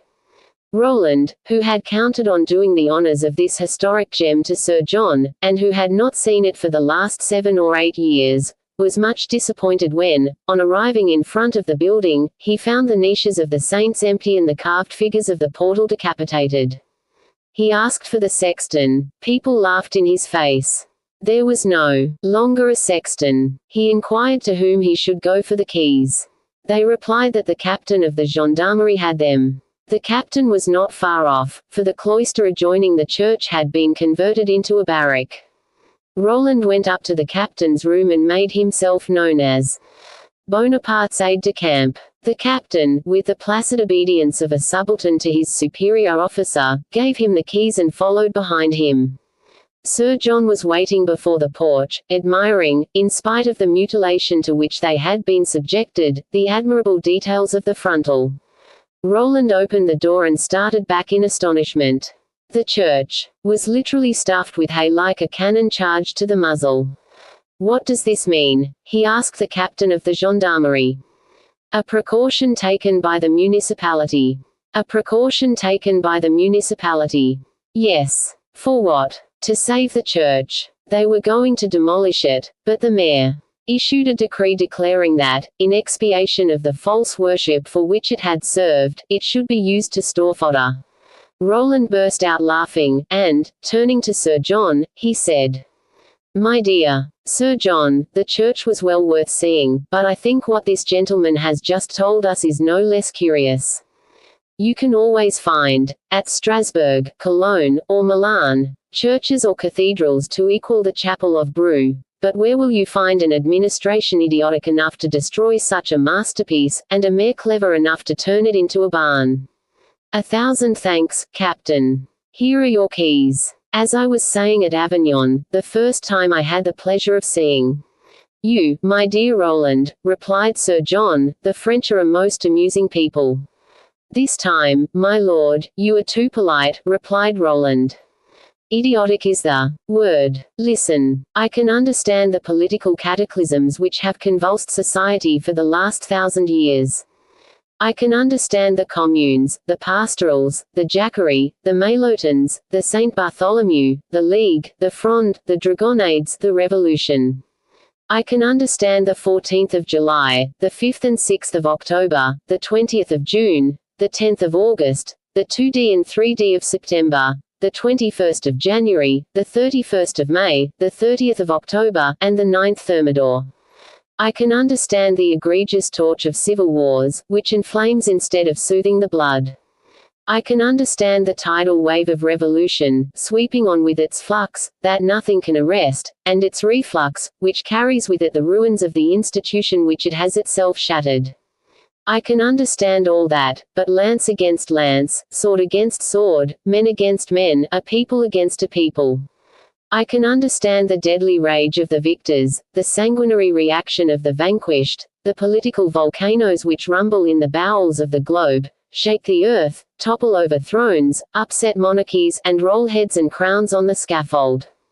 But what I cannot understand is this mutilation of the granite, this placing of monuments beyond the pale of the law, the destruction of inanimate things, which belong neither to those who destroy them nor to the epoch in which they are destroyed, this pillage of the gigantic library where the antiquarian can read the archaeological history of a country. Oh, the Vandals, the barbarians.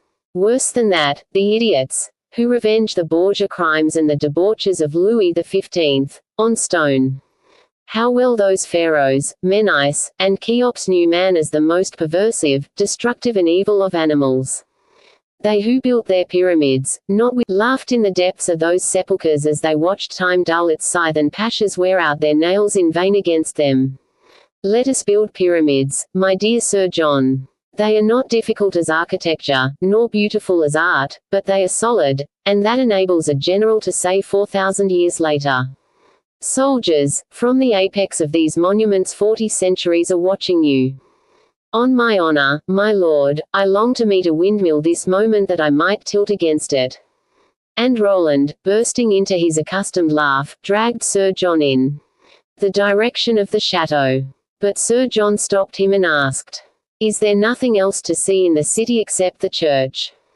"Formerly, my lord," replied Roland, "before they made a hayloft of it, I should have asked you to come down with me into the vaults of the Dukes of Savoy. We could have hunted for that subterranean passage, nearly 3 miles long, which is said to exist there, and which, according to these rumors, communicates with the grotto of Caesariot. Please observe, I should never offer such a pleasure trip except to an Englishman. It would have been like a scene from your celebrated Anne Radcliffe in The Mysteries of Udolpho. But, as you see, that is impossible, so we will have to be satisfied with our regrets. Come, where are we going? Faith, I don't know. 10 years ago I should have taken you to the farms where they fatten pullets. The pullets of Bresse, you must know, have a European reputation. Bourg was an annex to the great co-op of Strasbourg. But during the Terror, as you can readily imagine, these fatteners of poultry shut up shop. You earned the reputation of being an aristocrat if you ate a pullet, and you know the fraternal refrain. Ah, car ira, the aristocrats to the lantern. After Robespierre's downfall they opened up again, but since the 18th of Fructidor, France has been commanded to fast, from fowls and all. Never mind, come on, anyway. In default of pullets, I can show you one thing, the square where they executed those who ate them. But since I was last in the town the streets have changed their names. I know the way, but I don't know the names. Look here, demanded Sir John, aren't you a Republican? I'm not a Republic, but I have, unluckily, a keen sense of the ridiculous. In spite of myself, the absurdity of things catches me in the side and tickles me till I nearly die of laughing. I am willing to accept the Constitution of 1791, but when poor Hero de Secels wrote to the superintendent of the National Library to send him a copy of the laws of Minos, so that he could model his constitution on that of the Isle of Crete, I thought it was going rather far, and that we might very well have been content with those of Lycurgus. I find January, February, and March, mythological as they were, quite as good as Nevos, Pluvios, and Ventos. I can't understand why, when one was called Antoine or Christomome in 1789, he should be called Brutus or Cassius in 1793. Here, for example, my lord, is an honest street, which was called the Rue des Halles Market Street. There was nothing indecent or aristocratic about that, was there? Well, now it is called. Just wait, Roland, read the inscription. Well, now it is called the Rue de la Révolution. Here's another, which used to be called Notre Dame, it is now the Rue du Temple. Why Rue du Temple? Probably to perpetuate the memory of that place where the infamous Simon tried to teach cobbling to the heir of 63 kings. Don't quarrel with me if I am mistaken by one or two. Now here's a third. It was named Crèvecoeur, a name famous throughout Bresse, Burgundy and Flanders. It is now the Rue de la Fédération. Federation is a fine thing, but Crèvecoeur was a fine name. And then you see today it leads straight to the Place de la Guillotine, which is, in my opinion, all wrong. I don't want any streets that lead to such places. This one has its advantages. It is only about 100 feet from the prison, which economized and still economizes the tumbrel and the horse of M. de Bourg. By the way, have you noticed that the executioner remains noble and keeps his title? For the rest, the square is excellently arranged for spectators, and my ancestor, Montrevel, whose name it bears, doubtless, foreseeing its ultimate destiny, solved the great problem, still unsolved by the theatres, of being able to see well from every nook and corner. If ever they cut off my head, which, considering the times in which we are living, would in no wise be surprising, I shall have but one regret, that of being less well placed and seeing less than the others. Now let us go up these steps. Here we are in the place des Lyces. Our revolutionists left it its name, because in all probability they don't know what it means.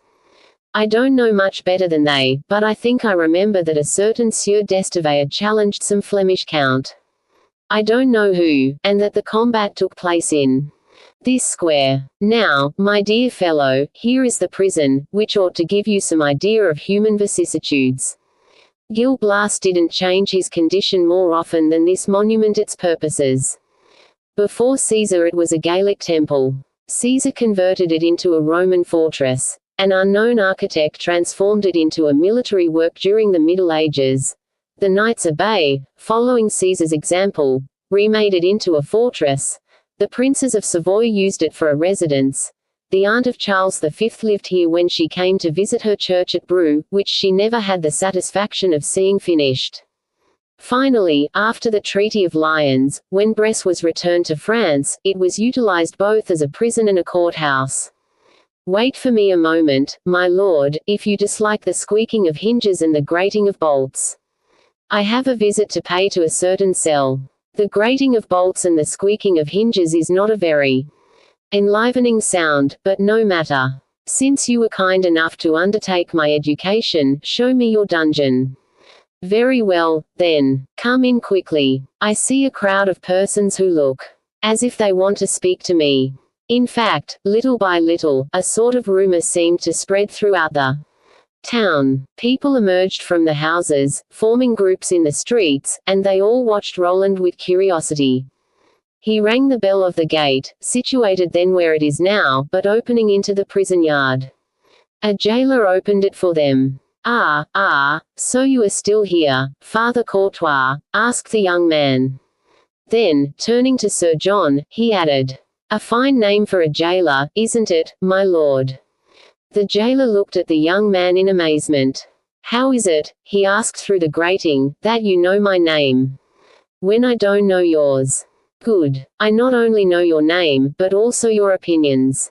You are an old royalist, Perry Courtois.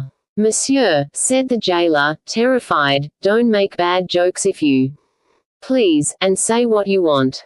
Well, my good Father Courtois, I would like to visit the cell where— Ah! Exclaimed the gatekeeper, so it is you, M. Louis. You may well say that I know you. What a fine, handsome young man you've grown to be. Do you think so, Father Courtois? Well, I can return the compliment. Your daughter Charlotte is, on my word, a beautiful girl. Charlotte is my sister's maid, Sir John. And she is very happy over it. She is better off there than here, M. Roland. Is it true that you are General Bonaparte's aide-de-camp? Alas! I have that honor, Courtois. You would prefer me to be Comte d'Artois' aide-de-camp, or that of M. le Duc of Angoulême. Oh, do be quiet, M. Louis. Then putting his lips to the young man's ear, tell me, is it true? What, Father Courtois? That General Bonaparte passed through Lyons yesterday. There must be some truth in the rumor, for this is the second time that I have heard it. Ah, I understand now. These good people who were watching me so curiously apparently wanted to question me. They were like you, Father Courtois. They want to know what to make of General Bonaparte's arrival. Do you know what they say, M. Louis? Still another rumor, Father Courtois. I should think so, but they only whisper it. What is it? They say that he has come to demand the throne of His Majesty Louis XVIII, from the Directory and the King's return to it, and that if Citizen Goya as president doesn't give it up of his own accord he will take it by force. Pooh! Exclaimed the young officer with an incredulous air bordering on irony. But Father Courtois insisted on his news with an affirmative nod. Possibly, said the young man, but as for that, it is news for me. And, now that you know me, will you open the gate? Of course I will. I should think so. What the devil am I about? And the jailer opened the gate with an eagerness equaling his former reluctance. The young man entered, and Sir John gate carefully, then he turned, followed by Roland and the Englishman in turn. The latter was beginning to get accustomed to his young friend's erratic character. The spleen he saw in Roland was misanthropy, without the sulkiness of Timon or the wit of Alceste. The jailer crossed the yard, which was separated from the law courts by a wall 15 feet high, with an opening let into the middle of the receding wall, closed by a massive oaken door, to admit prisoners without taking them round by the street. The jailer, we say, crossed the yard to a winding stairway in the left angle of the courtyard which led to the interior of the prison. If we insist upon these details, it is because we shall be obliged to return to this spot later, and we do not wish it to be wholly unfamiliar to our readers when that time comes. These steps led first to the antechamber of the prison, that is to say to the porter's hall of the lower court-room. From that hall 10 steps led down into an inner court, separated from a third, which was that of the prisoners, by a wall similar to the one we have described, only this one had 3 doors. At the further end of the courtyard a passage led to the jailer's own room, which gave into a second passage, on which were the cells which were picturesquely styled cages. The jailer paused before the first of these cages and said, striking the door, "This is where I put Madam, your mother, and your sister, so that if the dear ladies wanted either Charlotte or myself, they need but knock. Is there any one in the cell? No one, then please open the door. My friend, Lord Tanley, is a philanthropic Englishman who is travelling about to see if the French prisons are more comfortable than the English ones. Enter, Sir John." Perry Courtois having opened the door, Roland pushed Sir John into a perfectly square cell measuring 10 or 12 feet each way. "Oh, oh," exclaimed Sir John, "this is lugubrious." "Do you think so? Well, my dear friend, this is where my mother, the noblest woman in the world, and my sister, Bastien. Just think, that was 5 years ago, so my sister was scarcely 12. But what crime had they committed? Oh, a monstrous crime. At the anniversary festival with which the town of Bourg considered proper to commemorate the death of the friend of the people, my mother refused to permit my sister to represent one of the virgins who bore the tears of France in vases. What will you? Poor woman, she thought she had done enough for her country in giving it the blood of her son and her husband, which was flowing in Italy and Germany. She was mistaken. Her country, as it seems, claimed further the tears of her daughter. She thought that too much, especially as those tears were to flow for the citizen Marat. The result was that on the very evening of the celebration, during the enthusiastic exultation, my mother was declared accused. Fortunately Bourg had not attained the celerity of Paris. A friend of ours, an official in the record office, kept the affair dragging, until one fine day the fall and death of Robespierre were made known. That interrupted a good many things, among others the guillotinades. Our friend convinced the authorities that the wind blowing from Paris had veered toward clemency. They waited 15 days, and on the 16th they told my mother and sister that they were free. So you understand, my friend, and this involves the most profound philosophical reflection, so that if Mademoiselle Theresa Cabarrus had not come from Spain, if she had not married M.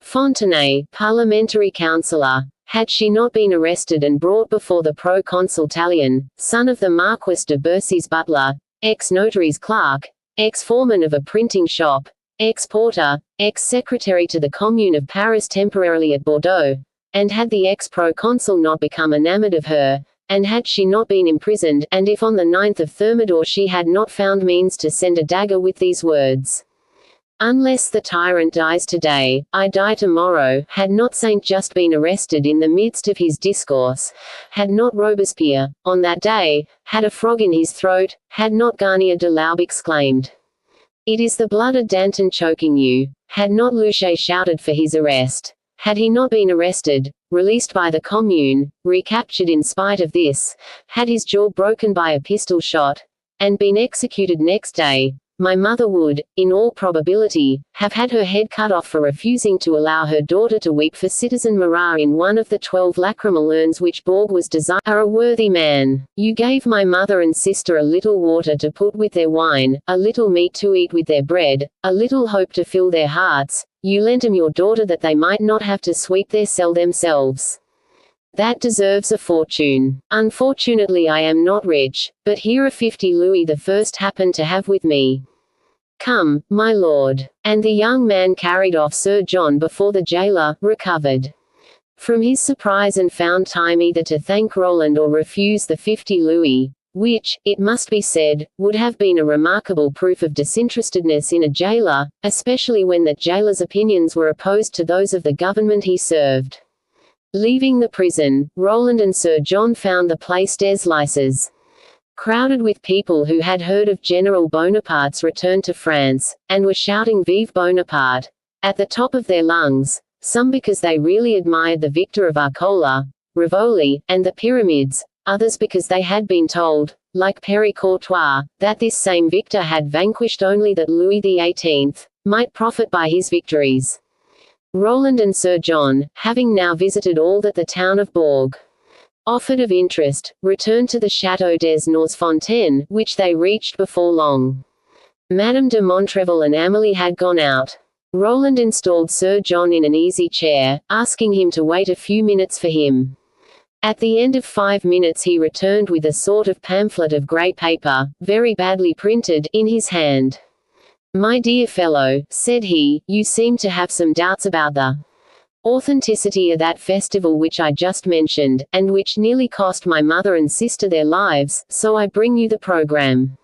Read it, and while you are doing so I will go and see what they have been doing with my dogs, for I presume that you would rather hold me quit of our fishing expedition in favor of a hunt. He went out, leaving in Sir John's hands a copy of the decree of the Municipality of the town of Borg, instituting the funeral rites. Chapter 13. The Wild Boar. Sir John was just finishing that interesting bit of history when Madame de Montrevel and her daughter returned.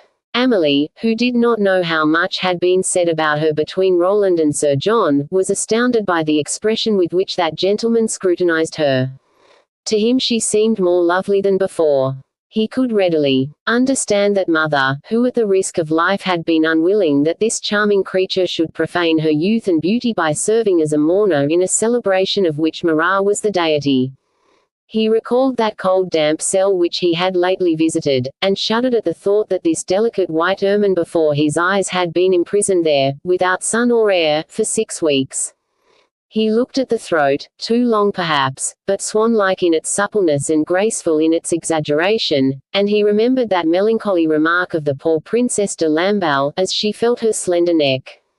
It will not give the executioner much trouble. The thoughts which succeeded each other in Sir John's mind gave to his face an expression so different from its customary aspect, that Madame de Montrevel could not refrain from asking what troubled him. He then told her of his visit to the prison, and Roland's pious pilgrimage to the dungeon where his mother and sister had been incarcerated. Just as Sir John had concluded his tale, a view halloo sounded without, and Roland entered, his hunting horn in his hands. My dear friend, he cried, thanks to my mother, we shall have a splendid hunt tomorrow. Thanks to me? Queried Madame de Montrevel. How so? Added Sir John. I left you to see about my dogs, didn't I? You said so, at any rate. I had 2 excellent beasts, Barbican and Ravaud, male and female. Oh, exclaimed Sir John, are they dead? Well, yes, but just guess what this excellent mother of mine has done, and, tilting Madame de Montrevel's head, he kissed her on both cheeks. She wouldn't let him drown a single puppy because they were the dogs of my dogs. So the result is, that today the pups, grand-pups, and great-grand-pups of Barbican and Ravaud are as numerous as the descendant of Ishmael. Instead of a pair of dogs, I have a whole pack, 25 beasts, all as black as moles with white paws, fire in their eyes and hearts, and a regiment of cornet tails that would do you good to see. And Roland sounded another halloo that brought his young brother to the scene. Oh, shouted the boy as he entered, you are going hunting tomorrow, brother Roland. I'm going to. Good, said Roland, but do you know what we are going to hunt? No, all I know is that I'm going to. We're going to hunt a boar. Oh, joy, cried the boy, clapping his little hands. Are you crazy? Asked Madame de Montrevel, turning pale. Why so, Madame Mother, if you please? Because boar hunts are very dangerous. Not so dangerous as hunting men. My brother got back safe from that, and so will I from the other. Roland, cried Madame de Montrevel, while Amélie, lost in thought, took no part in the discussion. Roland, make Edouard listen to reason. Tell him that he hasn't got common sense. But Roland, who recognized himself again in his young brother, instead of blaming him, smiled at his boyish ardor. I'd take you willingly, said he, only to go hunting one must at least know how to handle a gun. Oh, Master Roland, cried Edouard, just come into the garden a bit.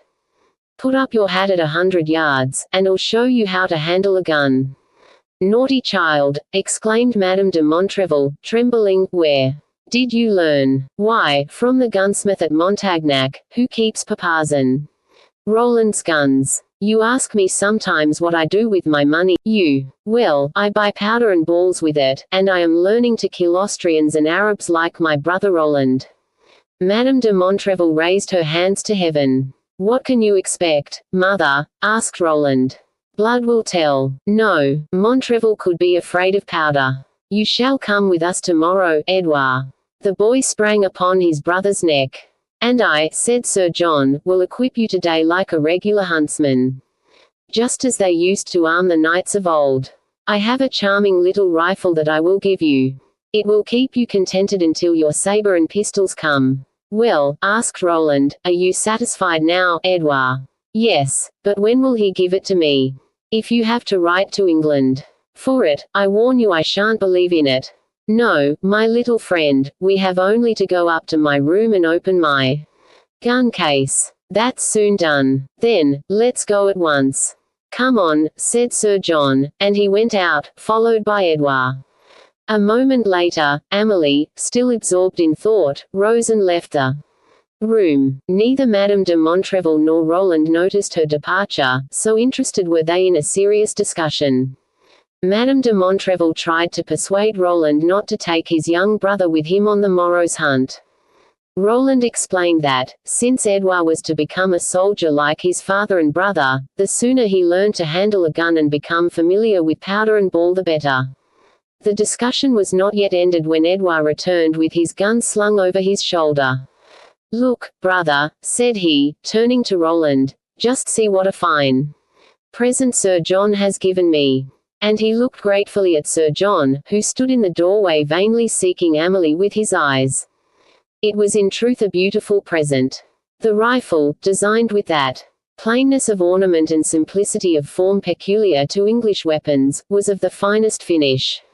Like the pistols, of which Roland had had opportunity to test the accuracy, the rifle was made by the celebrated Manton, and carried a 24 calibre bullet. That it had been originally intended for a woman was easily seen by the shortness of the stock and the velvet pad on the trigger. This original purpose of the weapon made it peculiarly suitable for a boy of 12. Roland took the rifle from his brother's shoulder, looked at it knowingly, tried its action, sighted it, tossed it from one hand to the other, and then, giving it back to Edouard, said, "Thanks Sir John again. You have a rifle fit for a king's son. Let's go and try it." All three went out to try Sir John's rifle, leaving Madame de Montrevel as sad as Thetis when she saw Achilles in his woman's garb draw the sword of Ulysses from its scabbard. A quarter of an hour later, Edouard returned triumphantly. He brought his mother a bit of pasteboard of the circumference of a hat, in which he had put 10 bullets out of 12. The two men had remained behind in the park conversing. Madame de Montrevel listened to Edouard's slightly boastful account of his prowess. Then she looked at him with that deep and holy sorrow of mothers to whom fame is no compensation for the blood it sheds. Oh, ungrateful indeed is the child who has seen that look bent upon him and does not eternally remember it. Then, after a few seconds of this painful contemplation, she pressed her second son to her breast, and murmured sobbing, You too, will desert your mother someday. Yes, mother, replied the boy, to become a general like my father, or an aide-de-camp like Roland. And to be killed as your father was, as your brother perhaps will be. For the strange transformation in Roland's character had not escaped Madame de Montrevel. It was but an added dread to her other anxieties, among which Amelie's pallor and abstraction must be numbered. Amelie was just 17. Her childhood had been that of a happy, laughing girl, joyous and healthy. The death of her father had cast a black veil over her youth and gaiety. But these tempests of spring pass rapidly. Her smile, the sunshine of life's dawn, returned like that of nature, sparkling through that dew of the heart we call tears. Then, one day about 6 months before this story opens, Amelie's face had saddened, her cheeks had grown pale, and, like the birds who might the approach of wintry weather, the childlike laughter that escaped her parted lips and white teeth had fled never to return.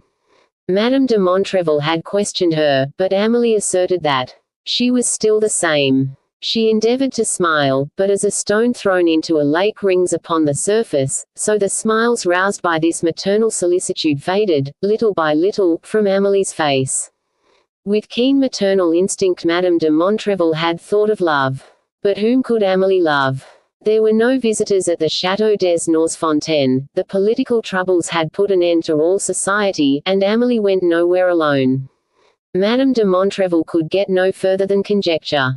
Roland's return had given her a moment's hope, but this hope fled as soon as she perceived the effect which this event had produced upon Amelie.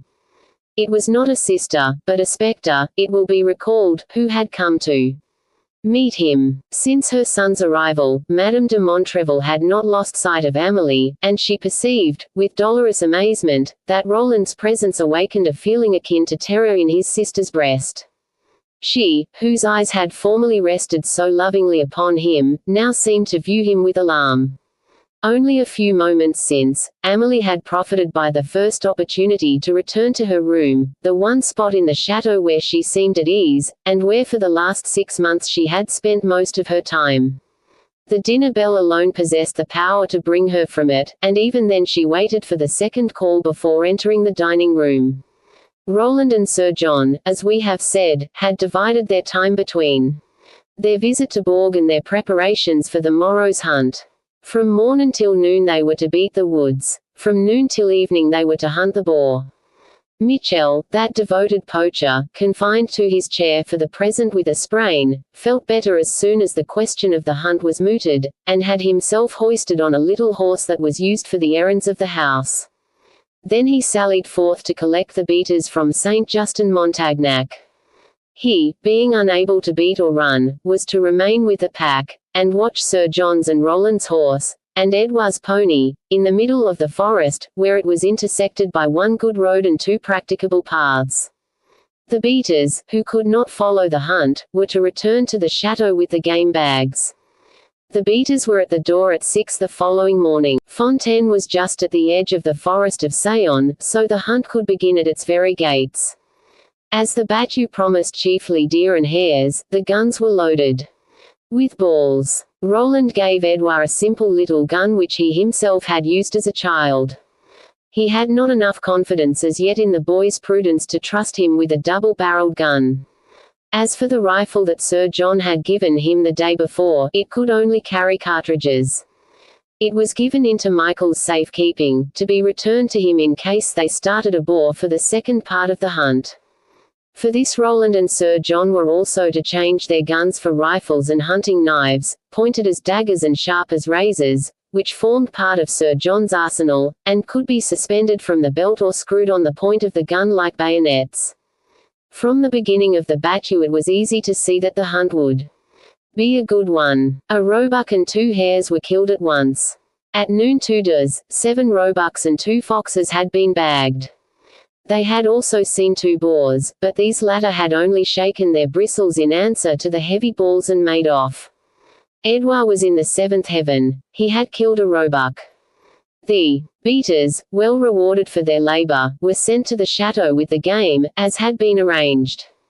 A sort of bugle was sounded to ascertain Michael's whereabout, to which he answered. In less than 10 minutes the 3 hunters had rejoined the gardener with his hounds and horses. Mitchell had seen a boar which he had sent his son to head off, and it was now in the woods not 100 paces distant. Jacques, Michael's eldest son, beat up the woods with Barbican and Ravord, the heads of the pack, and in about 5 minutes the boar was found in his lair. They could have killed him at once, or at least shot at him, but that would have ended the hunt too quickly. The huntsman launched the whole pack at the animal, which, seeing this troop of pygmies swoop down upon him, started off at a slow trot. He crossed the road, Roland giving the view halloo, and headed in the direction of the Chartreuse of Sayon, the 3 riders following the path which led through the woods. The boar led them a chase which, pavilion belonging to the Chartreuse, in one of the most tangled thickets of the forest. It was impossible to force the horses through it, and the riders dismounted. The barking of the dogs guided them straight along the path, from which they deviated only where the obstacles they encountered rendered it necessary. From time to time yelps of pain indicated that members of the attacking party had ventured too close to the animal, and had paid the price of their temerity. About 20 feet from the scene of action the hunters began to see the actors. The boar was backed against a rock to avoid attack in the rear. Then, bracing himself on his forepaws, he faced the dogs with his ensanguined eyes and enormous tusks. They quivered around him like a moving carpet. 5 or 6, more or less badly wounded, were staining the battlefield with their blood, though still attacking the boar with a fury and courage that might have served as an example to the bravest men. Each hunter faced the scene with the characteristic signs of his age. Nature and nation. Edouard, at one and the same time, the most imprudent and the smallest, finding the path less difficult, owing to his small stature, arrived first. Roland, heedless of danger of any kind, seeking rather than avoiding it, followed. Finally Sir John, slower, graver, more reflective, brought up the rear. Once the boar perceived his hunters he paid no further attention to the dogs. He fixed his gleaming, sanguinary eyes upon them, but his only movement was a snapping of the jaws, which he brought together with a threatening sound. Roland watched the scene for an instant, evidently desirous of flinging himself into the midst of the group, knife in hand, to slit the boar's throat as a butcher would that of a calf or a pig. This impulse was so apparent that Sir John caught his arm, and little Edouard exclaimed, "Oh, brother, let me shoot the boar." Roland restrained himself, and stacking his gun against a tree, waited. Armed only with his hunting knife, which he had drawn from its sheath. "Very well," said he, "shoot him, but be careful about it." "Oh, don't worry," retorted the child, between his set teeth. His face was pale but resolute as he aimed the barrel of his rifle at the animal's head. "If he misses him, or only wounds him," observed Sir John, "you know that the brute will be upon us before we can see him through the smoke." "I know it, my lord, but I am accustomed to these hunts," replied Roland, his nostrils quivering, his eyes sparkling, his lips parted. "Fire, Edouard." The shot followed the order upon the instant, but after the shot, or even before it, the beast, swift as lightning, rushed upon the child. A second shot followed the first, but the animal's scarlet eyes still gleamed through the smoke. But, as it rushed, it met Roland with his knee on the ground, the knife in his hand. A moment later a tangled, formless group, man and boar and man, was rolling on the ground. Then a third shot rang out, followed by a laugh from Roland. "Ah, my lord," cried the young man, "you've wasted powder and shot.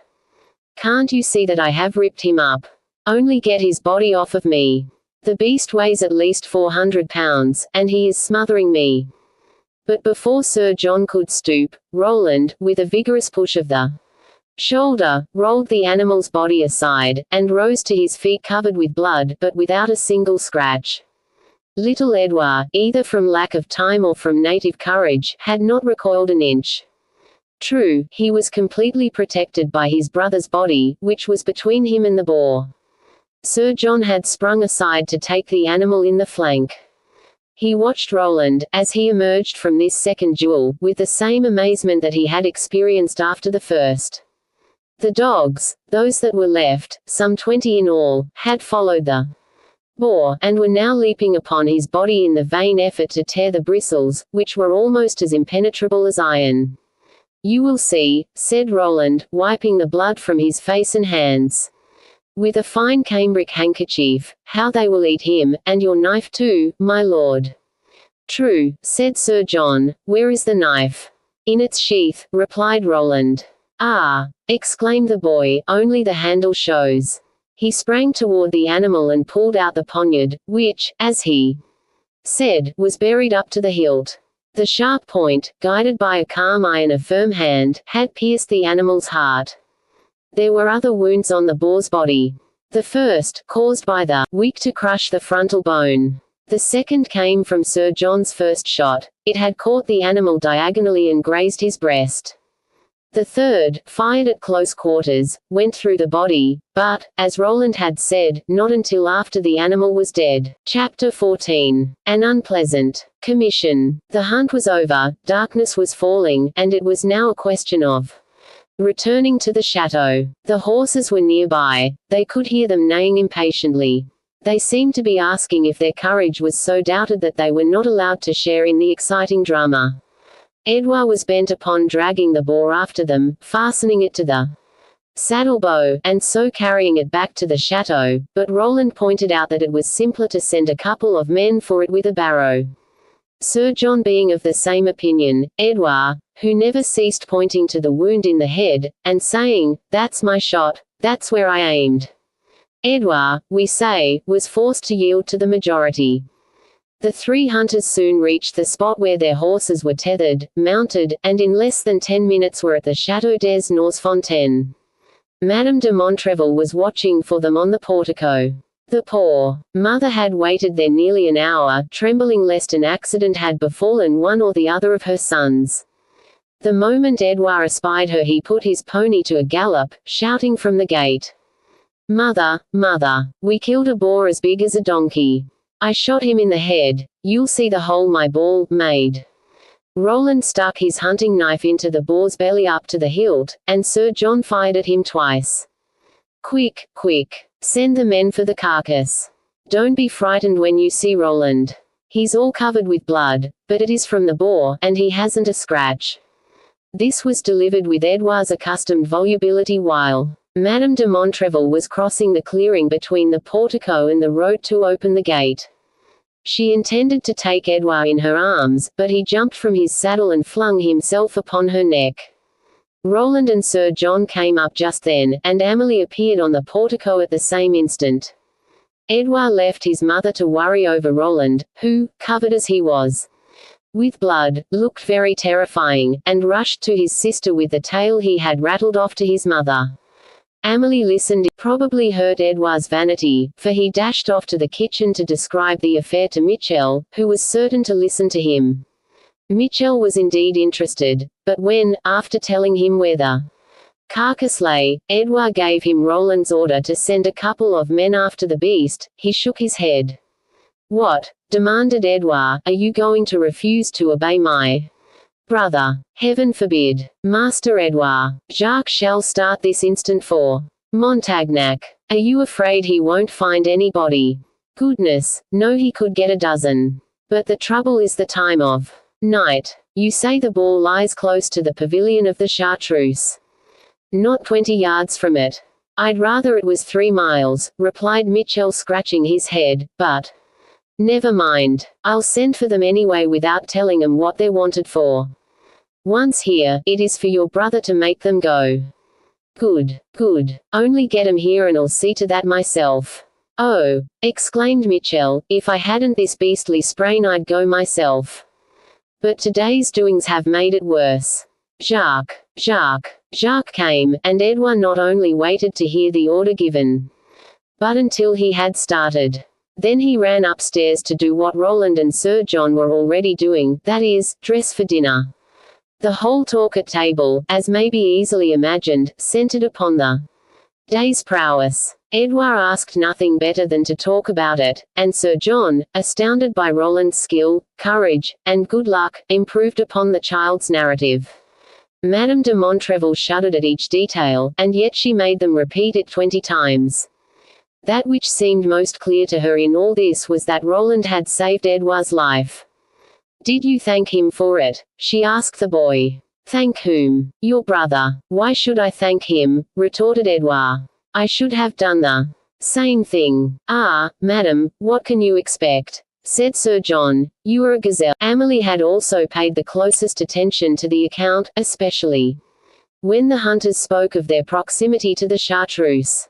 From that time on she listened with anxious eyes, and seemed scarcely to breathe, until they told of leaving the woods after the killing. After dinner, word was brought that Jacques had returned with 2 peasants from Montagnac. They wanted exact directions as to where the hunters had left the animal.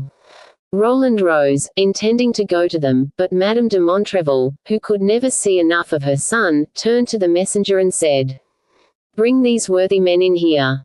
It is not necessary to disturb Roland for that." 5 minutes later the 2 peasants entered, twirling their hats in their hands. "My sons," said Roland, "I want you to fetch the boar we killed in the forest of Sayon." "That can be done," said one of the peasants, consulting his companion with a look. "Yes, it can be done," answered the other. "Don't be alarmed," said Roland. "You shall lose nothing by your trouble." "Oh, we're not," interrupted one of the peasants. "We know you, Monsieur de Montrevel." "Yes," answered the other, "we know that, like your father, you're not in the habit of making people work for nothing." "Oh, if all the aristocrats had been like you, Monsieur Louis, there wouldn't have been any revolution." "Of course not," said the other, who seemed to have come solely to echo affirmatively what his companion said. "It remains to be seen now where the animal is," said the first peasant. "Yes," repeated the second, "remains to be seen where it is." "Oh, it won't be hard to find." "So much the better," interjected the peasant. "Do you know the one that belongs to the chartreuse of Sayon?" The peasants looked at each other. "Well, you'll find it some 20 feet distant from the front on the way to Genaud." The peasants looked at each other once more. "Hum," grunted the first one. "Hum," repeated the other, faithful echo of his companion. "Well, what does this mean?" demanded Roland. "Confound it. Come, explain yourselves. What's the matter?" "The matter is that we'd rather that it was the other end of the forest." "But why the other end?" retorted Roland, impatiently. "It is 9 miles from here to the other end, and barely 3 from here to where we left the boar." "Yes," said the first peasant, "but just where the boar lies." And he paused and scratched his head. "Exactly, that's what," added the other. "Just what?" "It's a little too near the chartreuse."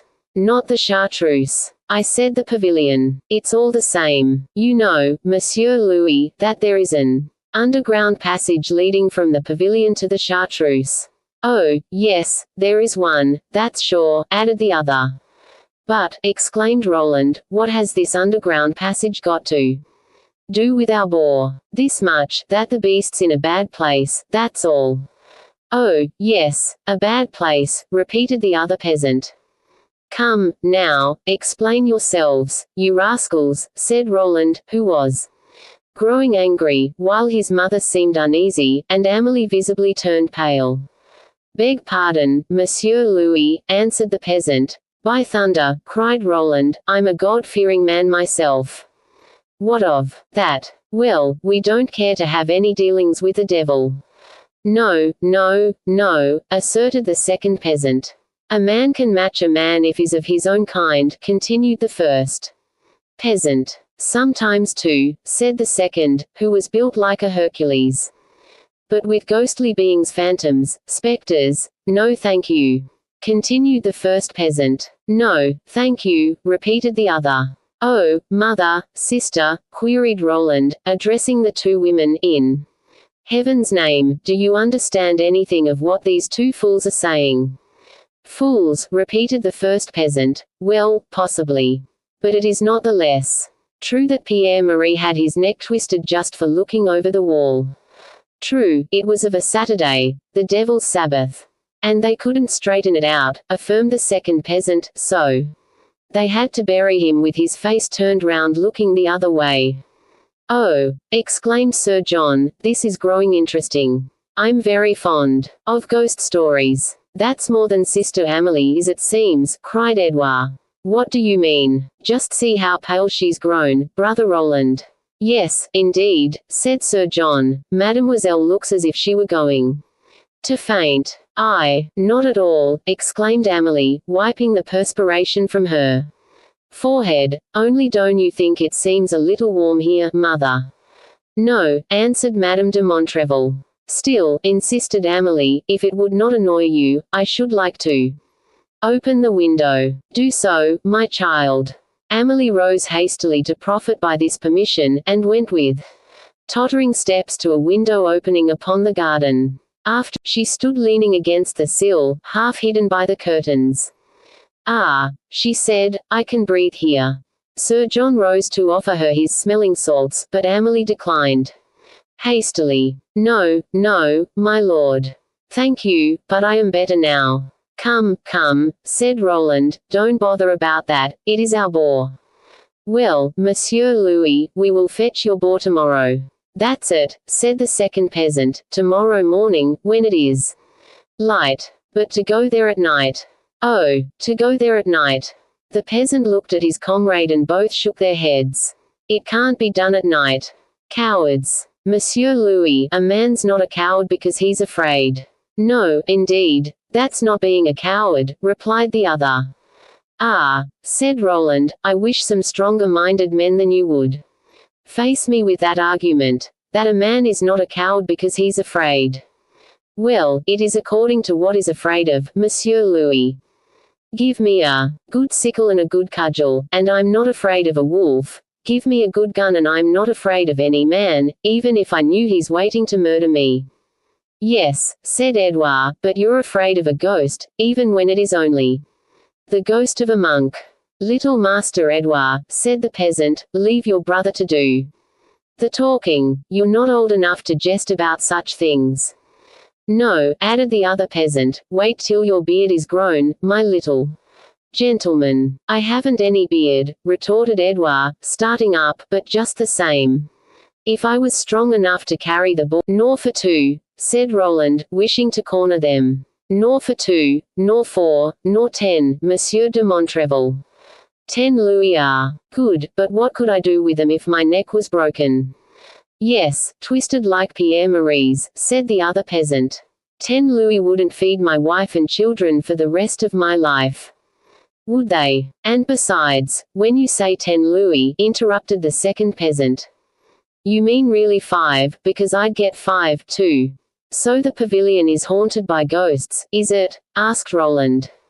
I didn't say the pavilion. I'm not sure about the pavilion, but in the chartreuse. In the chartreuse, are you sure? Oh, there, certainly. Have you seen them? I haven't, but some folks have. Has your comrade? Asked the young officer, turning to the second peasant. I haven't seen them, but I did see flames, and Claude Philippon heard chains. Ah, so they have flames and chains, said Roland. Yes, replied the first peasant, for I have seen the flames myself.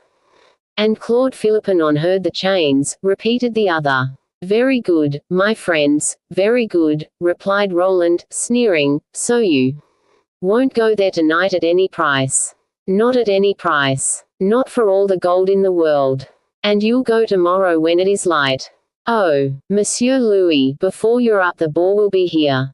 Before you're up, said Echo. All right, said Roland. Come back to me the day after tomorrow. Willingly, Monsieur Louis. What do you want us to do? Never mind. Oh, we'll come. That means that the moment you say, come, you can count upon us. Monsieur Louis. Well, then I'll have some information for you. What about the ghosts? Amelie gave a stifled cry. Madame de Montrevel alone heard it. Louis dismissed the two peasants, and they jostled each other at the door in their efforts to go through together. Nothing more was said that evening about the chartreuse or the pavilion, nor of its supernatural tenants, specters or phantoms who haunted them. Chapter 15. The Strong-Minded Man. At 10 o'clock everyone was in bed at the Château des Norsfontaines, or, at any rate, all had retired to their rooms. 3 or 4 times in the course of the evening Amélie had approached Roland as if she had something to say to him, but each time the words died upon her lips. When the family left the salon, she had taken his arm, and, although his room was on the floor above hers, she had accompanied him to his very door. Roland had kissed her, bade her good night, and closed his door, declaring himself very tired. Nevertheless, in spite of this assertion, Roland, once alone, did not proceed to undress. He went to his collection of arms, selected a pair of magnificent pistols, manufactured at Versailles, and presented to his father by the convention. He snapped the triggers, and blew into the barrels to see that there were no old charges in them. They were in excellent condition. After which he laid them side by side on the table, then going to the door, looking out upon the stairs, he opened it softly to see if anyone were watching. Finding the corridor and stairs empty, he went to Sir John's door and knocked. "Come in," said the Englishman. Sir John, like himself, was not prepared for bed. "I guessed from the sign you made me that you had something to say to me," said Sir John, "so I waited for you, as you see." "Indeed, I have something to say to you," returned Roland, seating himself gaily in an armchair. "My kind host," replied the Englishman, "I am beginning to understand you. When I see you as gay as you are now, I am like your peasants, I feel afraid." "Did you hear what they were saying?" "I heard them tell a splendid ghost story. I, myself, have a haunted castle in England. Have you ever seen the ghosts, my lord?" "Yes, when I was little. Unfortunately, since I have grown up they have disappeared." "That's always the way with ghosts," said Roland gaily. "They come and go. How lucky it is that I should return just as the ghosts have begun to haunt the Chartreuse of Sayon." "Yes," replied Sir John, "very lucky. Only are you sure that there are any there?" "No, but I'll know by the day after tomorrow." "How so?" "I intend to spend tomorrow night there." "Oh," said the Englishman, "would you like to have me go with you?" "With pleasure, my lord. Only, unfortunately, that is impossible." "Impossible? Oh, as I have just told you, my dear fellow." "But why impossible? Are you acquainted with the manners and customs of ghosts, Sir John?" asked Roland gravely.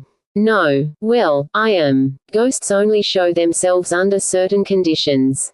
"Explain that." "Well, for example, in Italy, my lord, and in Spain, the most superstitious of countries, there are no ghosts, or if there are, why, at the best, it is only once in 10 or 20 years, or maybe in a century."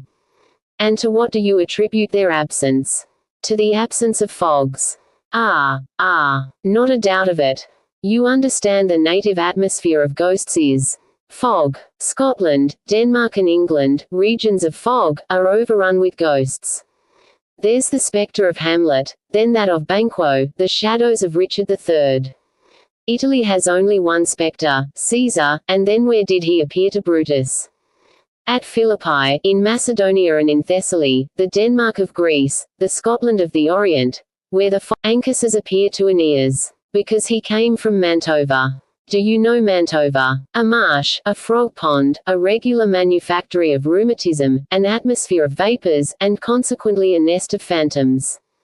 Go on, I'm listening to you. Have you seen the Rhine? Yes. Germany, isn't it? Yes. Still another country of fairies, water sprites, sylphs, and consequently phantoms, for whoso does the greater see, can see the less, and all that on account of the fog.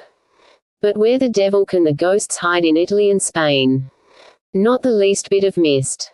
And, therefore, were I in Spain or Italy I should never attempt tomorrow's adventure. But all that doesn't explain why you refuse my company, insisted Sir John. Wait a moment. I've just explained to you that ghosts don't venture into certain countries, because they do not offer certain atmospheric conditions. Now, let me explain the precautions we must take if we wish to see them. Explain, explain, said Sir John. I would rather hear you talk than any other man, Roland. And Sir John, stretching himself out in his easy chair, prepared to listen with delight to the improvisations of this fantastic mind, which he had seen under so many aspects during the few days of their acquaintance. Roland bowed his head by way of thanks. Well, this is the way of it, and you will grasp it readily enough. I have heard so much about ghosts in my life that I know the scamps as if I had made them.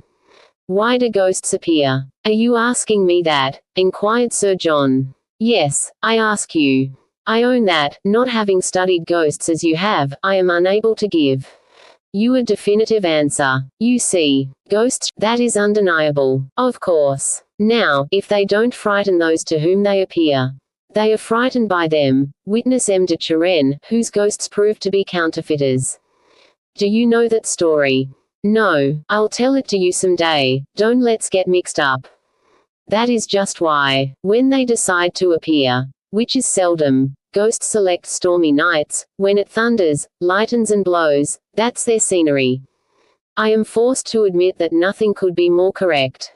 Wait a moment. There are instances when the bravest man feels a shudder run through his veins. Even before I was suffering with this aneurysm, it has happened to me a dozen times, when I have seen the flash of sabers and heard the thunder of cannon around me. It is true that since I have been subject to this aneurysm I rush where the lightning flashes and the thunder growls. Still there is the chance that these ghosts don't know this and believe that I can be frightened. Whereas that is an impossibility, isn't it? Asked Sir John. What will you? When, right or wrong, one feels that, far from dreading death, one has every reason to seek it, what should he fear? But I repeat, these ghosts, who know so much, may not know that only ghosts know this. They know that the sense of fear increases or diminishes according to the seeing and hearing of exterior things. Thus, for example, where do phantoms prefer to appear? In dark places, cemeteries, old cloisters, ruins, subterranean passages, because the aspect of these localities predisposes the soul to fear. What precedes their appearance? The rattling of chains, groans, sighs, because there is nothing very cheerful in all that. They are careful not to appear in the bright light, or after a strain of dance music. No, fear is an abyss into which you descend step by step, until you are overcome by vertigo. Your feet slip, and you plunge with closed eyes to the bottom of the precipice. Now, if you read the accounts of all these apparitions, you'll find they all proceed like this. First the sky darkens, the thunder growls, the wind howls, doors and windows rattle, the lamp, if there is a lamp in the room of the person the ghosts are trying to frighten, the lamp flares, flickers and goes out, utter darkness. Then, in the darkness, groans, wails and the rattling of chains have not seen but read about have presented themselves under similar circumstances. Isn't that so, Sir John? Perfectly. And did you ever hear of a ghost appearing to two persons at the same time? I certainly never did hear of it. It's quite simple, my dear fellow. Two together, you understand, have no fear. Fear is something mysterious, strange, independent of the will, requiring isolation, darkness and solitude. A ghost is no more dangerous than a cannonball. Well, a soldier never fears a cannonball in the daytime, when his elbows touch a comrade to the right and left. No, he goes straight for the battery and is either killed or he kills. That's not what the phantoms want. That's why they never appear to two persons at the same time, and that is the reason I want to go to the Chartreuse alone, my lord. Your presence would prevent the boldest ghost from appearing. If I see nothing, or if I see something worth the trouble, you can have your turn the next day. Does the bargain suit you? Perfectly. But why can't I take the first night? Ah, first, because the idea didn't occur to you, and it is only just that I should benefit by my own cleverness. Besides, I belong to the region. I was friendly with the good monks in their lifetime, and there may be a chance of their appearing to me after death. Moreover, as I know the localities, if it becomes necessary to run away or pursue I can do it better than you.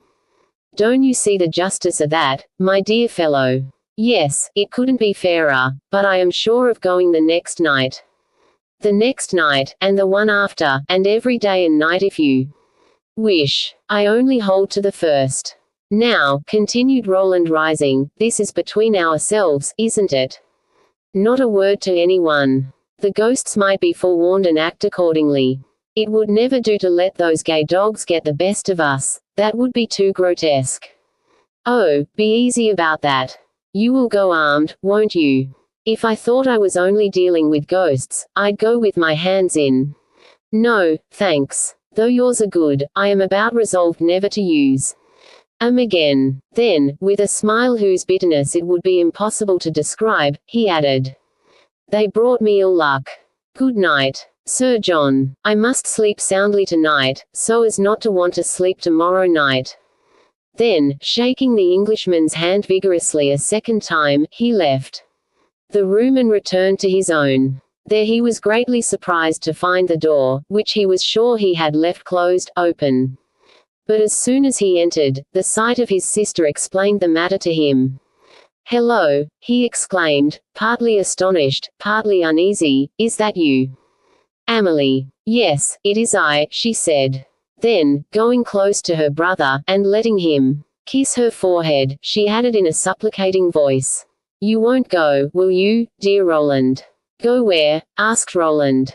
To the Chartreuse. Good. Who told you that? Oh, for one who knows, how difficult it is to guess. And why don't you want me to go to the Chartreuse? I'm afraid something might happen to you. What? So you believe in ghosts, do you? He asked, looking fixedly into Amelie's eyes. Amelie lowered her glance, and Roland felt his sister's hand tremble in his. Come, said Roland. Amelie, at least the one I used to know. General de Montrevel's daughter and Roland's sister, is too intelligent to yield to these vulgar terrors. It's impossible that you can believe these tales of apparitions, chains, flames, specters, and phantoms. If I did believe them, Roland, I should not be so alarmed. If ghosts do exist, they must be souls without bodies, and consequently cannot bring their material hatred from the grave. Besides, why should a ghost hate you, Roland? The young girl raised her beautiful eyes, wet with tears, to Roland, and threw herself in his arms, saying, I don't know, Roland. But I can't help it, I am afraid. The young man raised her head, which she was hiding in his breast, with gentle force, and said, kissing her eyelids softly and tenderly, you don't believe I shall have ghosts to fight with tomorrow, do you? Oh, brother, don't go to the Chartreuse, cried Amelie, eluding the question. Mother told you to say this to me, didn't she? Oh, no, brother. Mother said nothing to me. It is I who guessed that.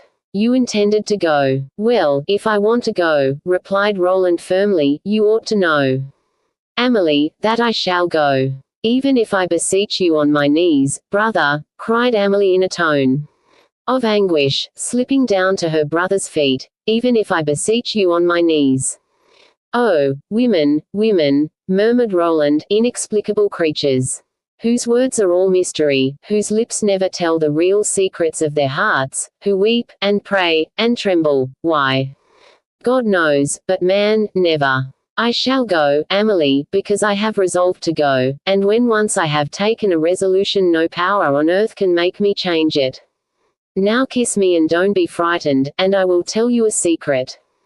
Amelie raised her head, and gazed questioningly, despairingly, at Roland. I have known for more than a year, replied the young man, that I have the misfortune not to be able to die. So reassure yourself, and don't be afraid. Roland uttered these words so dolefully that Amelie, who had, until then, kept her emotion under control, left the room sobbing. Chapter 16. The Ghost. The next evening, at about the same hour, the young officer, after convincing himself that everyone in the Château des Fontaines had gone to bed, opened his door softly, went downstairs holding his breath, reached the vestibule, slid back the bolts of the outer door noiselessly, and turned round to make sure that all was quiet. Reassured by the darkened windows, he boldly opened the iron gate. The hinges had probably been oiled that day, for they turned without grating, and closed as noiselessly as they had opened behind Roland, who walked rapidly in the direction of Pont Danet Borg. He had hardly gone 100 yards before the clock at St. Just struck once. That of Montagnac answered like a bronze echo. It was 10:30 o'clock. At the pace the young man was walking he needed only 20 minutes to reach the Chartreuse, especially if, instead of skirting the woods, he took the path that led direct to the monastery. Roland was too familiar from youth with every nook of the forest of Sayon to needlessly lengthen his walk 10 minutes. He therefore turned unhesitatingly into the forest, coming out on the other side in about 5 minutes. Once there, he had only to cross a bit of open ground to reach the orchard wall of the convent. This took barely another 5 minutes. At the foot of the wall he stopped, but only for a few seconds. He unhooked his cloak, rolled it into a ball, and tossed it over the wall. The cloak off, he stood in a velvet coat, white leather breeches, and top boots. The coat was fastened round the waist by a belt in which were a pair of pistols. A broad-brimmed hat covered his head and shaded his face. With the same rapidity with which he had removed his garment that might have hindered his climbing the wall, he began to scale it. His foot readily found a chink between the stones. He sprang up, seizing the coping, and was on the other side without even touching the top of the wall over which he bounded. He picked up, he counted the strokes, and slowly walked around the cloister, looking and listening. He saw nothing and heard no noise. The monastery was the picture of desolation and solitude. The doors were all open, those of the cells, the chapel, and the refectory. In the refectory, a vast hall where the tables still stood in their places, Roland noticed 5 or 6 bats circling around. A frightened owl flew through a broken casement, and perched upon a tree close by, hooting dismally. "Good," said Roland, aloud. "I'll make my headquarters here. Bats and owls are the vanguards of ghosts." The sound of that human voice, lifted in the midst of this solitude, darkness and desolation, had something so uncanny, so lugubrious about it, that it would have caused even the speaker to shudder, had not Roland, as he himself said, been inaccessible to fear. He looked about for a place from which he could command the entire hall. An isolated table, placed on a sort of stage at one end of the refectory, which had no doubt been used by the superior of the convent to take his food apart from the monks, to read from pious books during the repast, seemed to Roland best adapted to his needs. Here, backed by the wall, he could not be surprised from behind, and, once his eye grew accustomed to the darkness, he could survey every part of the hall. He looked for a seat, and found an overturned stool about 3 feet from the table, probably the one occupied by the reader or the person dining there in solitude. Roland sat down at the table, loosened his cloak to ensure greater freedom of movement, took his pistols from his belt, laid one on the table, and striking 3 blows with the butt end of the other, he said, in a loud voice, "The meeting is open. The ghosts can appear. Those who have passed through churches and cemeteries at night have often experienced, without analyzing it, the supreme necessity of speaking low and reverently which attaches to certain localities. Only such persons can understand the strange impression produced on anyone who heard it by that curt, mocking voice which now disturbed the solitude and the shadows." As he had expected, Roland's eyes had accustomed themselves to the darkness, and now, by the pale light of the rising moon, whose long, white rays penetrated the refectory through the broken windows, he could see distinctly from one end to the other of the vast apartment. Although Roland was as evidently without fear internally as externally, he was not without distrust, and his ear caught the slightest sounds. He heard the half-hour strike. In spite of himself the sound startled him, for it came from the bell of the convent. How was it that, in this ruin where all was dead, a clock, the pulse of time, was living? "Oh, said Roland, "that proves that I shall see something." The words were spoken almost in an aside. The majesty of the place, and the silence acted upon that heart of iron, firm as the iron that had just tolled the call of time upon eternity. The minutes slowly passed, one after the other. Perhaps a cloud was passing between earth and moon, for Roland fancied that the shadows deepened. Then, as midnight approached, he seemed to hear 1,000 confused, imperceptible sounds, coming no doubt from the nocturnal universe which wakes while the other sleeps. Nature permits no suspension of life, even for repose. She created her nocturnal world, even as she created her daily world, from the gnat which buzzes about the sleeper's pillow to the lion prowling around the Arab's bivouac. But Roland, the camp watcher, the sentinel of the desert, Roland, the hunter, the soldier, knew all those sounds. They were powerless to disturb him. Then, mingling with these sounds, the tones of the clock, chiming the hour, vibrated above his head. This time it was midnight. Roland counted the 12 strokes, one after the other. The last hung, quivering upon the air, like a bird with iron wings, then slowly expired, sad and mournful.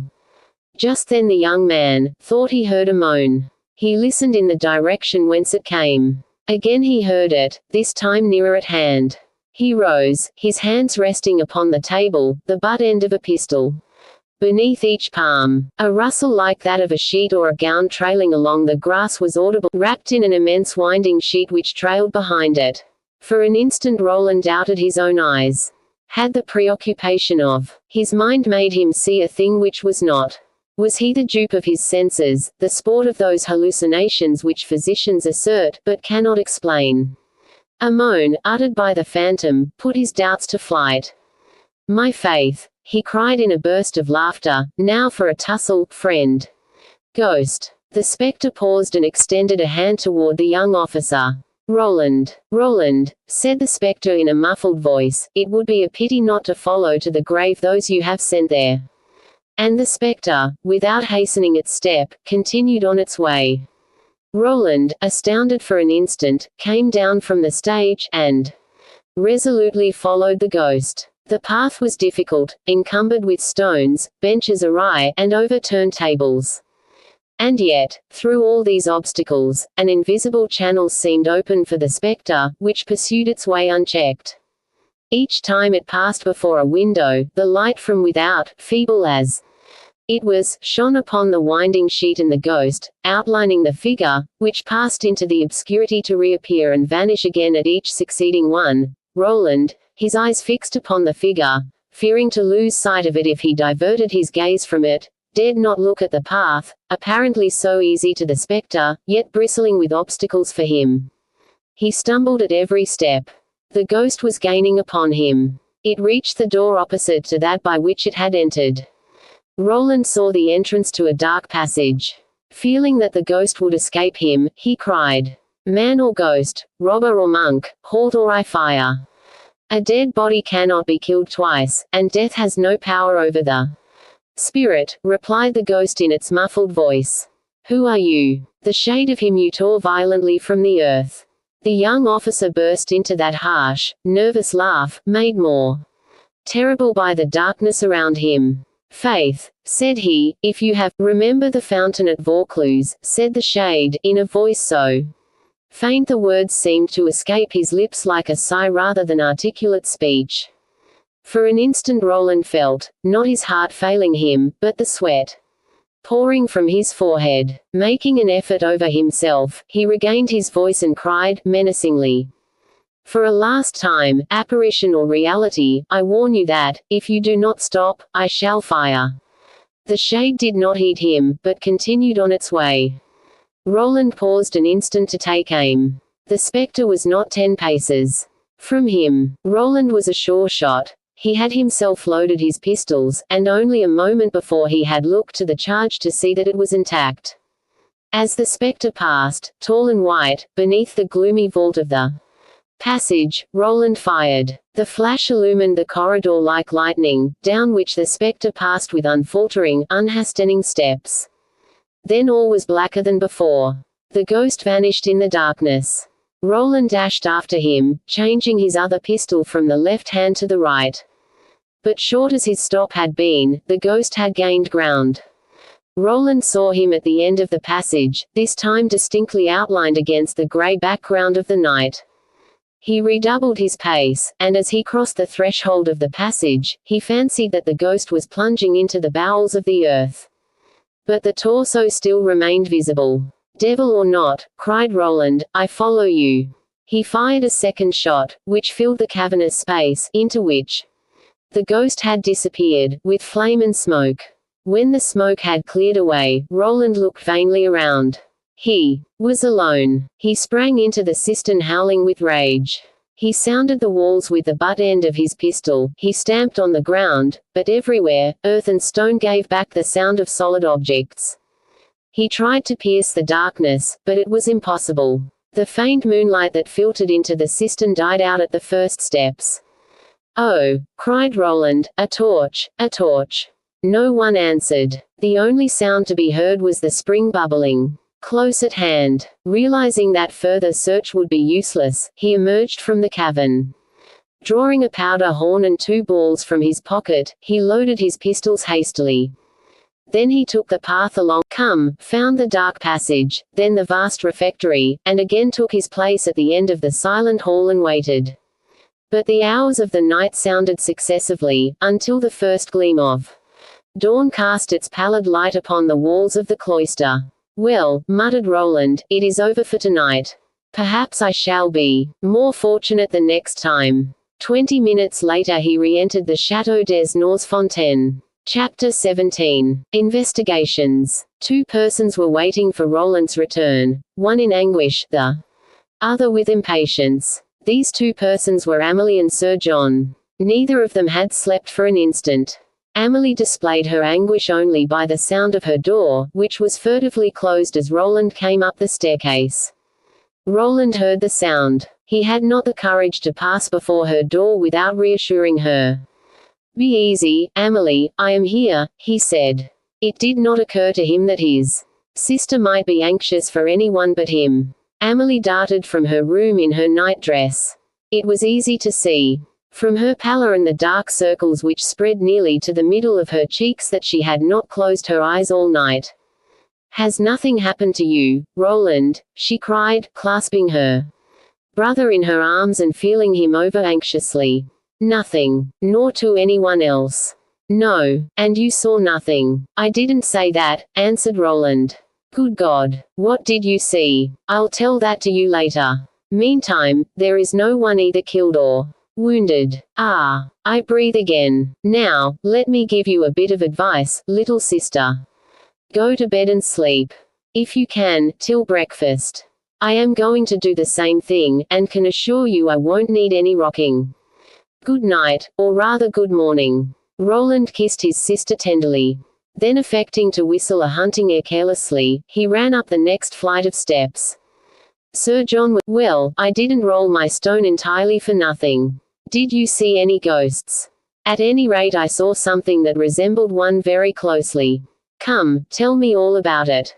I see you won't be able to sleep, or at best only fitfully, if I don't.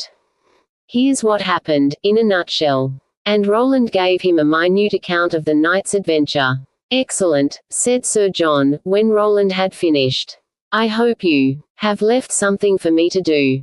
"I am even afraid," answered Roland, "that I have left you the hardest part." Then, as Sir John went over each detail, asking many questions about the localities, he said, "Listen, Sir John. We will pay the Chartreuse a visit in broad daylight, after breakfast, which will not interfere in the least with your night watch.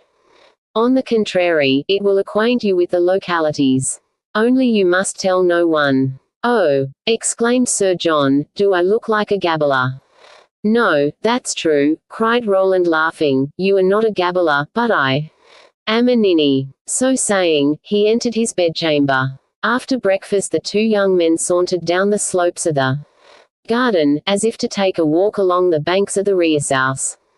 Then they bore to the left, swung up the hill for about 40 paces, struck into the highroad, and crossed the woods, till they reached the convent wall at the very place where Roland had climbed over it on the preceding night.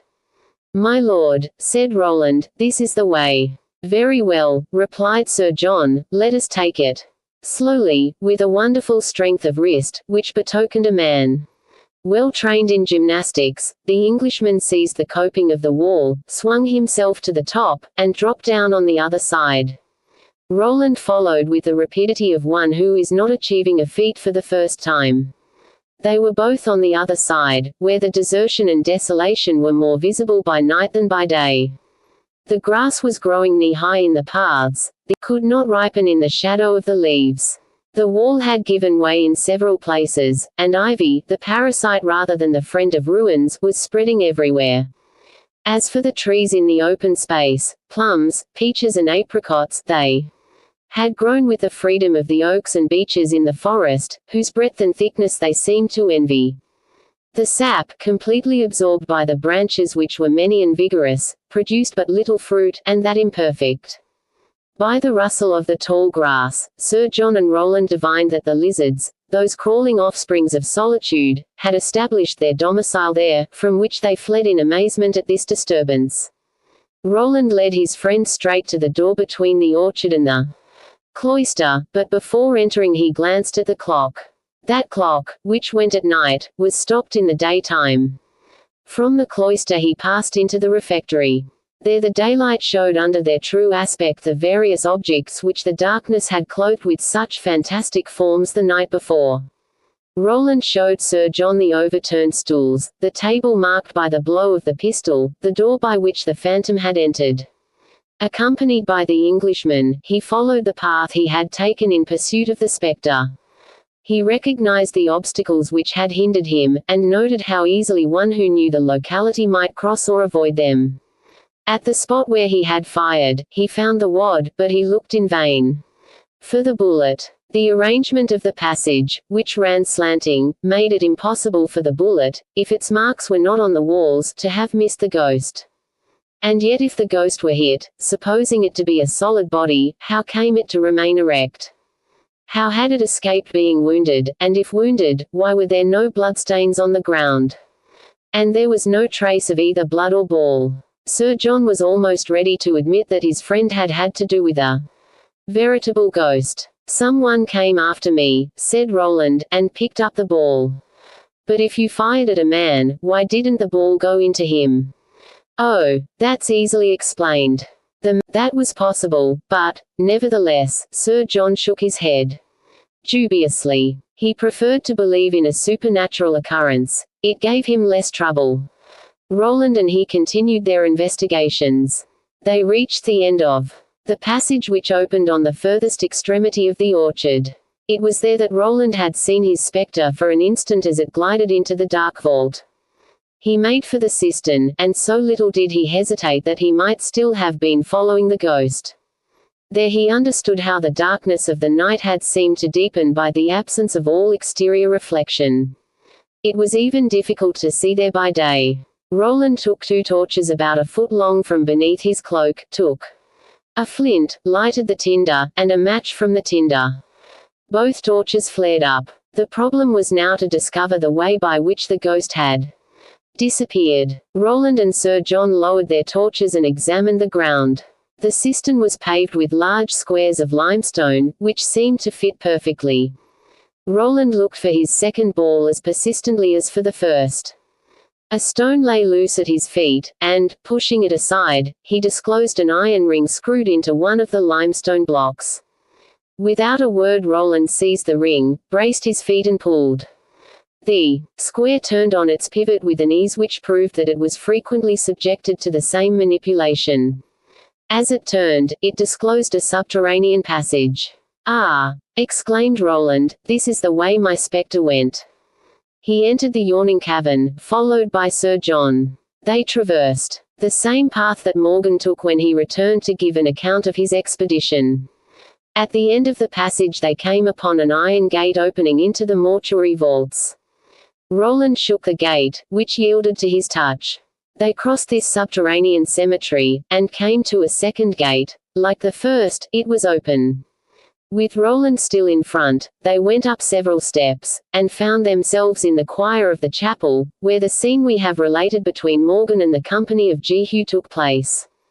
Only now the stalls were empty, the choir was deserted, and the altar, degraded by the abandonment of work. It was evident to Roland that this was the goal of the false ghost, which Sir John persisted in believing a real one. But, real or false, Sir John admitted that its flight had brought it to this particular spot.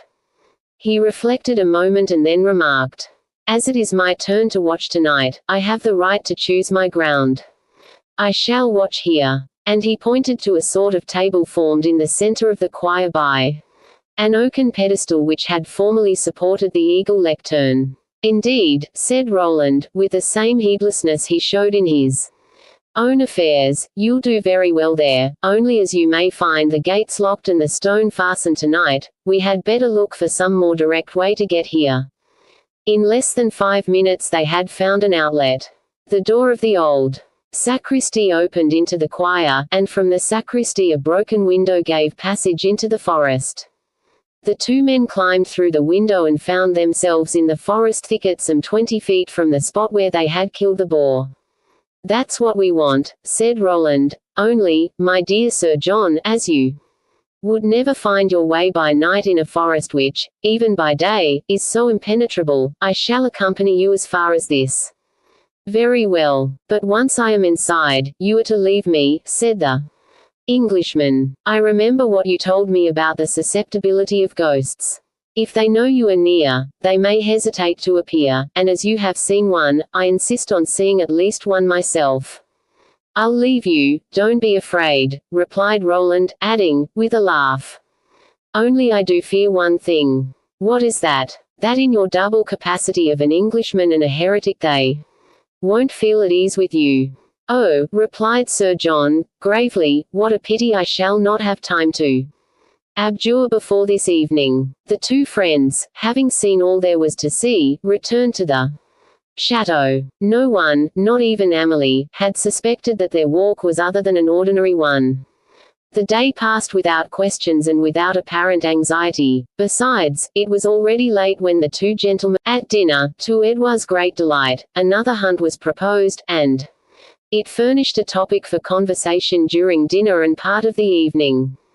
By 10 o'clock, as usual, all had retired to their rooms, except Roland, who was in that of Sir John.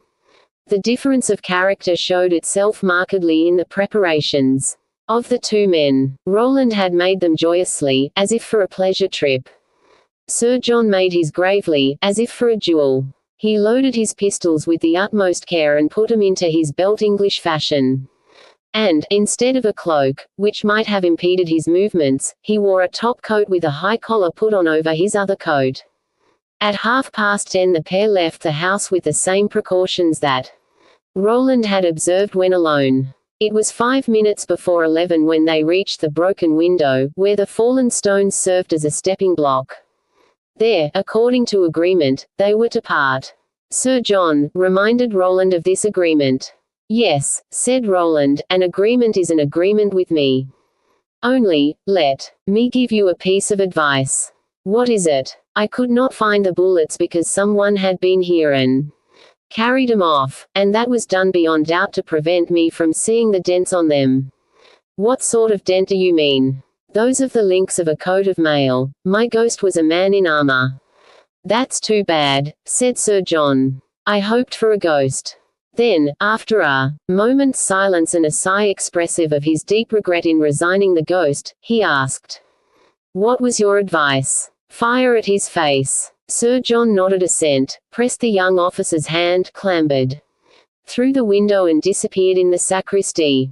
"Good night," called Roland after him. Then with the indifference to danger which a soldier generally feels for himself and his companions, Roland. Chapter 18. The trial. The next day Roland, who had been unable to sleep till about 2 in the morning, woke about 7. Collecting his scattered wits, he recalled what had passed between Sir John and himself the night before, and was astonished that the Englishman had not wakened him. He dressed hastily and went to Sir John's room at the risk of rousing him from his first sleep. He knocked at the door. Sir John made no answer. Roland knocked again, louder this time. The same silence. This time some uneasiness mingled with Roland's curiosity. The key was on the outside. The young officer opened the door, and cast a rapid glance around the room. Sir John was not there. He had not returned. The bed was undisturbed. What had happened? There was not an instant to lose, and we may be sure that, with that rapidity of decision we know in Roland, he lost not an instant. He rushed to his room, finished dressing, put his hunting knife into his belt, slung his rifle over his shoulder and went out. No one was yet awake except the chambermaid. Roland met her on the stairs. "Tell Madame de Montrevel," said he, "that I have gone into the forest of Sayon with my gun. She must not worry if Sir John and I are not on time for breakfast." Then he darted rapidly away. 10 minutes later he reached the window where he had left Sir John the night before. He listened. Not a sound came from within. The huntsman's ear could detect the morning woodland sounds, but no others. Roland climbed through the window with his customary agility, and rushed through the choir into the sacristy. One look sufficed to show him that not only the choir but the entire chapel was empty. Had the spectres led the Englishman along the reverse of the way he had come himself? Possibly. Roland passed rapidly behind the altar, into the vaults, where he found the gate open. He entered the subterranean cemetery. Darkness hid its depths. He reached the second gate. It was open like the first. He entered the vaulted passage, only, as it would be impossible to use his gun in such darkness, he slung it over his shoulder and drew out his hunting knife. Feeling his way, he continued to advance without meeting anybody, but the further he went the deeper became the darkness, which indicated that the stone in the cistern was closed. He reached the steps, and mounted them until his head touched the revolving stone. Then he made an effort, and the block turned. Roland saw daylight and leaped into the cistern. The door into the orchard stood open. Roland passed through it, crossed that portion of the orchard which lay between the cistern and the corridor at the other end of which he had fired upon the phantom. He passed along the corridor and entered the refectory. The refectory was empty. Again, as in the funereal passageway, Roland called 3 times. The wondering echo, which seemed to have forgotten the tones of the human voice, answered stammering. It was improbable that Sir John had come this way. It was necessary to go back. Roland retraced his steps, and found himself in the choir again. That was where Sir John had intended to spend the night, and there some trace of him must be found. Roland advanced only a short distance, and then a cry escaped him. A large spot of blood lay at his feet, staining the pavement. On the other side of the choir, a dozen feet from the blood, was another stain, not less large, nor less red, nor less recent. It seemed to make a pendant for the first. One of these stains was to the right, the other to the left of that sort of pedestal intended, as we have said, to support the eagle lectern, the pedestal which Sir John had selected for his place of waiting. Roland went up to it. It was drenched with blood. Evidently the drama had taken place on that spot, a drama which, if all the signs were true, must have been terrible. Roland, in his double capacity of huntsman and soldier, was keen at a quest. He could calculate the amount of blood lost by a man who was dead, or by one who was only wounded. That night 3 men had fallen, either dead or wounded. What were the probabilities? The 2 stains in the choir to the right and left of the pedestal were probably the blood of Sir John's 2 antagonists.